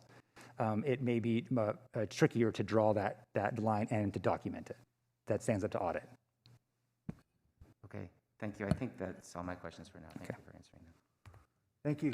Councilmember Esparza? Thank you, Mayor. I did want to get back to Councilmember Cohen's question on the funding, to be clear. So I don't know if you wanted to kind of announce that, because I thought it was a good question. Yeah, it is a good question, and sorry I couldn't do the quick math in my head, but I think, and Jim, just verify me, I believe that with all three memos, we would be spending $36.475 million, which would leave a remaining amount of $46.025 million unallocated out of the art fund. So we'd be spending about 44% of our remaining $82.5 million with all the proposals that are on the table. Is that correct, Jim? Yeah, Jennifer, and we actually emailed you the breakout there. But we have it as, so we have $48.025 million remaining. Is that the number that you had? I had 46. So I can take, we're somewhere between 46 Bonnie and 48. did the work to break it out, so I can. How about we just go with, we have 48 left. Okay, that's fine. We can round, okay. Councilman, I mean, it could be helpful. I could just identify those items that we're actually talking about to make sure that we're all on the same page. We have them broken out here. So, so from today's mayor's and other parties' co-signed memo, we've got the $1.6 million for bridge, $1.8 million for food distribution resilience corps, $2.025 million for food services, and $250K for license plate readers. Mm-hmm. That's an additional total. That's an additional $5.675 million. Mm-hmm. We go back to the memo from Council Members Esparza and Arenas back on November 2nd. That would be $3 million additional for child and youth services, and then additional $500,000 for child emotional wellness. So that's a total of $3.5 million. And then we have from the mayor's jointly signed memorandum on November 2nd, we had $1 million for the child care facilities and $2 million for the tutoring program for TK through grade 6 students for a total of $3 million. And then in the staff memorandum for November 2nd, we had a total of $5 million that was allocated. So we have $1 million in our current recommendation. So that would be, so so you want to add an additional $4 million to that. So that's a total of $16.175 million. Okay. That's not including the 1.5 on the software, Jim. It does not include that. Yeah. Okay, but the motion includes the 1.5. Yeah, I had that. Did that or the mid-year? I thought that was maybe the mid-year. mid-year. Coming up with different That's the discrepancy. All right, okay. As a worst case scenario. Okay. So we're still at 48 million left. The other question that I wanted to ask, because I think that it's important to address the confusion out in the community in terms of why we're doing this in bits and pieces, and it is confusing. We were going to do the big vote last time, and then the mayor thankfully issued the memo, and so I just wanted to do a quick reminder and ask the city manager to address, just to remind folks that might be listening or hearing for the first time why we're doing this the way we are, which is the vote today and then another vote in January, and we have our budget process. But why are we delaying this? I'm sorry, I missed the very first part. We're delaying which part? Can you explain why we're delaying the full ARP disbursement? Oh, we are delaying it because we had direction from the city council on November 6th, November 2nd, because of some uncertainty regarding the state's treatment of our tax revenues. And we were told to come back with a much smaller allocation while we sort that out. And as our budget director, Jim Shannon, said, it's going to take quite a while to sort that out. So at the end of February, we will be issuing our 5-year forecast on the general fund. And we'll issue something earlier, just at least a 1-year outlook, probably let you know what that looks like in December, because we're going to have a study session on the budget in mid-January. But trying to understand where we are, and we're going to be appealing the state's treatment of our tax revenues, but understanding what that impact is on our budget, along with how just generally our revenues and expenditure outlook looks like for the next 5 years, along with putting into the context of we have an extraordinarily out of balance ongoing budget for the city. And so trying to understand what items that have already been ARP funded and other things that are just general fund, one-time funded, what are going to be the council's highest priorities to try to get into our base budget ongoing? And if we have to resolve a deficit, how do we put all that together and have everything in context with it? So we came back with the most urgent items, as you see in our memo, at a much smaller, we spent about 22% of the $82.5 million. Again, with the criteria of the 5 criteria that Jim laid out in his presentation. So yeah, again, it's because of the state's done this many times over my career, the state's treatment of some of our revenues and putting a big amount of money at risk for us in our general fund. Thank you. I appreciate that and that reminder to folks, and hopefully we will be able to share more with the public at a later point in time. But I think every person on this dais understands how dire things are in the community, and many of us are up here every week talking about the needs in our districts and in our city. I see it out there. I'm physically out in my neighborhoods all the time, and it's hard. It's not a fun position to be in, but what would be worse is if we just promised a bunch of money and then a few months later had to take it back. And so I just wanted to bring that up because I know that people are being as patient as they can with us, and they're going on faith by seeing 11, the mayor and 10 council members up here and the city administration say that we think that this is the right course. And so thank you to the community for continuing to have patience and faith with us. And so I had a few questions. I wanted to thank Councilmember Foley because she asked all the smart questions on the bridge funding.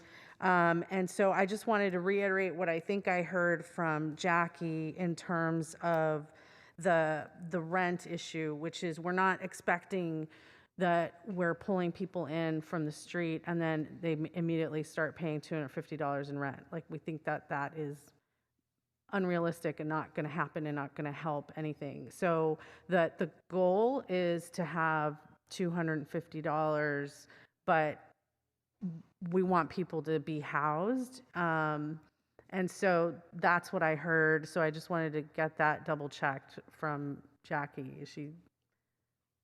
I'm still here. Okay. All right. Okay.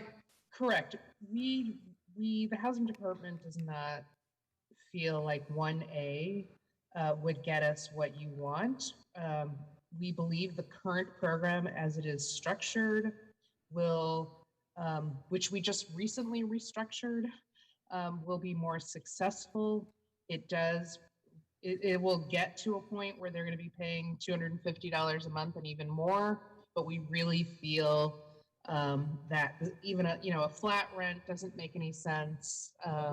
So I think how we've structured the program meets what you're trying to achieve in 1A, which is, trying to ensure that participants pay a fair share as they can, and that they're building credit, and we need them to be able to survive past this rental subsidy. And so that's why the slow ramping up instead of even a quick, now you're 100%, doesn't make sense either. So that's why we created the ramping up. Okay, thank you. I'm comfortable with that.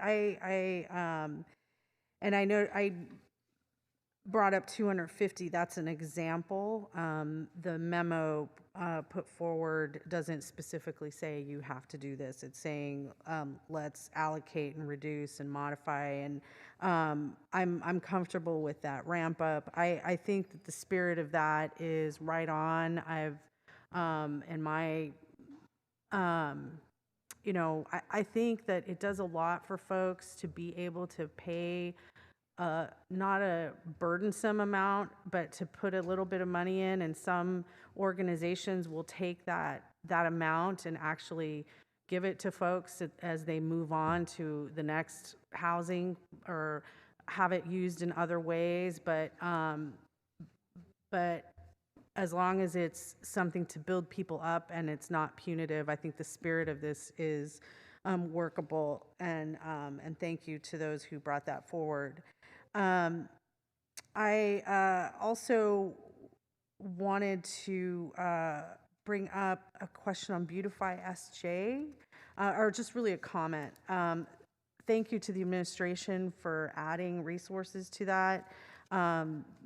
We have to add to it. I think I know in my district, Guadalupe Gardens has affected the capacity of city staff to serve my district in some instances, and we just need to add. And so I'm very happy to add to that. For folks that are not familiar with the Wi-Fi, where we're adding some money to Andrew Hill, Independence, and Oak Grove, I just want to remind folks that the school districts, not just the East Side Union High School, but the East Side Alliance, so all the feeder school districts, are using their money to maintain it. They have a long-term strategy for that. And that project was initiated by the East Side Union High School District and the East Side voters, who kind of kicked that project off by a bond. And so I again wanted to thank administration. I think seeing these projects completed will have a big impact in the community and is an example of partnership between the city and the school districts in the East Side.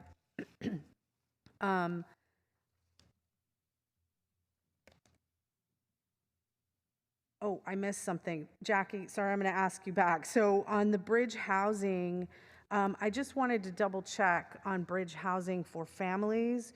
So we will still keep motels as an option. Is that correct? I know Evans Lane is the families bridge housing site. But if we don't, some of the places are pretty small and some of the families are large. And I know that I'm hoping that if it's right, we would rather have families staying in a motel where the kids can sleep in their own beds. So will the motels still be an option? Yes, motels are still being funded. I think the challenge was, should we be designing more of these or a portion of the future emergency housing sites with families in mind, as we did with Evans Lane? I think we have learned some lessons from Evans Lane that we would want to have bigger units. So, but yes. Thank you. And what I would also say that didn't get mentioned is that, we do have an allocation from the Housing Authority for vouchers that they received as a result of the recent federal actions. And so all of those new housing vouchers are going towards families. Okay, great. Thank you. And I just wanted to reiterate that I appreciate what you had said earlier, which is there is no one thing, right? We need all the tools, and there isn't really a one cookie cutter. We need options. and I support those options. I wanted to bring up the cameras, and I think this might be a question for the mayor. On the cameras in the proposal, as you know, we've put forward cameras. The council approved cameras for Kirtner and Monterey, and the city has our existing policies to move that forward. I believe that cameras are an important tool in our city. And so I wanted to ask how that would move forward, given that we have a pilot program thanks to the vice mayor, and then we have the Kirtner and Monterey, so that again, we don't have a cookie cutter approach necessarily, but one that is going to work with a variety of needs. Yeah, and I'll ask if Chief Paul Joseph wants to weigh in. My understanding is the intention of the department is to have some combination of mobile cameras, which are already being deployed on dashboards of patrol vehicles, as well as stationary. And it's going to be, I think, fairly flexible, because I think we know that there are hotspots where there may be, for example, drive-by shootings or auto thefts or whatever, where these are particularly valuable and they may want to move them around. But anyway, Chief, did you want to weigh in? Sure. Is the question how those two things coexist? So, actually, yeah. So this is a question maybe the mayor can come back with. I do have a question about the deployment of the cameras. But okay. For example, the policies, the city has a public outreach policy, or how, I guess what I'm trying to avoid is having the same thing for Cadillac Winchester, which is a neighborhood community, then for Kirtner and Monterey, which is a major intersection, and then how these cameras would be deployed, so that we have a policy to enact this work that's flexible but still preserves the rights and protections for our residents. Yeah, point's well taken. So I understand the where matters a lot, and the context matters. And I know that the suggestion in the memorandum is we'd come back and talk a little bit about some of the concerns we know are raised around civil liberties and so forth. And I think we'd all probably agree that in a neighborhood there are different concerns than there is at the intersection of a very busy intersection like Kirtner, as you described, and Monterey. So I don't think there's one size fits all. I think we need to be nimble in how we deploy them, and obviously it has to be principled. Thank you. Thank you. I appreciate that, and I look forward to figuring that out in a way that that doesn't sort of really slow down the deployment of these tools. And I'll speak from my experience, which is District 7. We've had an increase in violence. We've had increases in all sorts of things during COVID, and so again, just as we talked about housing, there isn't sort of one thing for everything. We need to invest in neighborhoods. We need to do all these things, but we also need more tools. Okay, thank you. And then Chief Joseph, on the deployment of the cameras, it's my understanding that these would be moved around. So for example, if there's a neighborhood in the city where there's lots of drive-by shootings, I certainly have that. Would this be deployed in that case? Would it be deployed around Valley Fair or Santana Row, or what? How would we? What's on the table in the deployment of the cameras? Well, we would be looking at crime patterns generally, and I know that this proposal is dealing with organized retail crime specifically, and that is a major problem, something that we do need to address, and something that I think the LPR cameras can be very effective on. However, there's other issues that they can also help us with, and help us both deter crime and identify and apprehend violators when crime does occur. Depending on which system we end up buying, and obviously I don't know what that would be, most of them do allow for portability, or in other words, even if they're fixed, they're not permanently in place. They can be moved even if they're in a fixed position initially. So does that address your question? Yeah, that helps. So I know that Santana Row had some things happen, and people forget, like, Little Saigon has had a lot of issues with smash and grabs, and it has impacted the psyche of people who are afraid to go to boba because they don't know if their car is going to be broken into or if they're going to be accosted. And so, I just, we can have more information later, but I wanted to bring that up. Thank you. I had another question about the food services independent audit. Is Joe here, or who can answer questions about the audit? The food services audit, I don't know if, is anybody on Zoom can speak to that?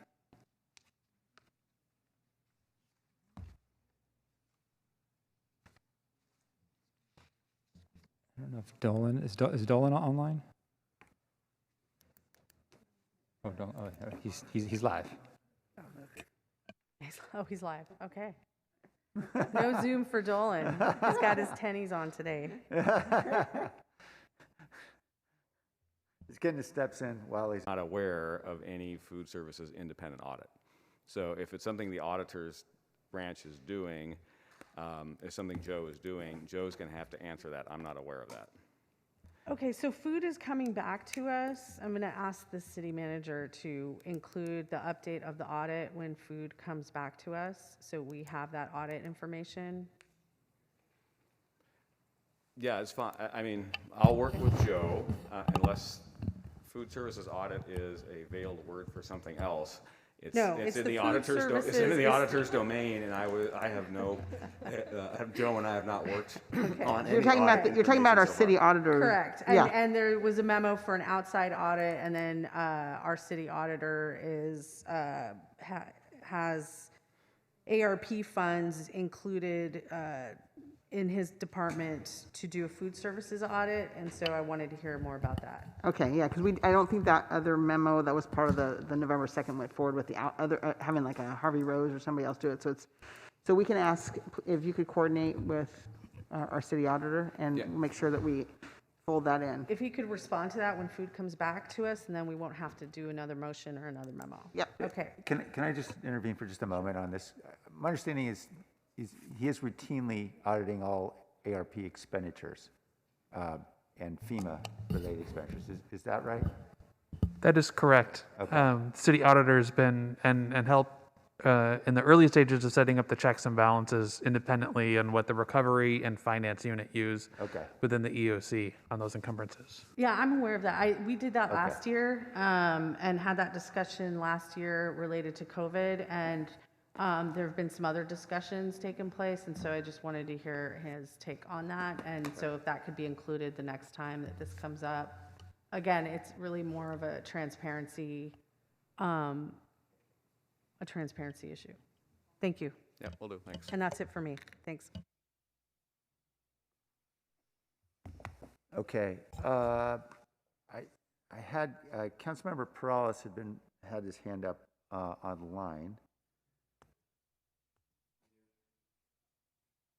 Councilmember Perales? Yep, I'm here. Can you hear me? Yep. Great, thank you.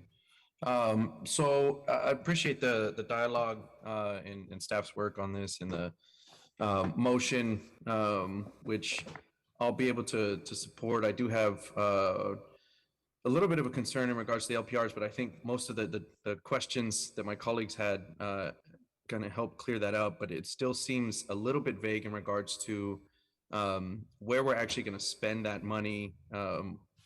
Excuse me, what kind of LPRs? Are we putting the ones on the LPRs on vehicles? Are we going to put the stationary ones? I know we just talked about that a little bit with the chief. And so do we have any more specificity on that, Chief, in regards to what your thought is? You talked a little bit about deployment. Obviously, these smash and grab, smash mob burglaries, have right now happened in our mainly our shopping areas. And so, I think in connecting it to what we've seen transpire with crime throughout the pandemic, I'd like to see that we're also taking that into account. And so just any more thoughts on that, a response on how we would be utilizing this money. Vehicle deployed LPR cameras. We do currently have LPR cameras on a small number of our patrol cars. This would be for fixed cameras. But actually, of course, we're going to take into consideration crime throughout the city, not just in any one particular area. And actually, to Councilmember Esparza's point, one of the big breaks in our recent case from the purse snatch robberies at the Grand Century Mall was an LPR camera that the mall owners had deployed on their own, which helped us, which is what led to the arrest of a number of suspects for a very wide ring of purse snatch theft. So we absolutely are going to take into account crime, all throughout the city, not just in any one particular spot. Okay, and I guess just on the more of the specifics, I see that the mayor put in the memo there in regards to coming back to an appropriate council committee. I would suggest that be PISFIS, our public safety committee, and that was really in regards to the collection, use, retention of the data.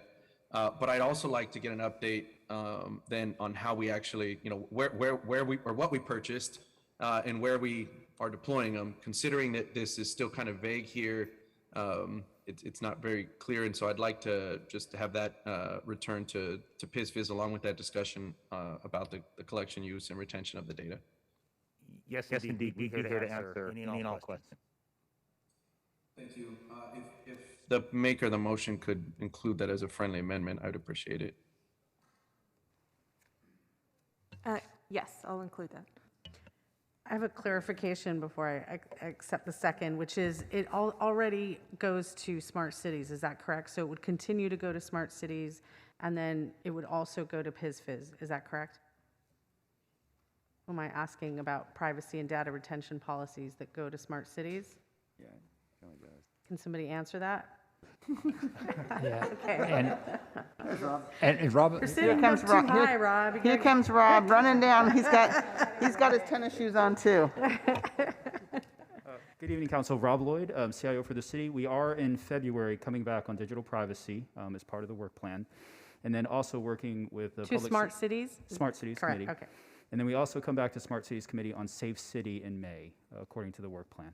Okay, thank you. So my question then for Councilmember Peralez on the motion would be that this would be in addition to smart cities, right? Not replacing that. So it would be PISFIS and smart cities. Is that correct?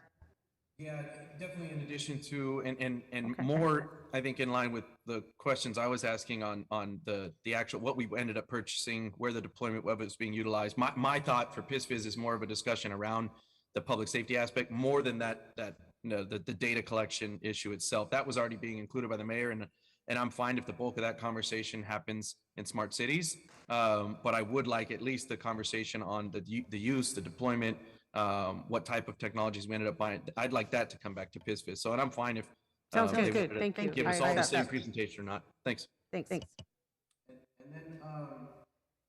And then the other just major, I think, concern that I have, back when we approved the budget and we knew we would be coming back, we sort of delayed any further allocation of these additional ARP funds. We talked initially about maybe coming back at the end of summer or early fall, and obviously that was kicked out much later, and then we kicked it out a couple more weeks because of these potential tax implications, which I'll just add a side note. I think we're all hopeful that ends up in our favor, but at the moment, that's what's caused this deflection. So thank you to Councilmember Esparza for just reiterating that clarification, because this has been bumpy as we have rolled it out.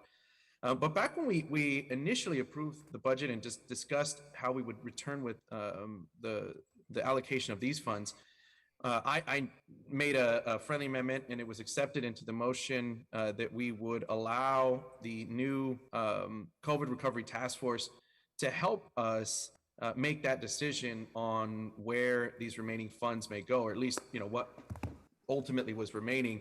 In this case, it looks like it may be somewheres around 48, 46 million.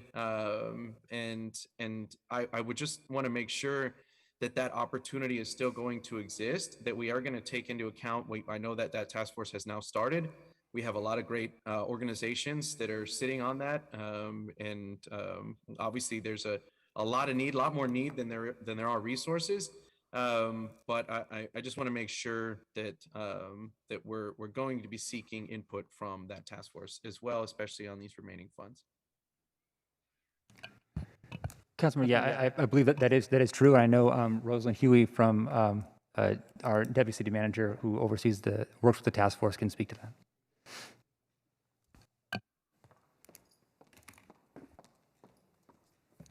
Thank you, Councilmember Perales. Rosalind Huey, Deputy City Manager.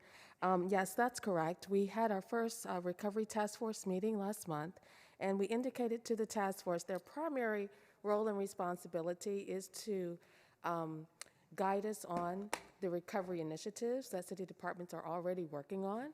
And next month, they'll be getting a briefing on all of those recovery initiatives. But we did share with them that there might be opportunity for the task force to come up with new recommendations that they might want to submit to council for your consideration for new projects that could be funded through the ARP funding. So that possibility is still out there. Okay, thank you. I just want to make sure that we'll let them know, obviously, a number of them might be aware of this conversation today, but we'll let them know that what is remaining then is around this 46 million that the council will then make some future decisions on, and we'd love to have their input ahead of time. Thank you. Sure. And lastly, and it was discussed, and thank you, Jackie, for giving some clarification. The memo from the mayor, vice mayor, Councilmembers Carrasco and Mahan, item 1A talks about the bridge housing participants and the potential modification around, say, requiring participants to pay $250 a month. I know Jackie was saying that housing voucher program has been recently modified, and that she felt as though that sticking with sort of the current model would be best. So I'd like to strike that language. I would agree with what Jackie said. Yeah, Councilman Perales, that's fine. I'm happy to withdraw it. Apparently, I'm not sure why it got to this point, that we're having this discussion about language when we all agree that this is what we're doing. It's fine.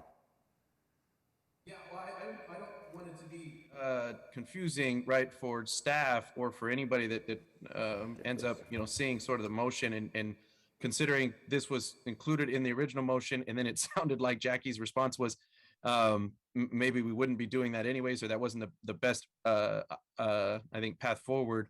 I think it'd just be cleaner just to make it very clear that the money will be there for these additional participants, but that the suggestions there in your 1A won't be included. So I think it just makes it cleaner that we remove that. So I'll ask the maker of the motion if we can just strike that language from 1A from that joint memo.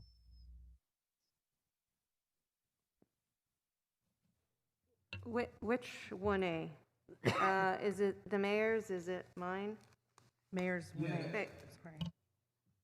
What I was just describing was the 1A and the mayor, vice mayor, Councilmember Carrasco and Mahan's. Got it. Okay. And I think the mayor's okay with it? Yes. Yeah. Accept. That was it. Thank you. Thank you. I just want to pick up on something Councilmember Perales said about this community task force and the allocation of the remaining, what I guess would be $46 million. Our city manager just said we're facing a potential one-time hit of somewhere on the order of 70, 80 million, plus ongoing in the tens of millions of dollars. Is that fair to say, of ongoing loss? Yeah, I think that our amount is in that range. Right. We're not. Yeah. So with the money that we're leaving left, the first priority for this $46 million is a hole that we have to fill. And I think we ought to be honest with the community task force that we're not leaving them any money to spend because we're spending it already for them. And I just think we need to be very blunt about that and honest. And part of the challenge that I had with Councilmember Reigns' memo is the numbers aren't even listed anywhere on the memo how much we're actually spending, 11 million or whatever it might be for childcare. And so I just think we need to be really transparent about these dollars. These are public dollars, and everybody should know where they're going. The other thing I'm concerned about is we look at Measure E. My understanding is the voters approved something that very clearly set forward the process for us amending Measure E spending. And it's now codified in Council Policy 118, Section 10. And Nora, can I ask you, can we vote today to change the allocation of Measure E spending? Thank you, Mayor. Policy 118 requires that any revisions to the percentage allocations during the proposed budget process or during the year require a 60-day notice in advance of the effective date of the proposed allocation change, posted on the city's website, and at least 2 public hearings prior to city council action on the proposed allocation change, with a notice of each public hearing posted on the city's website at least 10 days in advance of the public hearing, and a 2/3 vote of the city council. Okay, so we're not abiding by that process here. Now, we've all talked about the process and what we want to get to, and we can certainly consider this, I think, in February. We follow that process, and I think we ought to, rather than moving forward with 5A in the memorandum that's suggested. And I guess I'd ask Jackie. Jackie, I stood with Preston Prince, the head of the Housing Authority, and Supervisor Cindy Chavez, and we all talked about the reallocation of hundreds of Housing Authority vouchers for families with the goal of ending homelessness among families. This was just a few weeks ago. Would you want to at least have a clear indication of what the gaps are and where the need is before we decided what percent we're going to allocate for Measure E to fill the remaining gap? Yeah, I mean, I feel like we need to just better understand Measure E, and it also includes whether we could or would it make sense to do a 30% set aside just for families. All right. I mean, as I understand it, destination home count in 2019 indicated 15% of our unhoused are from families. And I know that's far from exact science, but I think we just want all that information, and frankly, we want to follow the process. So I'm not supportive of the motion as it's crafted now, because I think it violates the voters' intent in Measure E, and it violates our council policy. I think I'd also point out, when it comes to this child care spending, we all support more funding in child care. I proposed it myself in the budget only a few weeks ago. So it's not out of any desire to ignore the incredible need of our families or of our children. But I guess the question, for Jennifer or for Angel is, if we have more than the $1 million you're already allocating, well, I guess it's $1 million plus the prior allocation, which is 1.8, is that right? Correct. Yeah, I guess the question is, do we get any more child care services between now and June 30th for families? Yeah, Mayor, that's the $1 million question, right? I mean, as I said earlier, we're kind of stuck between these two questions, right? I think that the proposal that we have in front in terms of the 1.8 million now, coupled with the additional funding that we have, will take us through June 30th. And then I think, and at the same time, I would also say that we probably should invest more substantially down the road. But ultimately, what can we spend between now and June 30th in partnership with our other partners? Yeah, that's the sense of urgency we're working around right now.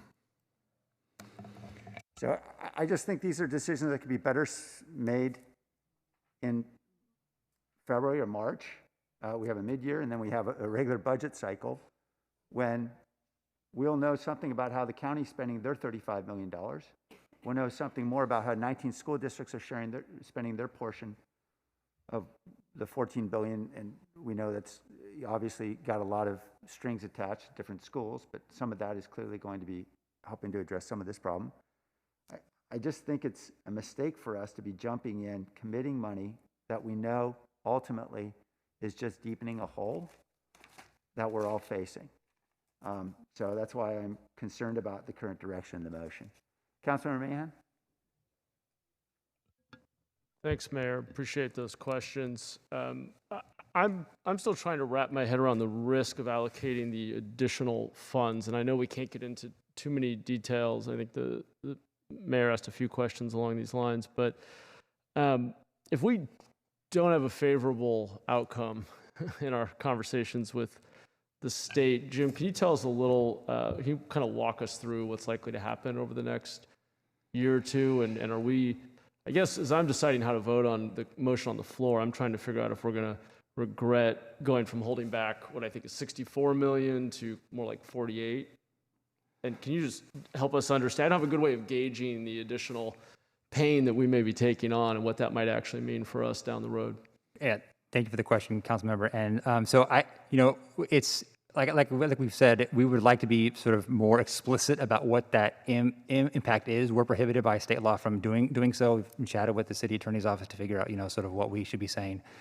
I would say that we will be able to place while the city will appeal the state's determination about their interpretation, that appeal process is not expected to complete likely even in 2023. So we will need to assume the revenue loss on an ongoing basis and on a one-time basis as part of our current upcoming budget process. So we can put the context of the revenue loss better when we look at our 21-22 mid-year budget review that we'll release at the end of January. That we'll be able to look at, here's where all of our revenues are. And with this loss included, our revenue change needs to be X. And so that's where we can really put into context what our 21-22 situation looks like. The forecast that we put out at the end of February will sort of assume that loss on an ongoing basis because we don't know otherwise, right? And so we know we cannot, for sure count on that money on an ongoing basis, so we need to take it out.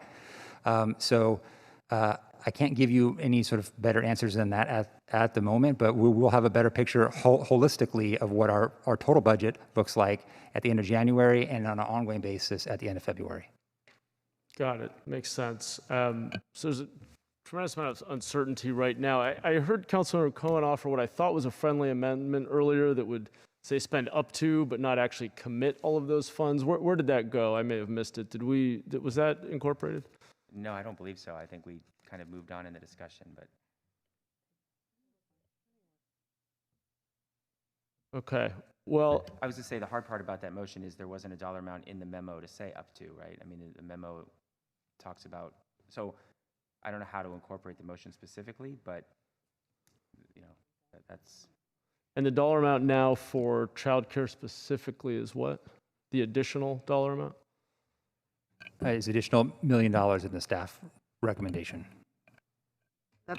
That's our recommendation, but you're looking for the total number? Yeah, what's on the floor, what's on the motion on the table? Is it 11.5, Jim? It total, is. or 10.5, if you can find that number.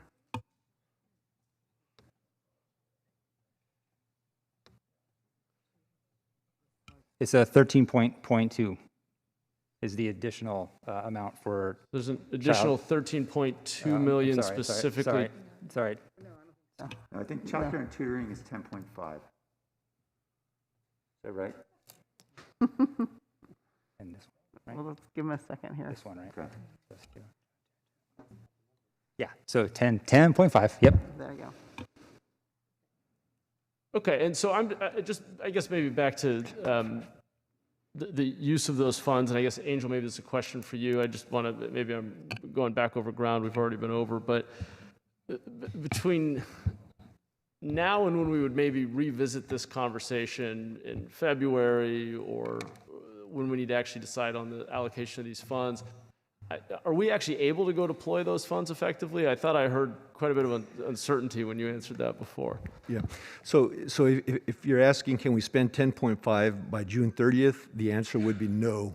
But I would say this though. My professional recommendation is, could we and should we invest, whether it's 10.5, give or take, whatever it is, for children and youth? I would say emphatically, absolutely yes. And so whether that means earmarking them now or earmarking them later, I do think that children and youth services meet all three criteria of the ARPA funds. Mm-hmm. I do know that children and youth have been severely impacted, and I think we have a good strategy in place, but I'm not confident that we would spend all that money by June 30th, nor would I think it'd be good public administration, because I think we got to be very clear about what we're solving for and who we're solving this with. Right.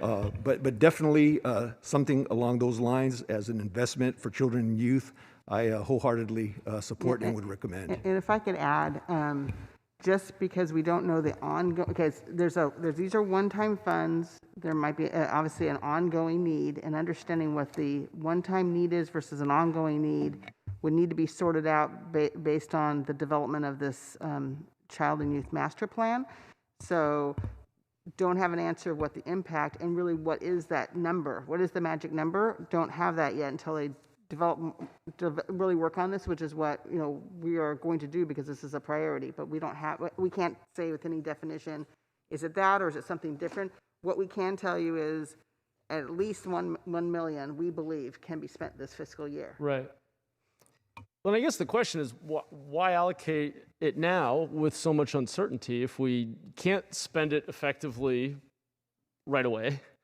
I mean, Angel, to your point, I don't think any of us would disagree that 10.4 million for our young people is an important investment, is a worthwhile investment. The question is, are we going to have the funds?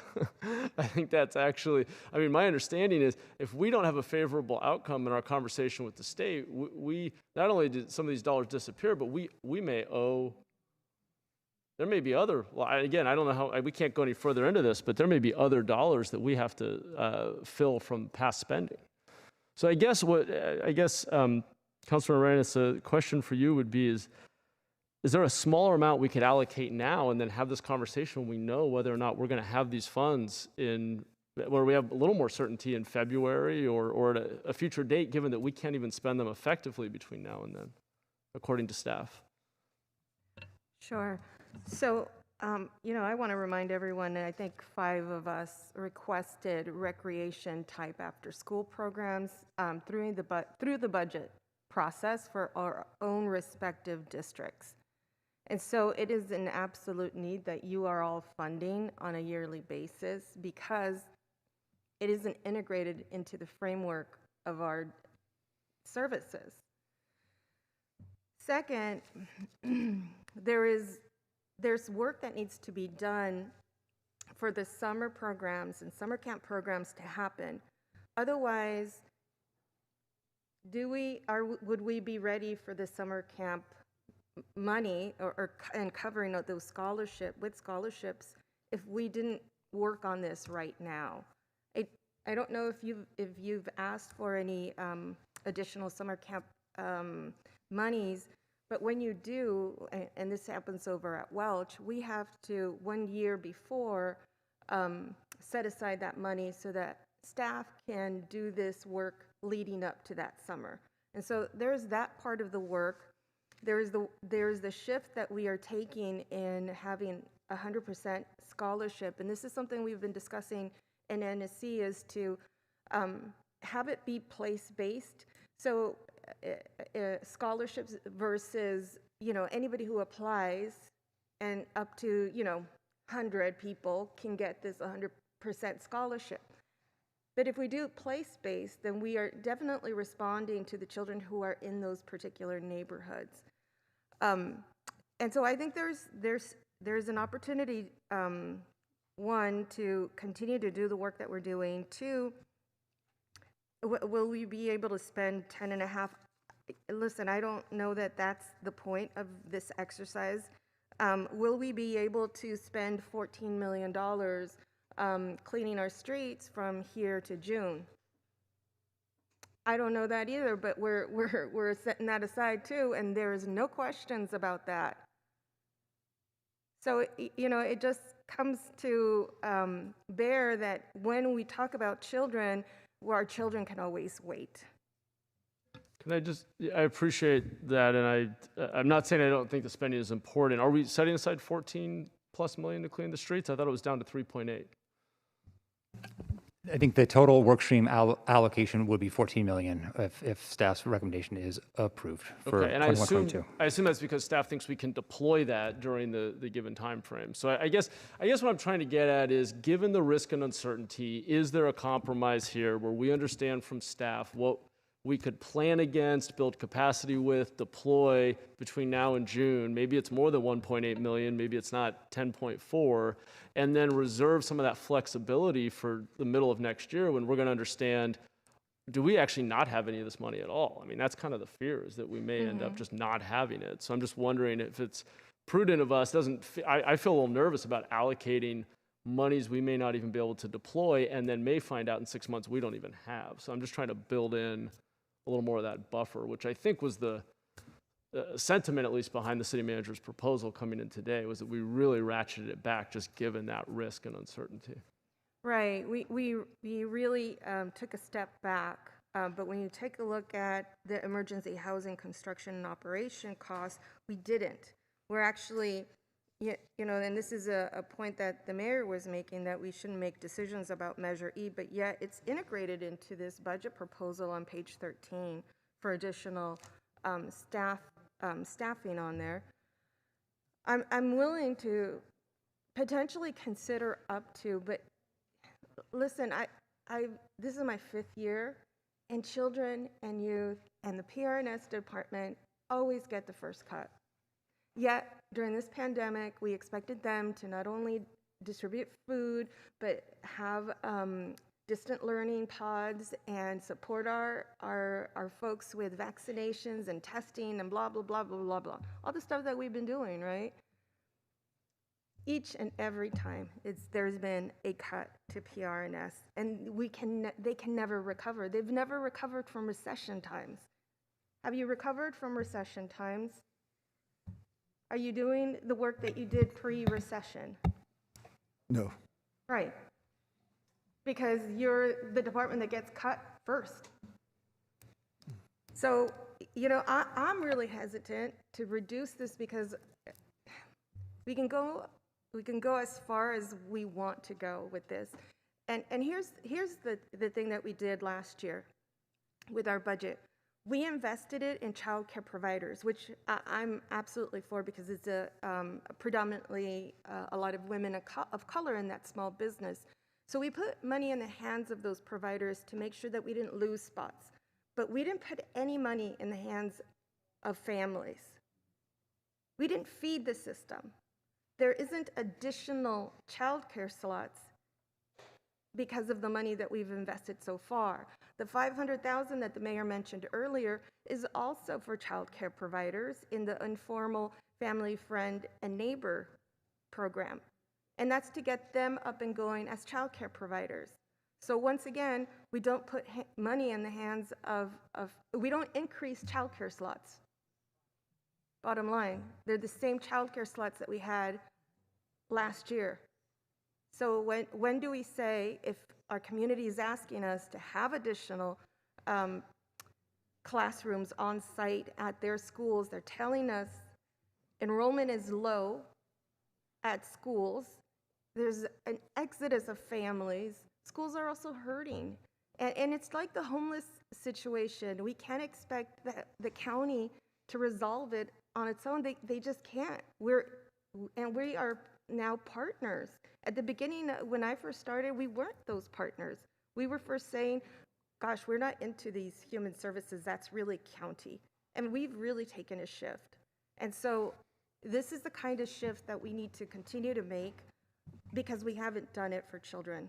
We just have not. I'm going to interrupt for just a moment. Councilmember Mahan has the floor. We've got several public hearings still to come. I know many residents have come in expecting to speak on redistricting or on the billboards item. Although we do have dinner, I don't see any realistic probability of us breaking for dinner. I think it's probably more likely that council members can go back at different times, get some food, and come back out here, because I think we got to plug through. Is that all right with everyone? Mm-hmm. All right. So let's continue then. Councilmember Mahan? Okay, yeah, and I know my time is up here, and I do think there's a whole longer, interesting conversation about the role of different jurisdictions and who's spending what, and I myself would like to better untangle who's responsible where and how many dollars are going to what and how effectively, but that's beyond the scope of this. I guess, based on listening to the whole conversation here, something I would throw out and for consideration is that maybe we keep Councilmember Arenas' recommendation 1, but maybe say up to, and try to create some more flexibility, I guess along the lines of what Councilmember Cohen was suggesting. I'm also pretty uncomfortable with 5A after the conversation I just heard about the percentage allocations, the Measure E. So I would, I guess I'll just go ahead and I'll move the basically a substitute motion that is the same as what we have now with 2 modifications. One is that we just tweak recommendation 1 to say up to the 10.4 million, assuming that gives us some flexibility for staff to determine here what we can actually deploy, and then remove recommendation 5A because at least as I understand it, violates the spirit of what I think voters thought they were signing up for. So this is the same exact motion? Councilmember Arenas, there's a substitute motion. So this is exactly the same motion. You didn't ask me for a friendly amendment, and I was looking at you and said... He doesn't need to request a friendly amendment. It's not the same motion. I'm speaking to him and not you. You're out of order, Councilmember Arenas. Really? You are out of order. Can I interject? I just have a point of clarification, yes, please. Councilmember, I'd just like to interject. Esparza? So I was going to bring up that previously when substitute motions were offered, that we were not allowed to do that because the motion was substantively the same. Right. And I think that allowing a colleague to answer the question for the amendments might help move this forward and in a much faster and easier fashion. So if we could allow so Councilmember Mahan, if you want to describe how your motion is different, that would be helpful. Retry that. Could we consider a friendly amendment that would... No, Councilmember, you don't have to ask for a friendly amendment. He's making a motion, and he's asking me for a friendly you're amendment. Out of order. You don't need to make a friendly amendment. You need to distinguish. I am standing my ground, and I'm not out of order. You're out of order. Councilmember Mahan, all you need to do is distinguish how your motion is different from Councilmember Arenas'. That's it. If you'd like to ask for a friendly amendment, you can, or you can offer a substitute, but you need to distinguish how it's different. Okay. Thank you. The difference in the motion that I'm suggesting, and I will go ahead and offer it as a friendly amendment, if it's, see if it'll be accepted, is that we modify the language in recommendation 1 of Councilmember Arenas' memo to say up to $10.4 million. The intention of that is to give staff the ability to study what can be actually effectively deployed between now and June, and that we strike recommendation 5A and revisit that conversation down the road, given my understanding of the constraints on Measure E. All right, is that friendly amendment accepted? Yeah, if you would allow me, I would accept it. And thank you for the conversation. Thank you. As the seconder, I accept. Just a clarification, so 5A is effectively a deferral, correct? So that this would come back when Measure A comes back?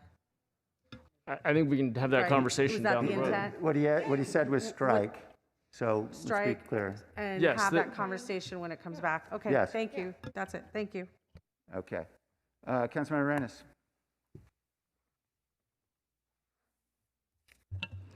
I'd like to remind you that you did the same thing to me, Mayor, when I did a substitute that was too similar, yet the rules don't apply to other people. Actually, Councilmember Arenas, he specifically said to strike language in your motion. That's quite distinct from your motion. It means it is different. You know what? I'm not going to argue with you anymore because I think that you will see it only your way.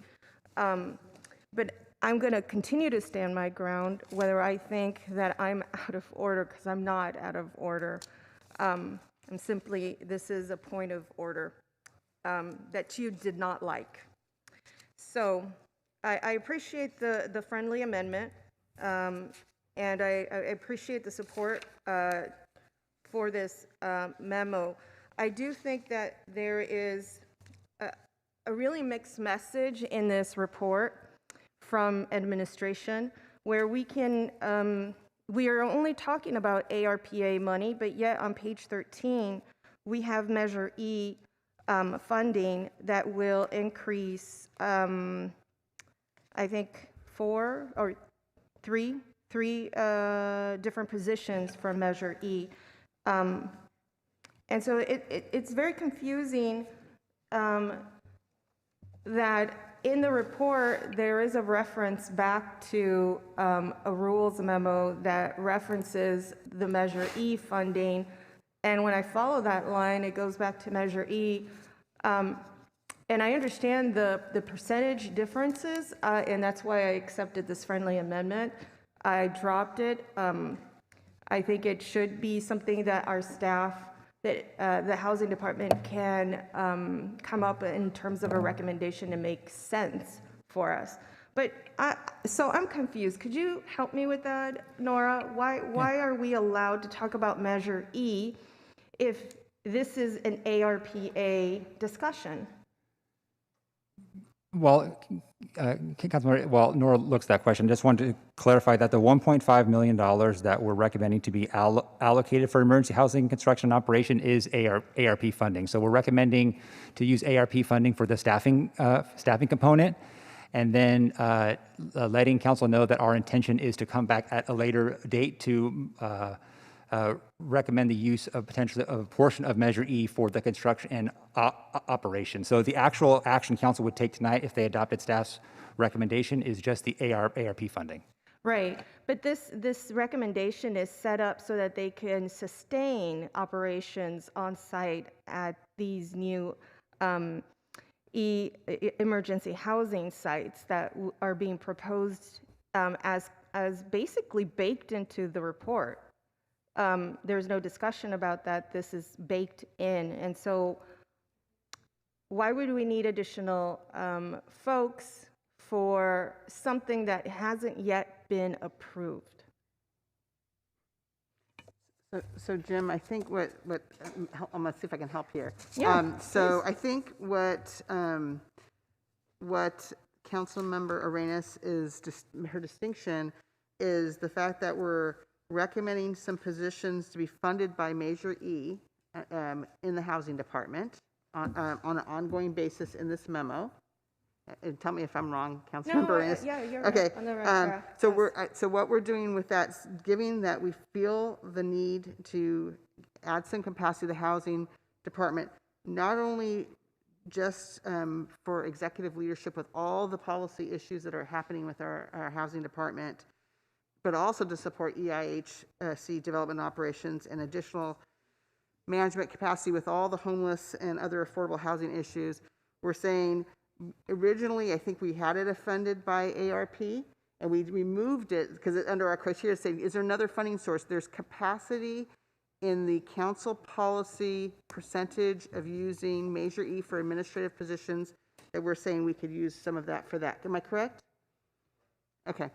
So, so that's why, so we were trying to show the shift there. We still would like to add the positions, but we found a different funding source because there's capacity in the already a council approved policy that doesn't change the policy. It's just using the existing policy once we sharpened our pencils on how much money might be available for administration of Measure E. So that's, I think, the distinction versus the change in the, and it's not just for EIHs, it's for many other, it's for other things within that department.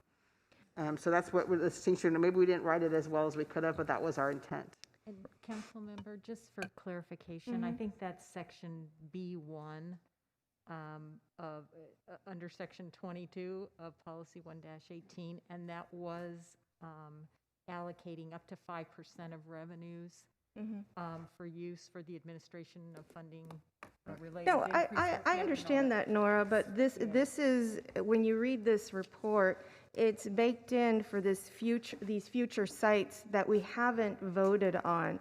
And so, you know, technically, yes, this could be justified because the housing department is absolutely overworked and they need additional staffing, and that's not what I'm questioning here. What I'm questioning here is that there's special projects that are that some people are moving forward, and those can somehow find the bending of some rules, or there may be a different application of the rules. Yet it's really clear when it's not a pet project of theirs that all of a sudden the rules are absolutely crystal clear. So this, I'm not going to oppose it because I believe the housing department actually needs it, but I'm not fooled that this is not for future emergency housing sites, because in the queue we only have 2 more left to do, and we've managed with what we have, and so I can read between the lines. Okay, Vice Mayor? Thank you, Mayor. Thank you, Jim, for all the hard work and everything that you've been able to accomplish. I know it's very daunting. And actually, Councilmember Mann is friendly amendment based on Councilmember Cohen's really insightful suggestion.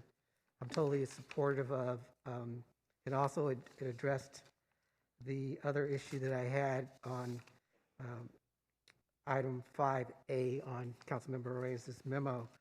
And I also want to acknowledge and tell you, Councilmember Reyes, that I really appreciate your advocacy and your support of families and children. And I want to go on the record to say that I fully support kids. I like kids, except when they eat all the food in my refrigerator. So I just want to put that on the record. I did have a question on your item 6 as well. And did I understand correctly that the budget amount for item 6 was 1.5 million? Is that correct? I think so, because that was the amount that was put in the Councilmember Arenas and Councilmember Esparza memo back on November 2nd. So we're using that as the proxy, and I believe you got that number from staff. Is that correct? Yeah. Okay. So I want to ask Matt, if he's still available, to speak to this item and speak to if the software is the main barrier to being able to verify the payroll, or there are other issues like staffing and other resource constraints. Thank you, Vice Mayor, for the question. Matt Cano, Director of Public Works. It's a combination. Definitely, the better software that we have will allow our staff to be more efficient in their payroll review. And when you're more efficient, you have more time to talk to the workers, interview workers, and actually investigate. And so, definitely, a good software system would absolutely help us in our oversight of wage rules in the city of San Jose. There's definitely a lot of other things that we will continue to work on to enhance our services at the same time. And how quickly could you procure and implement this software? Because I imagine it's a pretty significant timeline. Sure, Vice Mayor. I don't have an answer to that right now.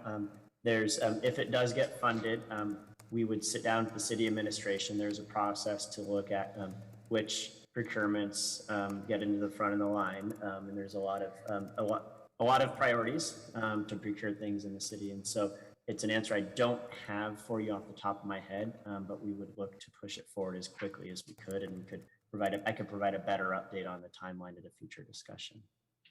But just real, I don't want to pin you down for something specific, but just real roughly 3 months, 6 months, a year?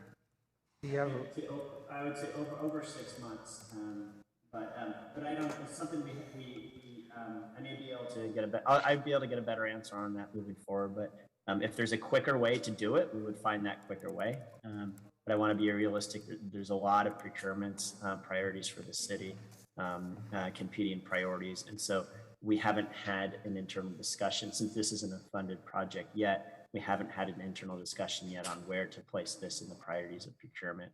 So that's why it's hard for me to give you a clear answer on that at this point in time. For me, it would be a huge priority that I would try and push forward as quick as humanly possible. Okay, thank you, Matt. Jim, a quick question. How is this eligible for ARP funding? How do we, what's the nexus? Yeah, our initial read is this probably would not be. We would probably fund this through the revenue loss reimbursement. Okay. Yeah. Good. So that's all my questions, and I will support the friendly amendment, the motion with the friendly amendment. So thank you. Thank you. I will as well. I appreciate the amendment. Councilor Esparza? Thank you. I just wanted to say quickly, because we have a lot of things coming before us tonight. I just wanted to say thank you to my colleagues, and thank you to all those who've spoken up. You can see we're all very passionate about the needs of our community, and I think that this shows us working together to do that, and things could potentially get harder in the coming months, you know, and they could get harder irrespective of what happens to this budget. And so I just wanted to say thank you to everyone. I know this is tough, and just a reminder for folks listening to this that are wondering why we fight so passionately for childcare. It's about children, it's about families, it's about the millions of women that have had to leave the workforce as caregivers. It's about economic recovery. We hear constantly from businesses that are trying to hire. They've offered more money to folks to come and take jobs, but you know why you can't take a job? If you don't have childcare for your family. And so these issues are all interconnected, and that's and we're all passionate about all of them. And so I just wanted to say that. I really appreciate everybody stepping up tonight, and I will be supporting the motion. Thank you. Thank you. Councilmember Perales? Yeah, thank you, Mayor. I think the motion that we have kind of resolves the dilemma, but I want to make a clear point. I don't believe Councilmember Arenas' memo actually was violating the requirements that we have on how to adjust any spending priorities with Measure E. And I don't know if that was not the intent, but that was my read of it. When I read staff's memo, they stated that for future council consideration, they would be coming back with recommended modifications, specifically to Measure E on this new affordable housing construction. And the way that I read Councilmember Arenas' memo was stating that to when that conversation comes back, is how I was reading it, to ensure that 30% of those funds, if we were to allocate any other additional funds, would be used to serve families and children. And so I believe that those two were sort of tied at the hip regardless. And I do think it is important that we follow the requirements of reallocating any Measure E dollars. And so, you know, I think that's, sorry, I'm getting an echo. I do think that's important. And I would say that, you know, sounds like we're going to do that now.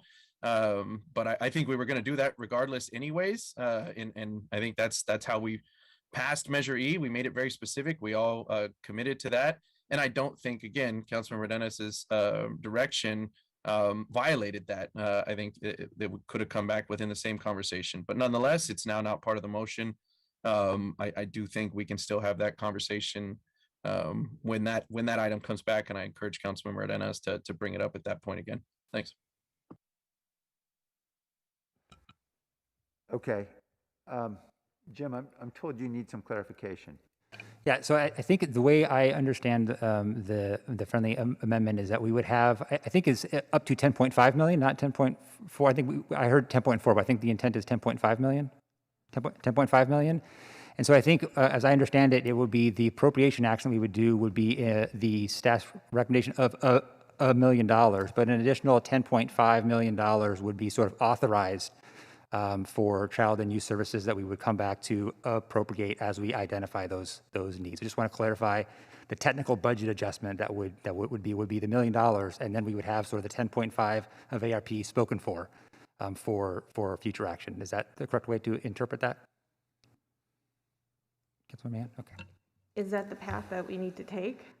Because if well, the up to amount is a little bit tricky. So that's how I would interpret the up to amount, is that money is set aside and spoken for, but it's not appropriated today. Right. I understood that we couldn't reserve it, but we could earmark it up to 10.5. Right.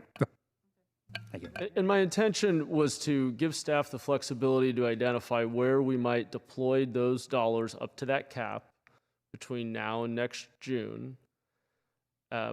Effectively, while also, frankly, keeping the dollars that we can't deploy in the bank account in case we find that we don't actually have those dollars sometime next year, and we have to have a tougher conversation about budget adjustments overall. Thank you. Okay. All right. Councilmember Perales, your hand's still up. I just want to confirm. I'm sorry, I'll take it down. Okay, great. All right, let's vote on this item. Jimenez. Aye. Perales. Yes. Cohen. Aye. Carrasco. Aye. Davis. Esparza. Yes. Arenas. Yes. Foley.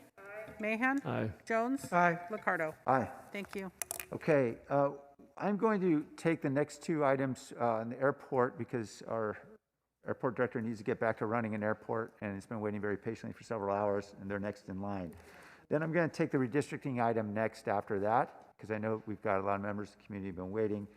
We'll take the general plan item and the tax refund item last.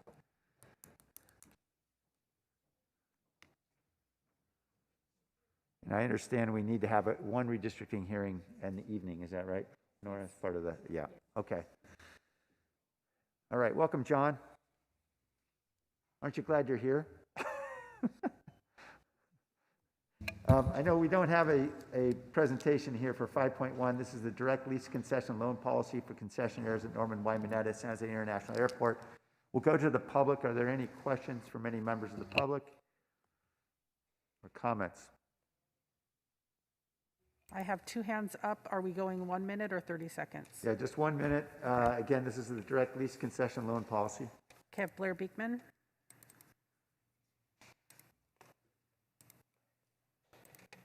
Hi, Blair Beekman, a procedural question. Do I speak on both items, the billboard item 2, or just the concession item? We're just on the concession item. Great. Okay, thank you. For just the concession item, I just wanted to thank yourselves and remind yourselves of, there was a good work with this issue done, several years ago when I first started attending city council meetings about making concessions businesses open to, different racial groups of San Jose. It was really interesting to learn that, and I was proud to be around the process then. And the city of Berkeley is actually doing the same thing with their entire community at this time, and how there can be more equality in business practices, and what can foster good growth of different racial groups in the future of Berkeley. So San Jose Airport can offer some good ideas on this issue, and ideas of equity and good practices, and it all stems around concession issues. Good luck in the future of these issues. Thank you. Rosalie. Thank you. I'm sorry. I would like to speak about the billboard issue. So I pushed my hand. We'll come right back to you, Rosalie. Thanks. Back to the council. Okay. Is there a motion? Councilmember Foley. Second. Okay, no comments? I didn't want to cut you off. Okay. And I just have a quick question Sure. about the funding source for the loan assistance program. So the funding sources are unrestricted cash reserves. Okay, great, thanks. That's all I had, thank you. Great. All right, let's vote. Jimenez. Aye. Perales. Yes. Cohen. Aye. Carrasco. Aye. Davis. Esparza. Arenas. Yes. Foley. Mahan. Aye. Jones. Aye. Liccardo. Aye. Thank you. Okay, next up is item 5.2, which is the amendment to the airport master plan EIR for outdoor advertising digital billboards. Is there a presentation on this one, John? I don't have a presentation, but I have opening remarks. Oh, okay, that was on the last vote. Thank you. We got that, okay. I'm sorry, John? I said there's no presentation, but I have some opening remarks I'd like to read. Okay, sure. So, Mr. Mayor, Vice Mayor, Council members, John Aiken, Director of Aviation, we come before you today to follow council direction and policies, to seek your approval of a resolution to approve the addendum to the Master Plan Environmental Impact Report in accordance with CEQA and as detailed in our council memo. We want to thank the many residents who submitted their comments and concerns through the EIR process. Their input has been a valuable part of the process. Secondly, we would ask that you conduct a public hearing regarding our project plan for 2 outdoor advertising digital billboards. This second action fulfills the requirements that the city must follow to provide noticing requirement as determined through the permitting process and following Council Policy 6-4. I do want to address 3 items raised in the blue memo that was released last week. As part of this project, Clear Channel has voluntarily agreed to the takedown provision to remove 4 billboards in the city of San Jose for each site approved, for a total of 8 billboards removed in the city of San Jose. Although not required, the billboards to be removed would follow Council Policy 6-4 and would be from locations that are particularly unsightly. This provides council and the residents of San Jose with the desired income from bullet 1 of the memo. The airport has also submitted these billboards to the FAA, and the billboards will conform with the illumination requirements for an airport influence area. This addresses bullet number 2. Finally, for the concern about the airport conducting a solicitation for advertising at the airport did conduct a solicitation for, and council already approved a contract for a comprehensive advertising program that always included outdoor advertising. This was in the original agreement in a section highlighted as provisions for outdoor advertising. Under these terms, the airport has used this provision to do a number of outdoor advertising campaigns here at the airport. Prior to Policy 6-4, the airport sign policy allowed us to do outdoor advertising, including billboards, as long as they faced inward towards the airport. We have hung very large banners from our parking structures, large wall wrap clings to the Terminal A garage, banners during the college playoffs, glass clings on our median wall, roadside pole banners, and even bus stop advertising, which are all part of the included outdoor advertising. When council adopted Policy 6-4, the policy itself included the potential to add billboards at the airport. At the August 6, 2019 council meeting, the City Council approved a staff memo, which included language allowing the airport to use our existing contract with Clear Channel for outdoor electronic signs. Given this approval from the City Council in 2019, City staff moved forward with this project. Staff discussed with Clear Channel to pursue an outward-facing outdoor advertising program, including billboards. I approved the project plan under the existing authority council granted when it approved the agreement. In February of 2021, council voted again to affirm that billboards on public sites could continue to move forward. I want to highlight this process as we have actively followed direction of council on this project. Given these, the airport approved the project plan and advanced the project to the point of having Clear Channel conduct at its own expense an environmental review. Clear Channel went to the extra step to include public comment period for the environmental review, something that was not required for an EIR addendum, but both airport staff and Clear Channel felt it was the best interest of the project and the community. This brings us to today's request to approve the environmental impact report.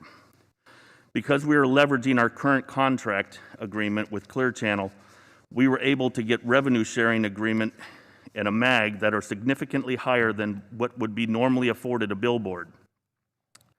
There have been a number of questions about the business model for this project. Maybe we haven't done a good enough job emphasizing just how strong the business case is for this project. To illustrate how important advertising revenue is to supporting airport operations, the revenue from advertising is larger than the revenue we get from all of our retail and food and beverage concessions at the airport. And unlike food and beverage and retail concession programs, once the billboard is up, there's very little staff expensed on its ongoing operation. Clear Channel has agreed to pay the airport a minimum of $2.5 million over the 5-year term of the project. However, they've also agreed to pay the airport 55% of all revenues earned over that minimum guarantee. This revenue sharing rate is a big deal. It's significantly higher than current market rates for billboards. Additionally, keep in mind that the 55% revenue share deal with Clear Channel was made pre-pandemic, during a time of growth and expansion at the airport.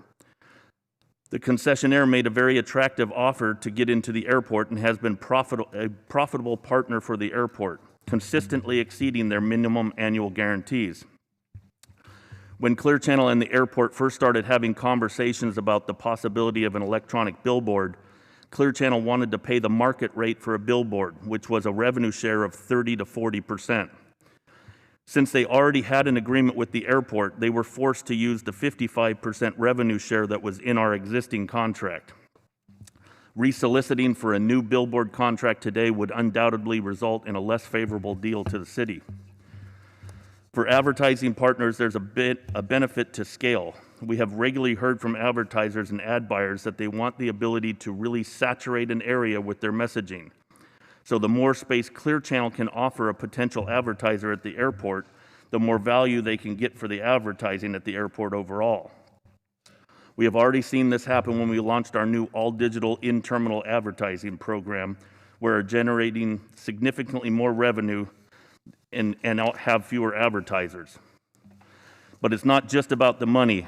As one of my airport commissioners pointed out, this sign provides the airport with a unique branding opportunity to remind residents about the services that the airport offers our community.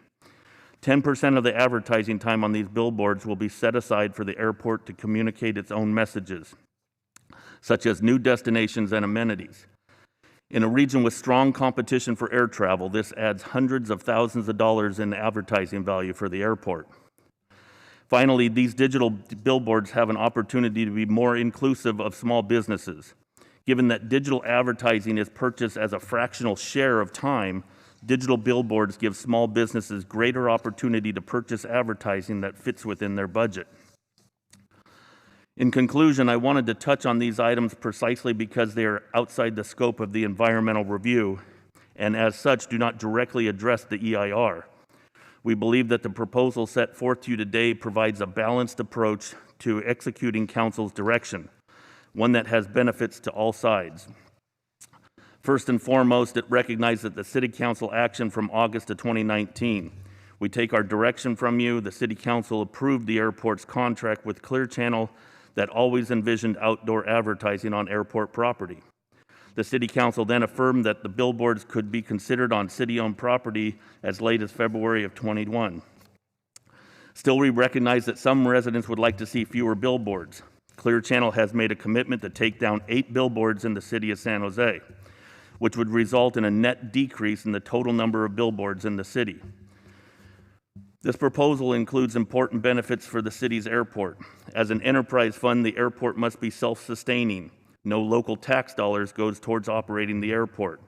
Revenue such as this is critical for allowing our airport to operate. Our agreement with Clear Channel includes a minimum payment to the airport of $2.5 million over the term of the billboard project and takes advantage of an extremely favorable 55% revenue sharing agreement made during the growth period of the airport. We are unlikely to get such a response to a resolicit in today's environment. Just as importantly, the proposal provides the city with hundreds of thousands of dollars worth of essentially free advertising for its airport, helping SJC compete in a region with strong competition for air travel.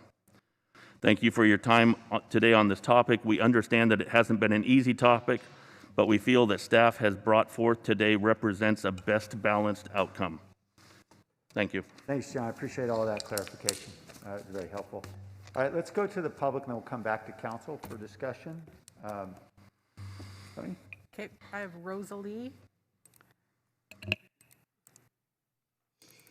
Yes, hello. Thank you very much for this opportunity to speak. I do really appreciate the gentleman's presentation about all the history of the digital billboards and the revenue stream, and I know that that's important. I also want to say, very important to me, the light pollution of these very large digital billboards is harmful to people, wildlife, and I think traffic. When I have to drive on Highway 101 and they have so many huge digital bright billboards, it's difficult for me. So I want council to really understand this and take it into account, because I foresee accidents coming in the, near the airport. And thank you again. I appreciate your time. Hi, I have two in-person speaker cards. Jason Hemp and Bruce.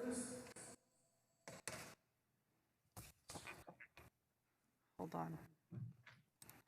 Sorry, that was me. I accidentally unmuted my computer as well as my microphone. So I have Jason Hemp, Bruce Qualls, and Marnie Kamzen. If you want to come down to the podium. While you make your way down, in no particular order, just first person who gets down there is the first to speak. While we're waiting for them to make their way down, I'm going to go to Blair Beekman.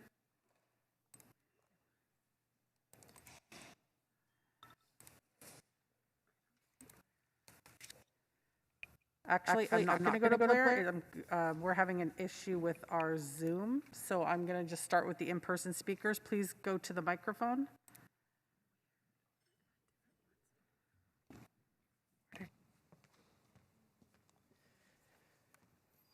Good evening, Bruce Qualls, Clear Channel Outdoor. You've met me in the past. I've worked on this project and the overall digital project over the course of the last 6 years. Really appreciate all the hard work that staff has put together here in the planning department and airport staff as well, and echo all the comments that Director Aiken has voiced here. Wanted to note that there was the proposal to go to an RFP on this, but I again echo Director Aiken's points that all of that had sort of been asked and answered at council through the RFP process, and these locations were specifically extracted from that with the information that Director Aiken brought to us here today. This is one of the most thorough and expensive and extensive environmental impact reports for a digital billboard within the Bay Area. There are over 10,000 of these signs across the country with no adverse traffic impacts. The EIR worked. One of the locations near the Guadalupe River was moved farther to the south. It was converted from the one side that faced the river was converted from digital to backlit printed. I'm here to answer. Thank you. Next speaker. Come to the microphone.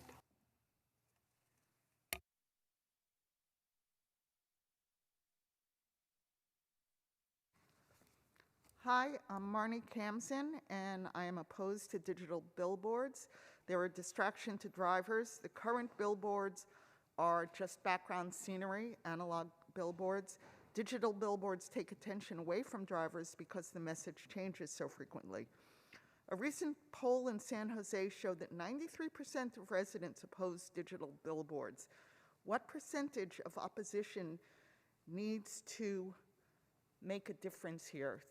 How many people need to oppose to be heard? Thank you. Okay, Paul Lineman, followed by Juliana Pendleton. Hello, my name's Paul Lynham. I'm an astronomer at the University of California's Lick Observatory, where I'm speaking to you tonight from, under a beautiful, clear, starlit night. This is being taken away from us. Electronic billboards are unwelcome to observatories and astronomers. Despite the 90% opposition, this still is going forward. We've just heard this morning, 90% vaccination was a cause for self-congratulation. These billboards contribute disproportionately to artificial light at night and light pollution, and it goes against everything that the environmental lobby are seeking.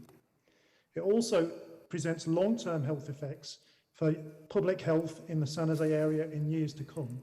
I would recommend that the council review my latest written submission from yesterday evening, which goes into greater detail. Billboards are unwelcome to astronomical observatories. Thank you. Juliana Pendleton, followed by Tammy S. Hello, my name is Juliana Pendleton, and I am the Environmental Advocacy Assistant for the Santa Clara Valley Audubon Society. I would like to express Santa Clara Valley Audubon Society opposition to any proposal for digital billboards in San Jose. Digital billboards exacerbate light pollution and sky glow, damage our flora and fauna, decrease quality of life, and are hazardous to drivers. I thank Mayor Liccardo, Vice Mayor Jones, and Council Members Peralez, Cohen, and Foley for recommending denial of the EIR addendum and for specifically referencing a need to minimize the risk of bird attraction to the airport. However, SCVAS has been a part of the fight to stop digital billboards in San Jose for years, and we continue to believe that the safest and best action is no billboards.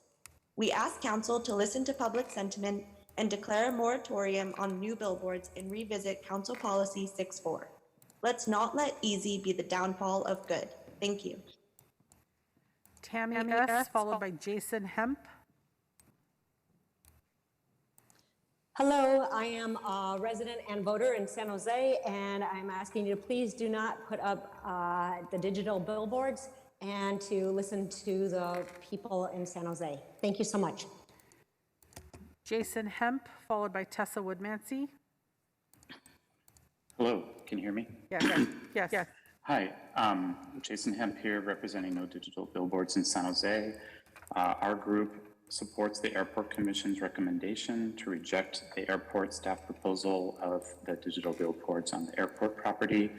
I direct you to the op-ed piece they recently published today in Mercury News, highlighting the reasons why. We also asked the council to review Council Policy 6-4 and request a moratorium on any new digital billboards going up in San Jose.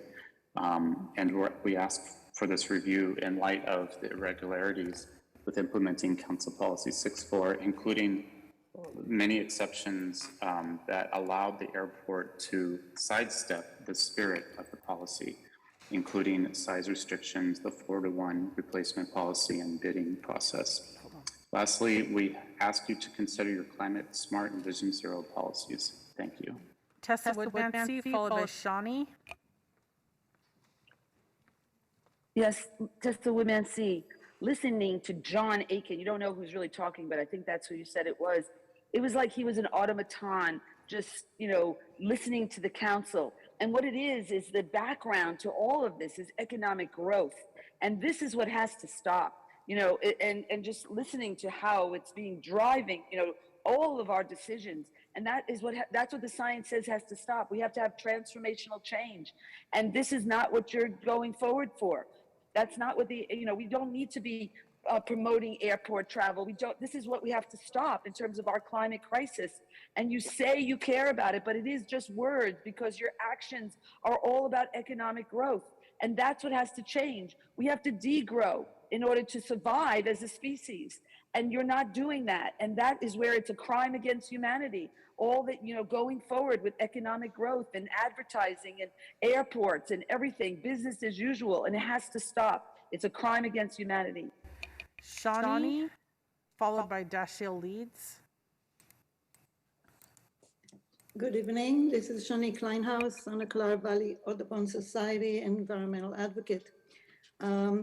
When council previously rejected digital billboards on private properties, there were comments to the risk of litigation related to approval of billboards on city-owned properties, but not private properties.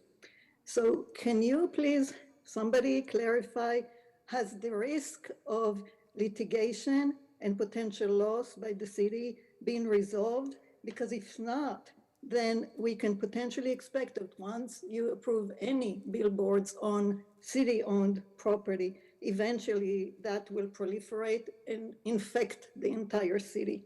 So I hope somebody asks this question. Thank you. Dashiell Leeds, followed by Todd Williams. Hello, my name is Dashiell Leeds. I'm the Conservation Assistant for the Sierra Club Loma Prieta chapter. We'd like to thank Mayor Liccardo and Councilmember Jones, Peralez, Cohen, and Foley for their memo recommending not to approve the EIR addendum. We are, however, broadly opposed to any new digital billboards in San Jose. And as other speakers have pointed out, digital billboards are unpopular in the community, and we're concerned with adding unnecessary light pollution to the city, which damages public health and the environment. Thank you. Todd Williams, followed by Tim Clausen. The memorandum to bid out the airport billboards is a distraction from the larger issue. I believe this is politically called a red herring. please address the real issue and keep the 1985 ban on all billboards in place. The public has overwhelmingly opposed all billboard projects, including phase 1 that was snuck in under the radar. The Guadalupe River Park is our Golden Gate or Central Park. It must be protected for the future. Billboards anywhere in San Jose are unacceptable and in general a type of pollution. Please revisit these proposals and reject electronic billboards entirely. When elected representatives push special interests or their ideas as better than the will of the public they represent, it's time to reconsider our leadership. This should be an easy decision. You still have time to do the right thing. Thank you. Tim Clausen, followed by Anthony Leones. Can you hear me? Yes. Yes. Okay, hi, I'm Tim Clausen. I live in the Venn Dome adjacent to the 87 Guadalupe River Park and just south of the airport. As a victim of divided attention resulting in a major back surgery after being rear-ended on our freeway system, I highly oppose any electronic billboards in San Jose. I challenge you to find a Department of Transportation study that states electronic billboards running 6-second commercials marketing to commuters on our roadways is in any way a good idea. San Jose adopted the Vision Zero Transportation Initiative in May of 2015.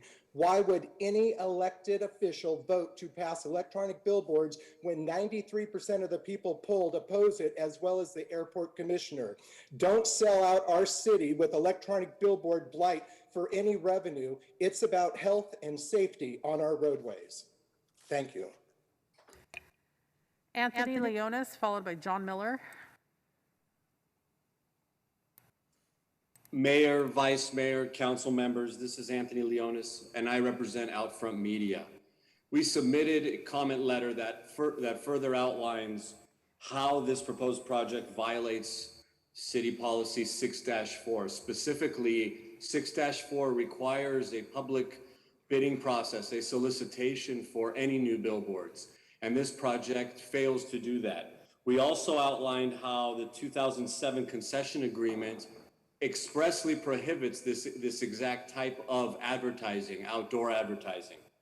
However, not only is this proposal a violation of 6-4 and the agreement, but it's also in the city's best interest to move forward with a public solicitation. Contrary to the staff report and contrary to the comments earlier, the market is strong and would benefit the city if this would go to public bid. Thank you. John Miller, followed by Katya Irvin. Good evening. This is John Miller with No Digital Billboards in San Jose. My main point tonight is that the council members who wrote the memo on competitive bidding regarding the proposed airport billboards continue to think that this is a matter of being able to squeeze a few more dollars out of a new contract. You need to appreciate digital billboards are not about how much money the city might gain. Digital billboards are about how much of San Jose's architectural integrity, historic character, and natural environment we are willing to lose in return for billboard revenue that will always be a tiny fraction of the city's operating budget. There is an alternative. Pause the implementation of phase 1, review policy 6-4, before taking steps to allow new billboards that once erected will be almost impossible to remove. Thank you. Katya Irvin, followed by Roland. Katya Irvin, resident of District 3. It seems clear that the council should decide not to go forward with the proposed billboards near the airport. The council should instead reconsider the council memo that decided, or the council policy that decided to move forward with digital billboards on city property. Citizens of San Jose overwhelmingly do not want these billboards in our city. Who really wants these billboards other than outdoor advertising industry and the airport? By going forward with this rather than stepping back, you're ignoring your constituents to appease the billboard industry. This is not good planning or placemaking or governance. Please go back and do robust public outreach to look for alternative ways the city property can be used to generate revenue that could provide multiple community benefits. and that will not result in endless lawsuits and controversy. Don't sell out San Jose residents in our city to the billboard agency. Thank you. Roland, followed by Blair Beekman. Thank you. I'd just like to thank Mr. Aitken and Clear Channel for finally bringing our city and our airport into the 21st century. Please approve this EIR addendum unanimously. Thank you. I yield my time. Blair Beekman, followed by Colin User 1. Hi, Blair Beekman here. This is an item that also, for the entire time I've been working in San Jose City Council public comment time, it's been around since 2014 and still hasn't been approved yet. You know, community's really upset about this process, and I'm wondering if we should respect it some more. And you know, there's very probably going to be surveillance and technology data collection that's going to be involved with this billboard process. Do we have open public policies and accountability ideas in place that people can refer to and look at and see what sort of data it will be collecting of ourselves? And just a reminder, you know, these kind of issues should be free to the public to want to look up and ask about. It shouldn't be a chore. It shouldn't be a death sentence to ask for these things of government. How difficult is it for our public to ask these sort of questions of yourselves for our future? Colin User 1, followed by caller 3207.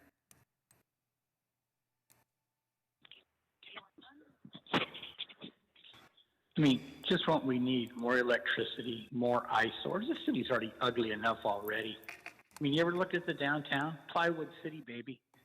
Plywood City, Tucker Construction. That's what you see. Okay, but now you want to put up electronic billboards around the airport. I mean, how cheesy is it? I mean, what is this, Las Vegas? Please, look. I mean, you ever been to Nevada? Is that what you want to look like? I think you do. And as for the airport, I mean, you ever go in that airport? What a sad airport. Everything there is $15. Terrible TSA. You guys need to clean up the airport, make it more user friendly, make it like you want to go there early and have a few drinks and some food instead of some garbage. No, we're going to put up electronic billboards for what? For the worst electrical grid on the planet. And this city wants everything to run. Caller 3207, followed by Robert Herrera. Good evening, council members. I'm Mark Gleason. I'm speaking on behalf of Jesse Cascaro, who is a leader at Teamsters Local 853. Teamsters Local 853 represents the workers at Clear Channel Outdoor. Many of the members at Teamsters 853 are residents of San Jose. They and their families depend on the jobs that Clear Channel provides. This project that we are discussing here today has been presented, vetted, reviewed, and awarded. And the airport director and staff have been supportive of this project throughout. We ask that you consider the workers that will be involved in this project, their families, and support the award and the completion of this project as soon as possible. Thank you. Robert Herrera, followed by Ken Pyle. Good evening, esteemed members of the council. My name is Robert Herrera. I'm an avid traveler as well as environmental enthusiast.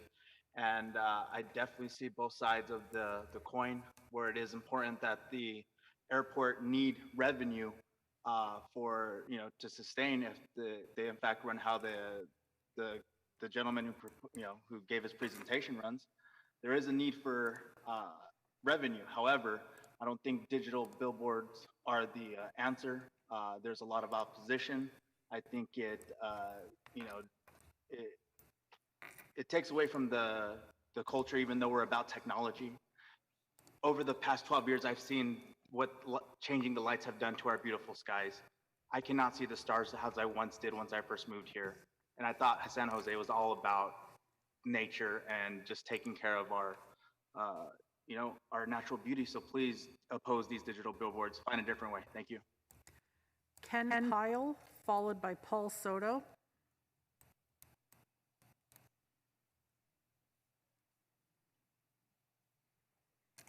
Ken Pyle. I see you're unmuted. We can't hear you. Okay, I'm going to move to Paul Soto, followed by Brian. We'll come back to Ken in a couple minutes. Paul, go ahead. Yes, good evening, Council. Paul Soto from the Horseshoe. When the idea of the billboards came up, it started going through the Arts Commission, and that made me real suspicious, very, very suspicious. And I was questioning that. Why is these billboards going through the Arts Commission? Okay, now, it's, billboards are, we're having to talk about it and it's agendized. But my concern is you are basically setting something up for my attention. I don't get a say in what is put up in my city that is going to vie for my attention. And so I think that a discussion about the motives of the people that are putting those there, why you think that that's okay to just put something there that's going to, for the purposes of attracting my attention and the public's attention.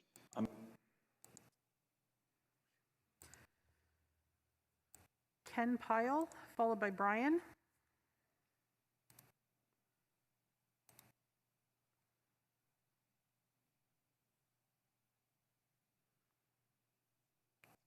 Ken?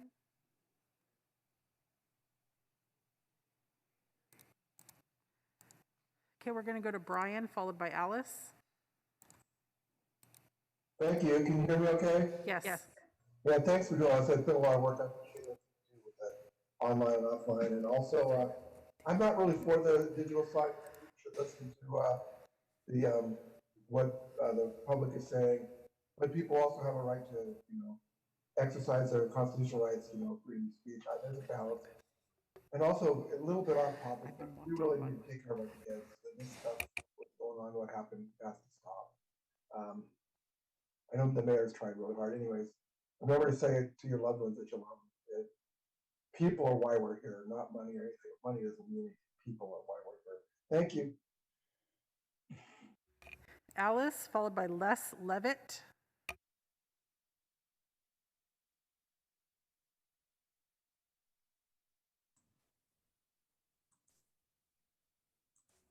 Alice, you're unmuted. Go ahead.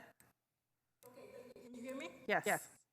Okay, I'm completely opposed to any form of digital billboards.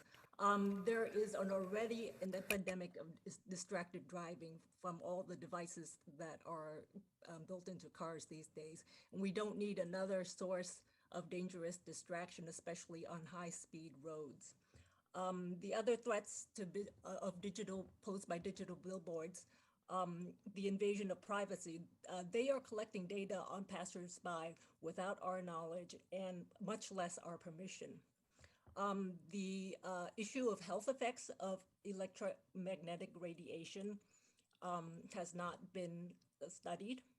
The electromagnetic radiation emitted constantly by digital billboards in Europe, where they pretty much practice the precautionary principle more widely, wireless communications have been banned in certain school buildings.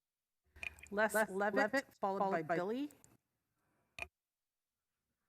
There are more alternatives than opening bidding to more billboard companies.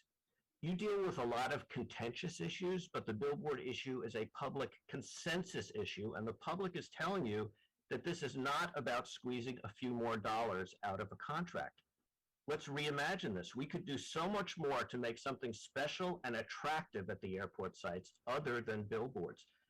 The other thing I want to point out is that this is not just about billboards at the airport, and I think you know that. We're starting from these sites, and next in line are 20 more billboards on other public properties. And then there are more in line from private property owners who will challenge the city and say they should have the same legal right to put up billboards. Finally, I want to point out that the council should set a time to study and revise Policy 6.4. A lot of the mess we already have is because of flaws in 6.4. Bottom line, we need a different kind of RFP process, and we need to revisit Policy 6.4. Billy, followed by Andrew Macias. Hi, can you hear me okay? Yes. Hey, thank you. Thank you everybody for being here and voicing your opinions. I also strongly believe a lot of the arguments and opinions of not putting up any additional billboards. And I just want to add a different flavor to that is my neighbors and I are victims of the Bass Pro billboard that is up here on 85, and other neighborhoods are victims of the one just south of that on the south side of the highway. And the brightness coming off these billboards is constantly increasing over time, and we will call in to the right authorities to get these things dialed down. And it turns out they're actually managed out of somewhere of Las Vegas, is what I was told. And you know, I strongly oppose putting up any additional billboards when we can't properly manage the ones that we currently have. Thank you. Andrew Macias. Hey there, my name is Andrew Macias, and as a lifelong resident and somebody who enjoys driving up to Calaveras and go look at the city, enjoy the view, I don't feel the need for any more electronic billboards. I miss the old yellow lights so we could really see the sky. So for light pollution alone, I'm sorry guys, there's other ways we can go about it. This just isn't the right one. And I yield the rest of my time. Hi, two hands just went up. So these are our final two speakers, Juana, followed by Tina.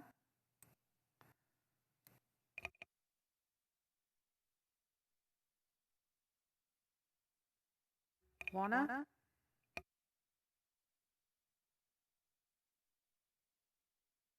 Okay, we're going to move on to Tina and followed by Julie. Hi, good evening. My name is Tina Morrill. I live in the Vendome neighborhood. I just want to echo the plethora of people who are basically against the digital billboards. And I would like to ask respectfully, Mayor and Council, please listen to your constituents. We don't want these billboards. Thank you very much. Julie?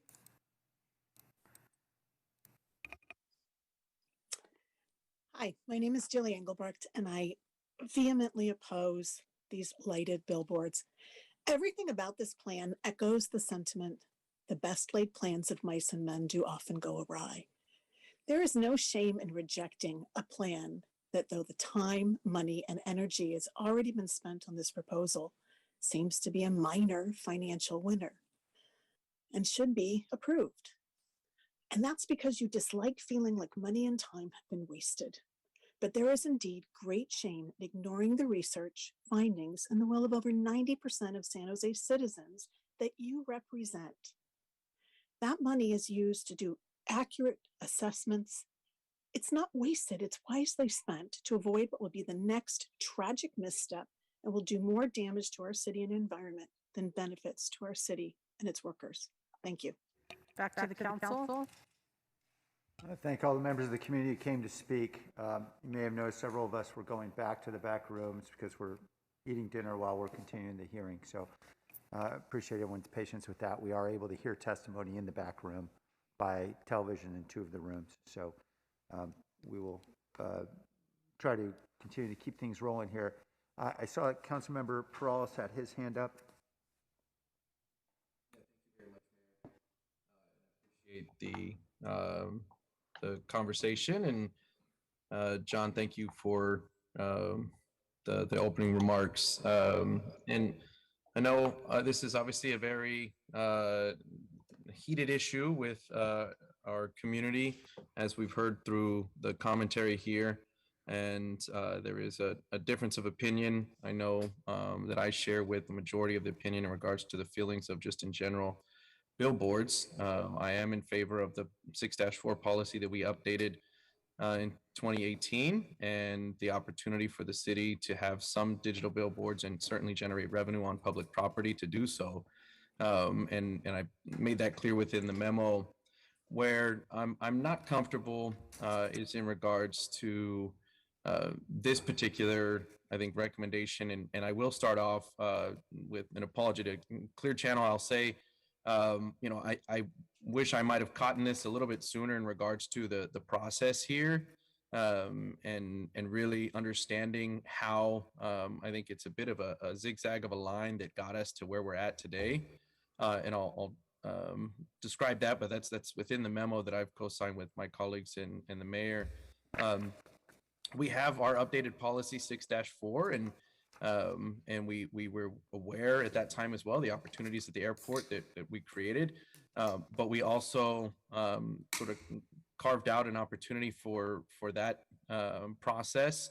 And what I wasn't completely aware of at the time was we were utilizing a 2007 RFP that really wasn't explicit in regards to its opportunities. It wasn't explicit one way or the other. It didn't completely disallow this opportunity, but it also didn't explicitly talk about the sort of the outward facing digital billboards outside of the airport, on the property still, but sort of outside of the building itself.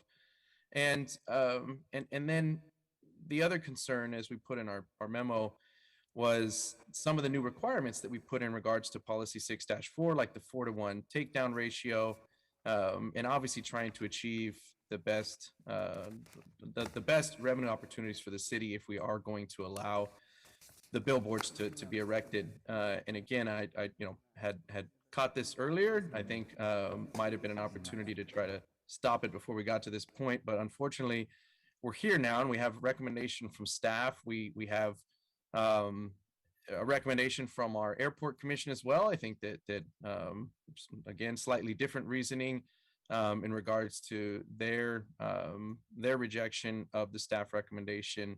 I know that staff put within their memo the alternative, and I chuckled a little bit because the alternative one, which is choose not to approve the EIR addendum, which is what I'll be asking to move, which is within the memo I co-signed, and it says the pros are none. I would challenge that, John, and say that there are some pros to that. I think you've stated your case in regards to you think that this is the best opportunity that we'll be able to get, and I don't necessarily believe so. And I also think that, quite frankly, we likely shouldn't have been using that 2007 RFP as the process anyways. I don't contend that it's legal, and I recognize that, and I've had the conversations with the city attorney's office, but I don't think it's the straight line that we were intending when we updated policy 6-4 in 2018. And going back to that old RFP and really with the unclear language, as far as I'm concerned, is not something I'm comfortable with. I'd like to see if we can go back out, actually have something more competitive, see if we can get a better deal, put in some more parameters like what we have on 6-4 now on takedown ratios, and that'll be my motion. It'll be to move the memorandum that I co-signed with the mayor, the vice mayor, and Councilmembers Cohen and Foley. That's it. Thanks. All right, there's a motion. Second. There's a second. Okay. Appreciate the strong feelings of many in the community. I agree that billboards are usually a blight to our community, and that's why I supported a policy that would tear down 4 billboards for every one of these that we'd put up, and the opportunity to remove 8 billboards from neighborhoods that desperately would love to see those billboards disappear and supplant them with 2 digital billboards on 101, where we already have digital billboards in other cities up and down the road and along 880 and lots of other freeways. Seemed to me to be a very good trade for the aesthetics of the city, particularly since I think where we find billboards to be most offensive is in neighborhoods.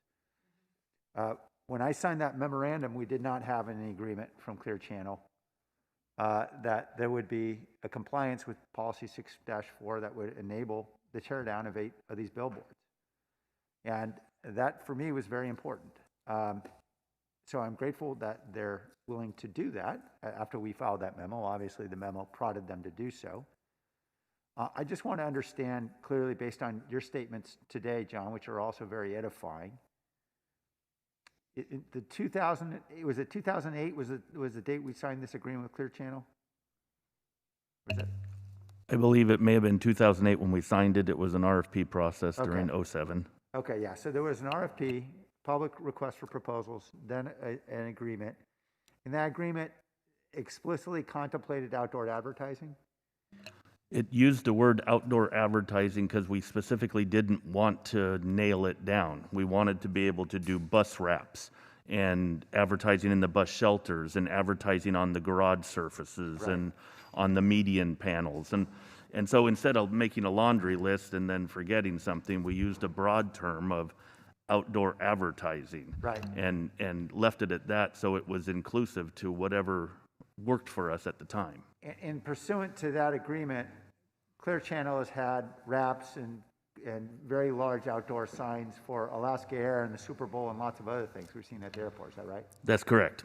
Okay, so this is nothing new under the sun for that agreement other than that this is now a sign that's pointed outward toward a freeway. That's correct. Okay. So in August of 2019, we had a public hearing, and the recommendation of staff was accept staff recommendations for the scope and timeline of 2 large format signage billboard RFPs on city-owned property. Is that right? Mm-hmm. Okay, now going to page 3 of the memo, that was what the council unanimously approved that, is that right? That's correct. Okay. And on that, there are several what are called airport facility locations that are described as city-owned sites not included in either of those 2 RFPs, and it's later explained because we have an existing agreement with an advertising concessionaire who manages one cohesive facility-wide advertising program. That's Clear Channel? Yes. Okay. And then later describes that we intend to address other advertising opportunities, including outboard billboard advertising, once the internal program has been fully developed. So I assume that's what we're doing now, is that those outdoor billboard proposals that were all part of that memo, which was a public memo that we all agreed on in terms of the process way back in 2019, and that's what prompted you to have these conversations with Clear Channel, that you had to go ahead. Right. Once we had the council agreement that we would use the existing RFP, we went forward with Clear Channel and worked towards a negotiated approach to it. And then within 6-4, I have the authority to approve the project plan to move forward until we come with the EIR to council. I guess my concern, I guess it's pretty clear. I'd like to modify the memo. And I understand that's not the motion on the floor right now. But it seems to me that we have the benefit of the bargain. We are clearly going to see 8 of these billboards come down throughout our city. This is something we agreed to explicitly in a public hearing in 2019, unanimously. And now we're pulling the rug out from under the party that negotiated with us for 2 years, spent $200,000 to get to this point after we told them we'd go ahead.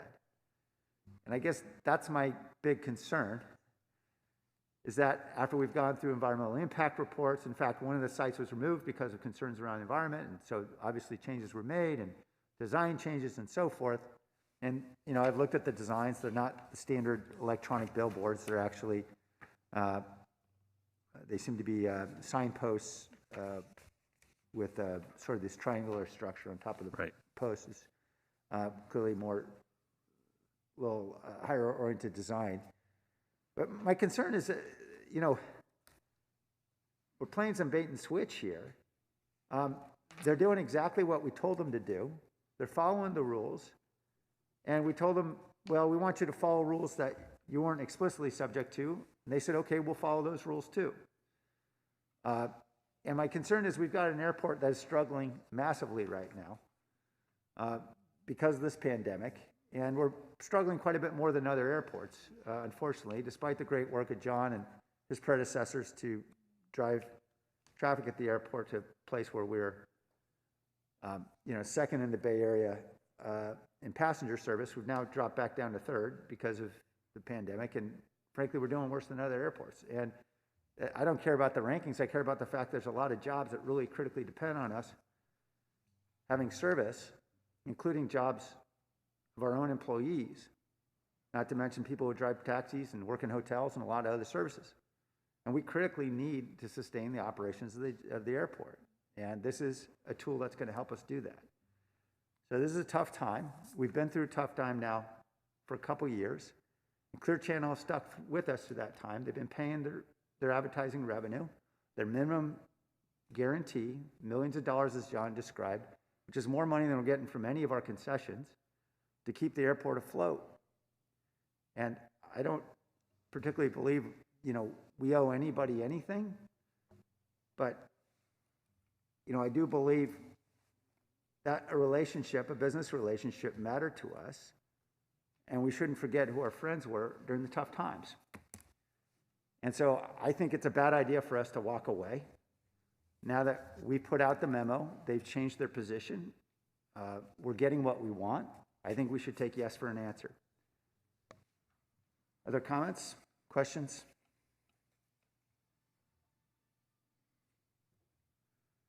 Okay, I think that means we'll vote on this motion.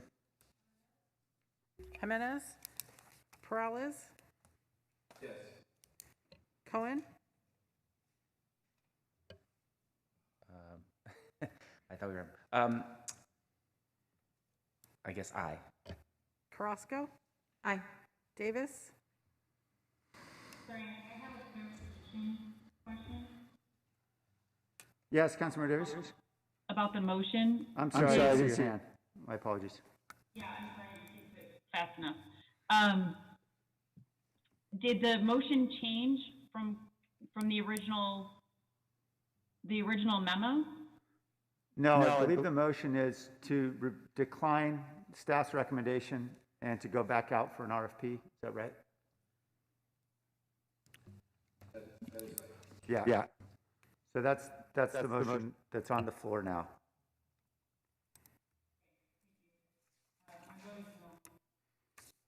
Esparza? No.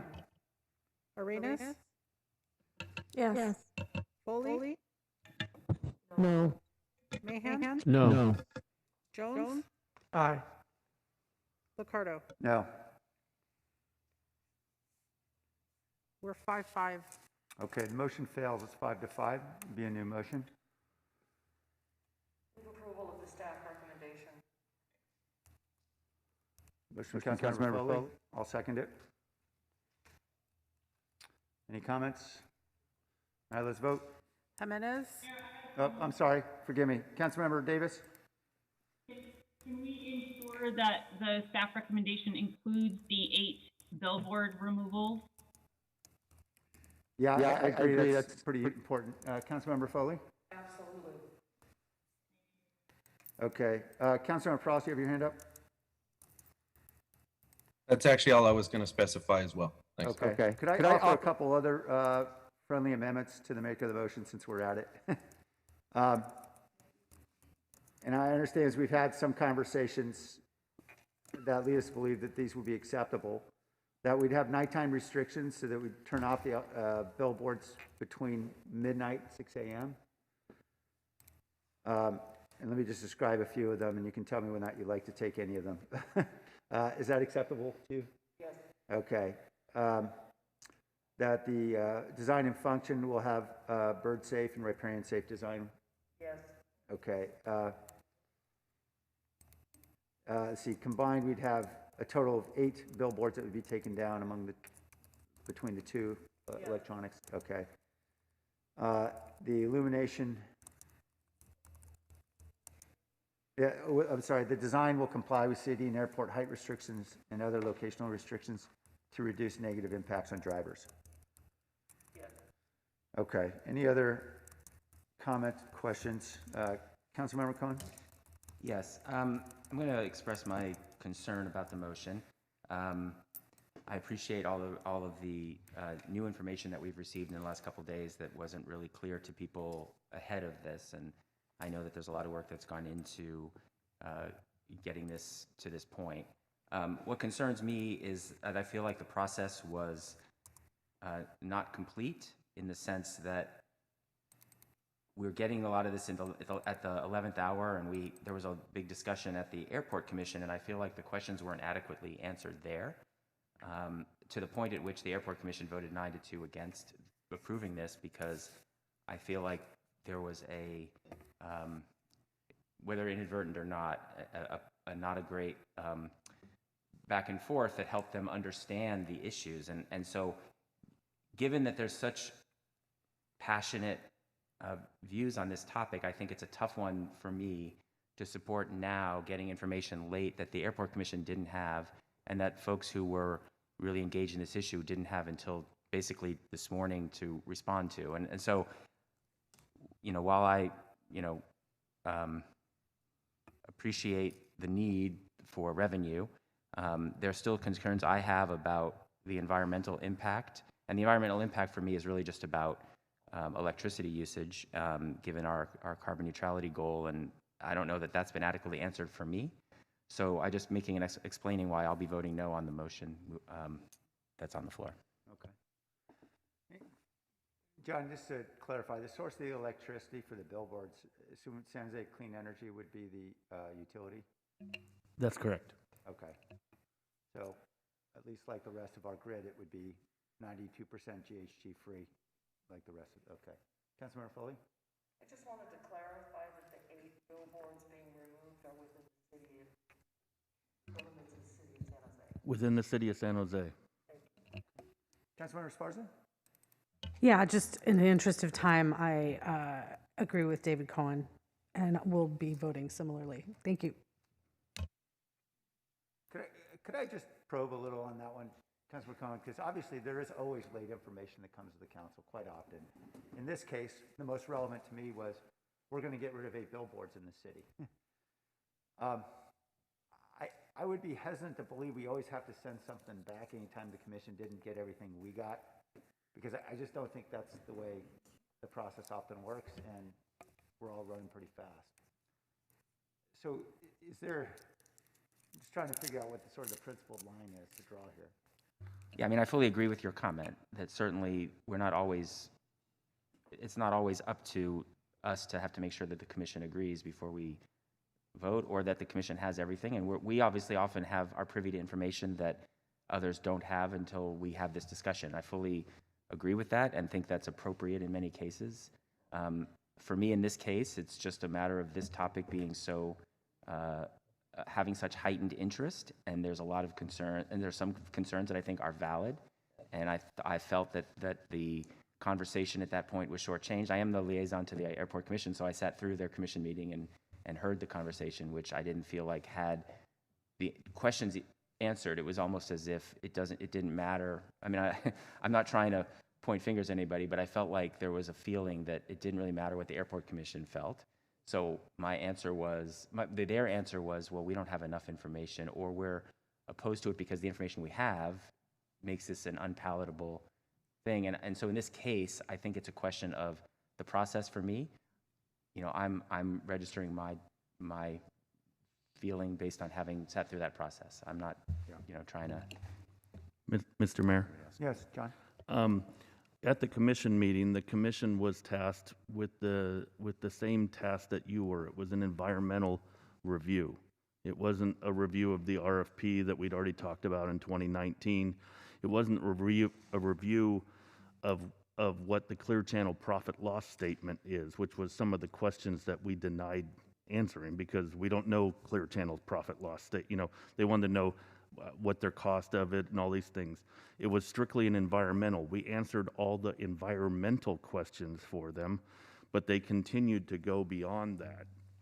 And we were trying to keep them focused on the 2 questions, much like in my opening remarks, I wanted to try and bring us to the 2 questions at time. And so that's why some of those questions weren't answered, is because we were already within the policy that council aligned us with. We were already moving forward in alignment with that. This was the last question of, did you do the environmental correctly? Did you do mitigations? Did you address the questions? And those were the ones that we answered at the commission, trying to keep them focused on the question at hand so they could advise you guys that the environmental, had or didn't have the things. Instead, even their denial was not an environmental denial. Right. Okay. Any other questions or comments?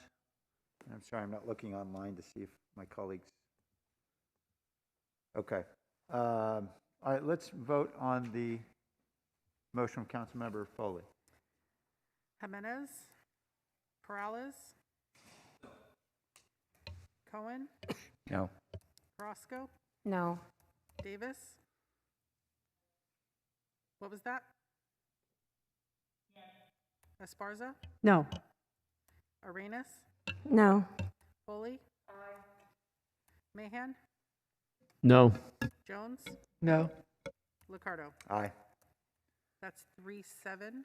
The motion does not pass. Okay. Could I suggest a motion based on what I've heard from council members Esparza and Cohen, that we send this back to the commission with this additional information? Would that be reasonable to you, John? Yeah, I'd like to do a special commission meeting so I can get it done quickly because, you know, the term of the agreement is eroding at this point. Okay. Is there a willingness to send this back to the commission with the additional information? Somebody want to make that motion? I'll move that we send back to commission for discussion and more information for them. All right. Second. All right, there's a motion and second. All right, on that motion, let's vote. Jimenez, Perales, No. Cohen, Aye. Roscoe, I'm sorry, point of clarification. So it goes back to the commission and then it would come back here? That's right. When it comes, okay, aye. Davis, Esparza, Sure, yes. Arenas, Yes. Foley, Mahan, Aye. Jones, Aye. Liccardo. Aye. Motion passes 9-1. Okay, that was easy. All right, thanks, John. We need to take a 5-minute recess. I'm sorry? We need to take a 5-minute recess. All right, we're instructed we need to take a 5-minute recess because of some AV issues that we have. Yes. So we're going to get those all worked out. Appreciate the patience of the many members of the community have been waiting. We're going to go next. In 5 minutes, we're going to come back and take on the redistricting public hearing. And we'll hear public testimony, and then we'll move on for the rest of our agenda. Thank you, everybody, for your patience.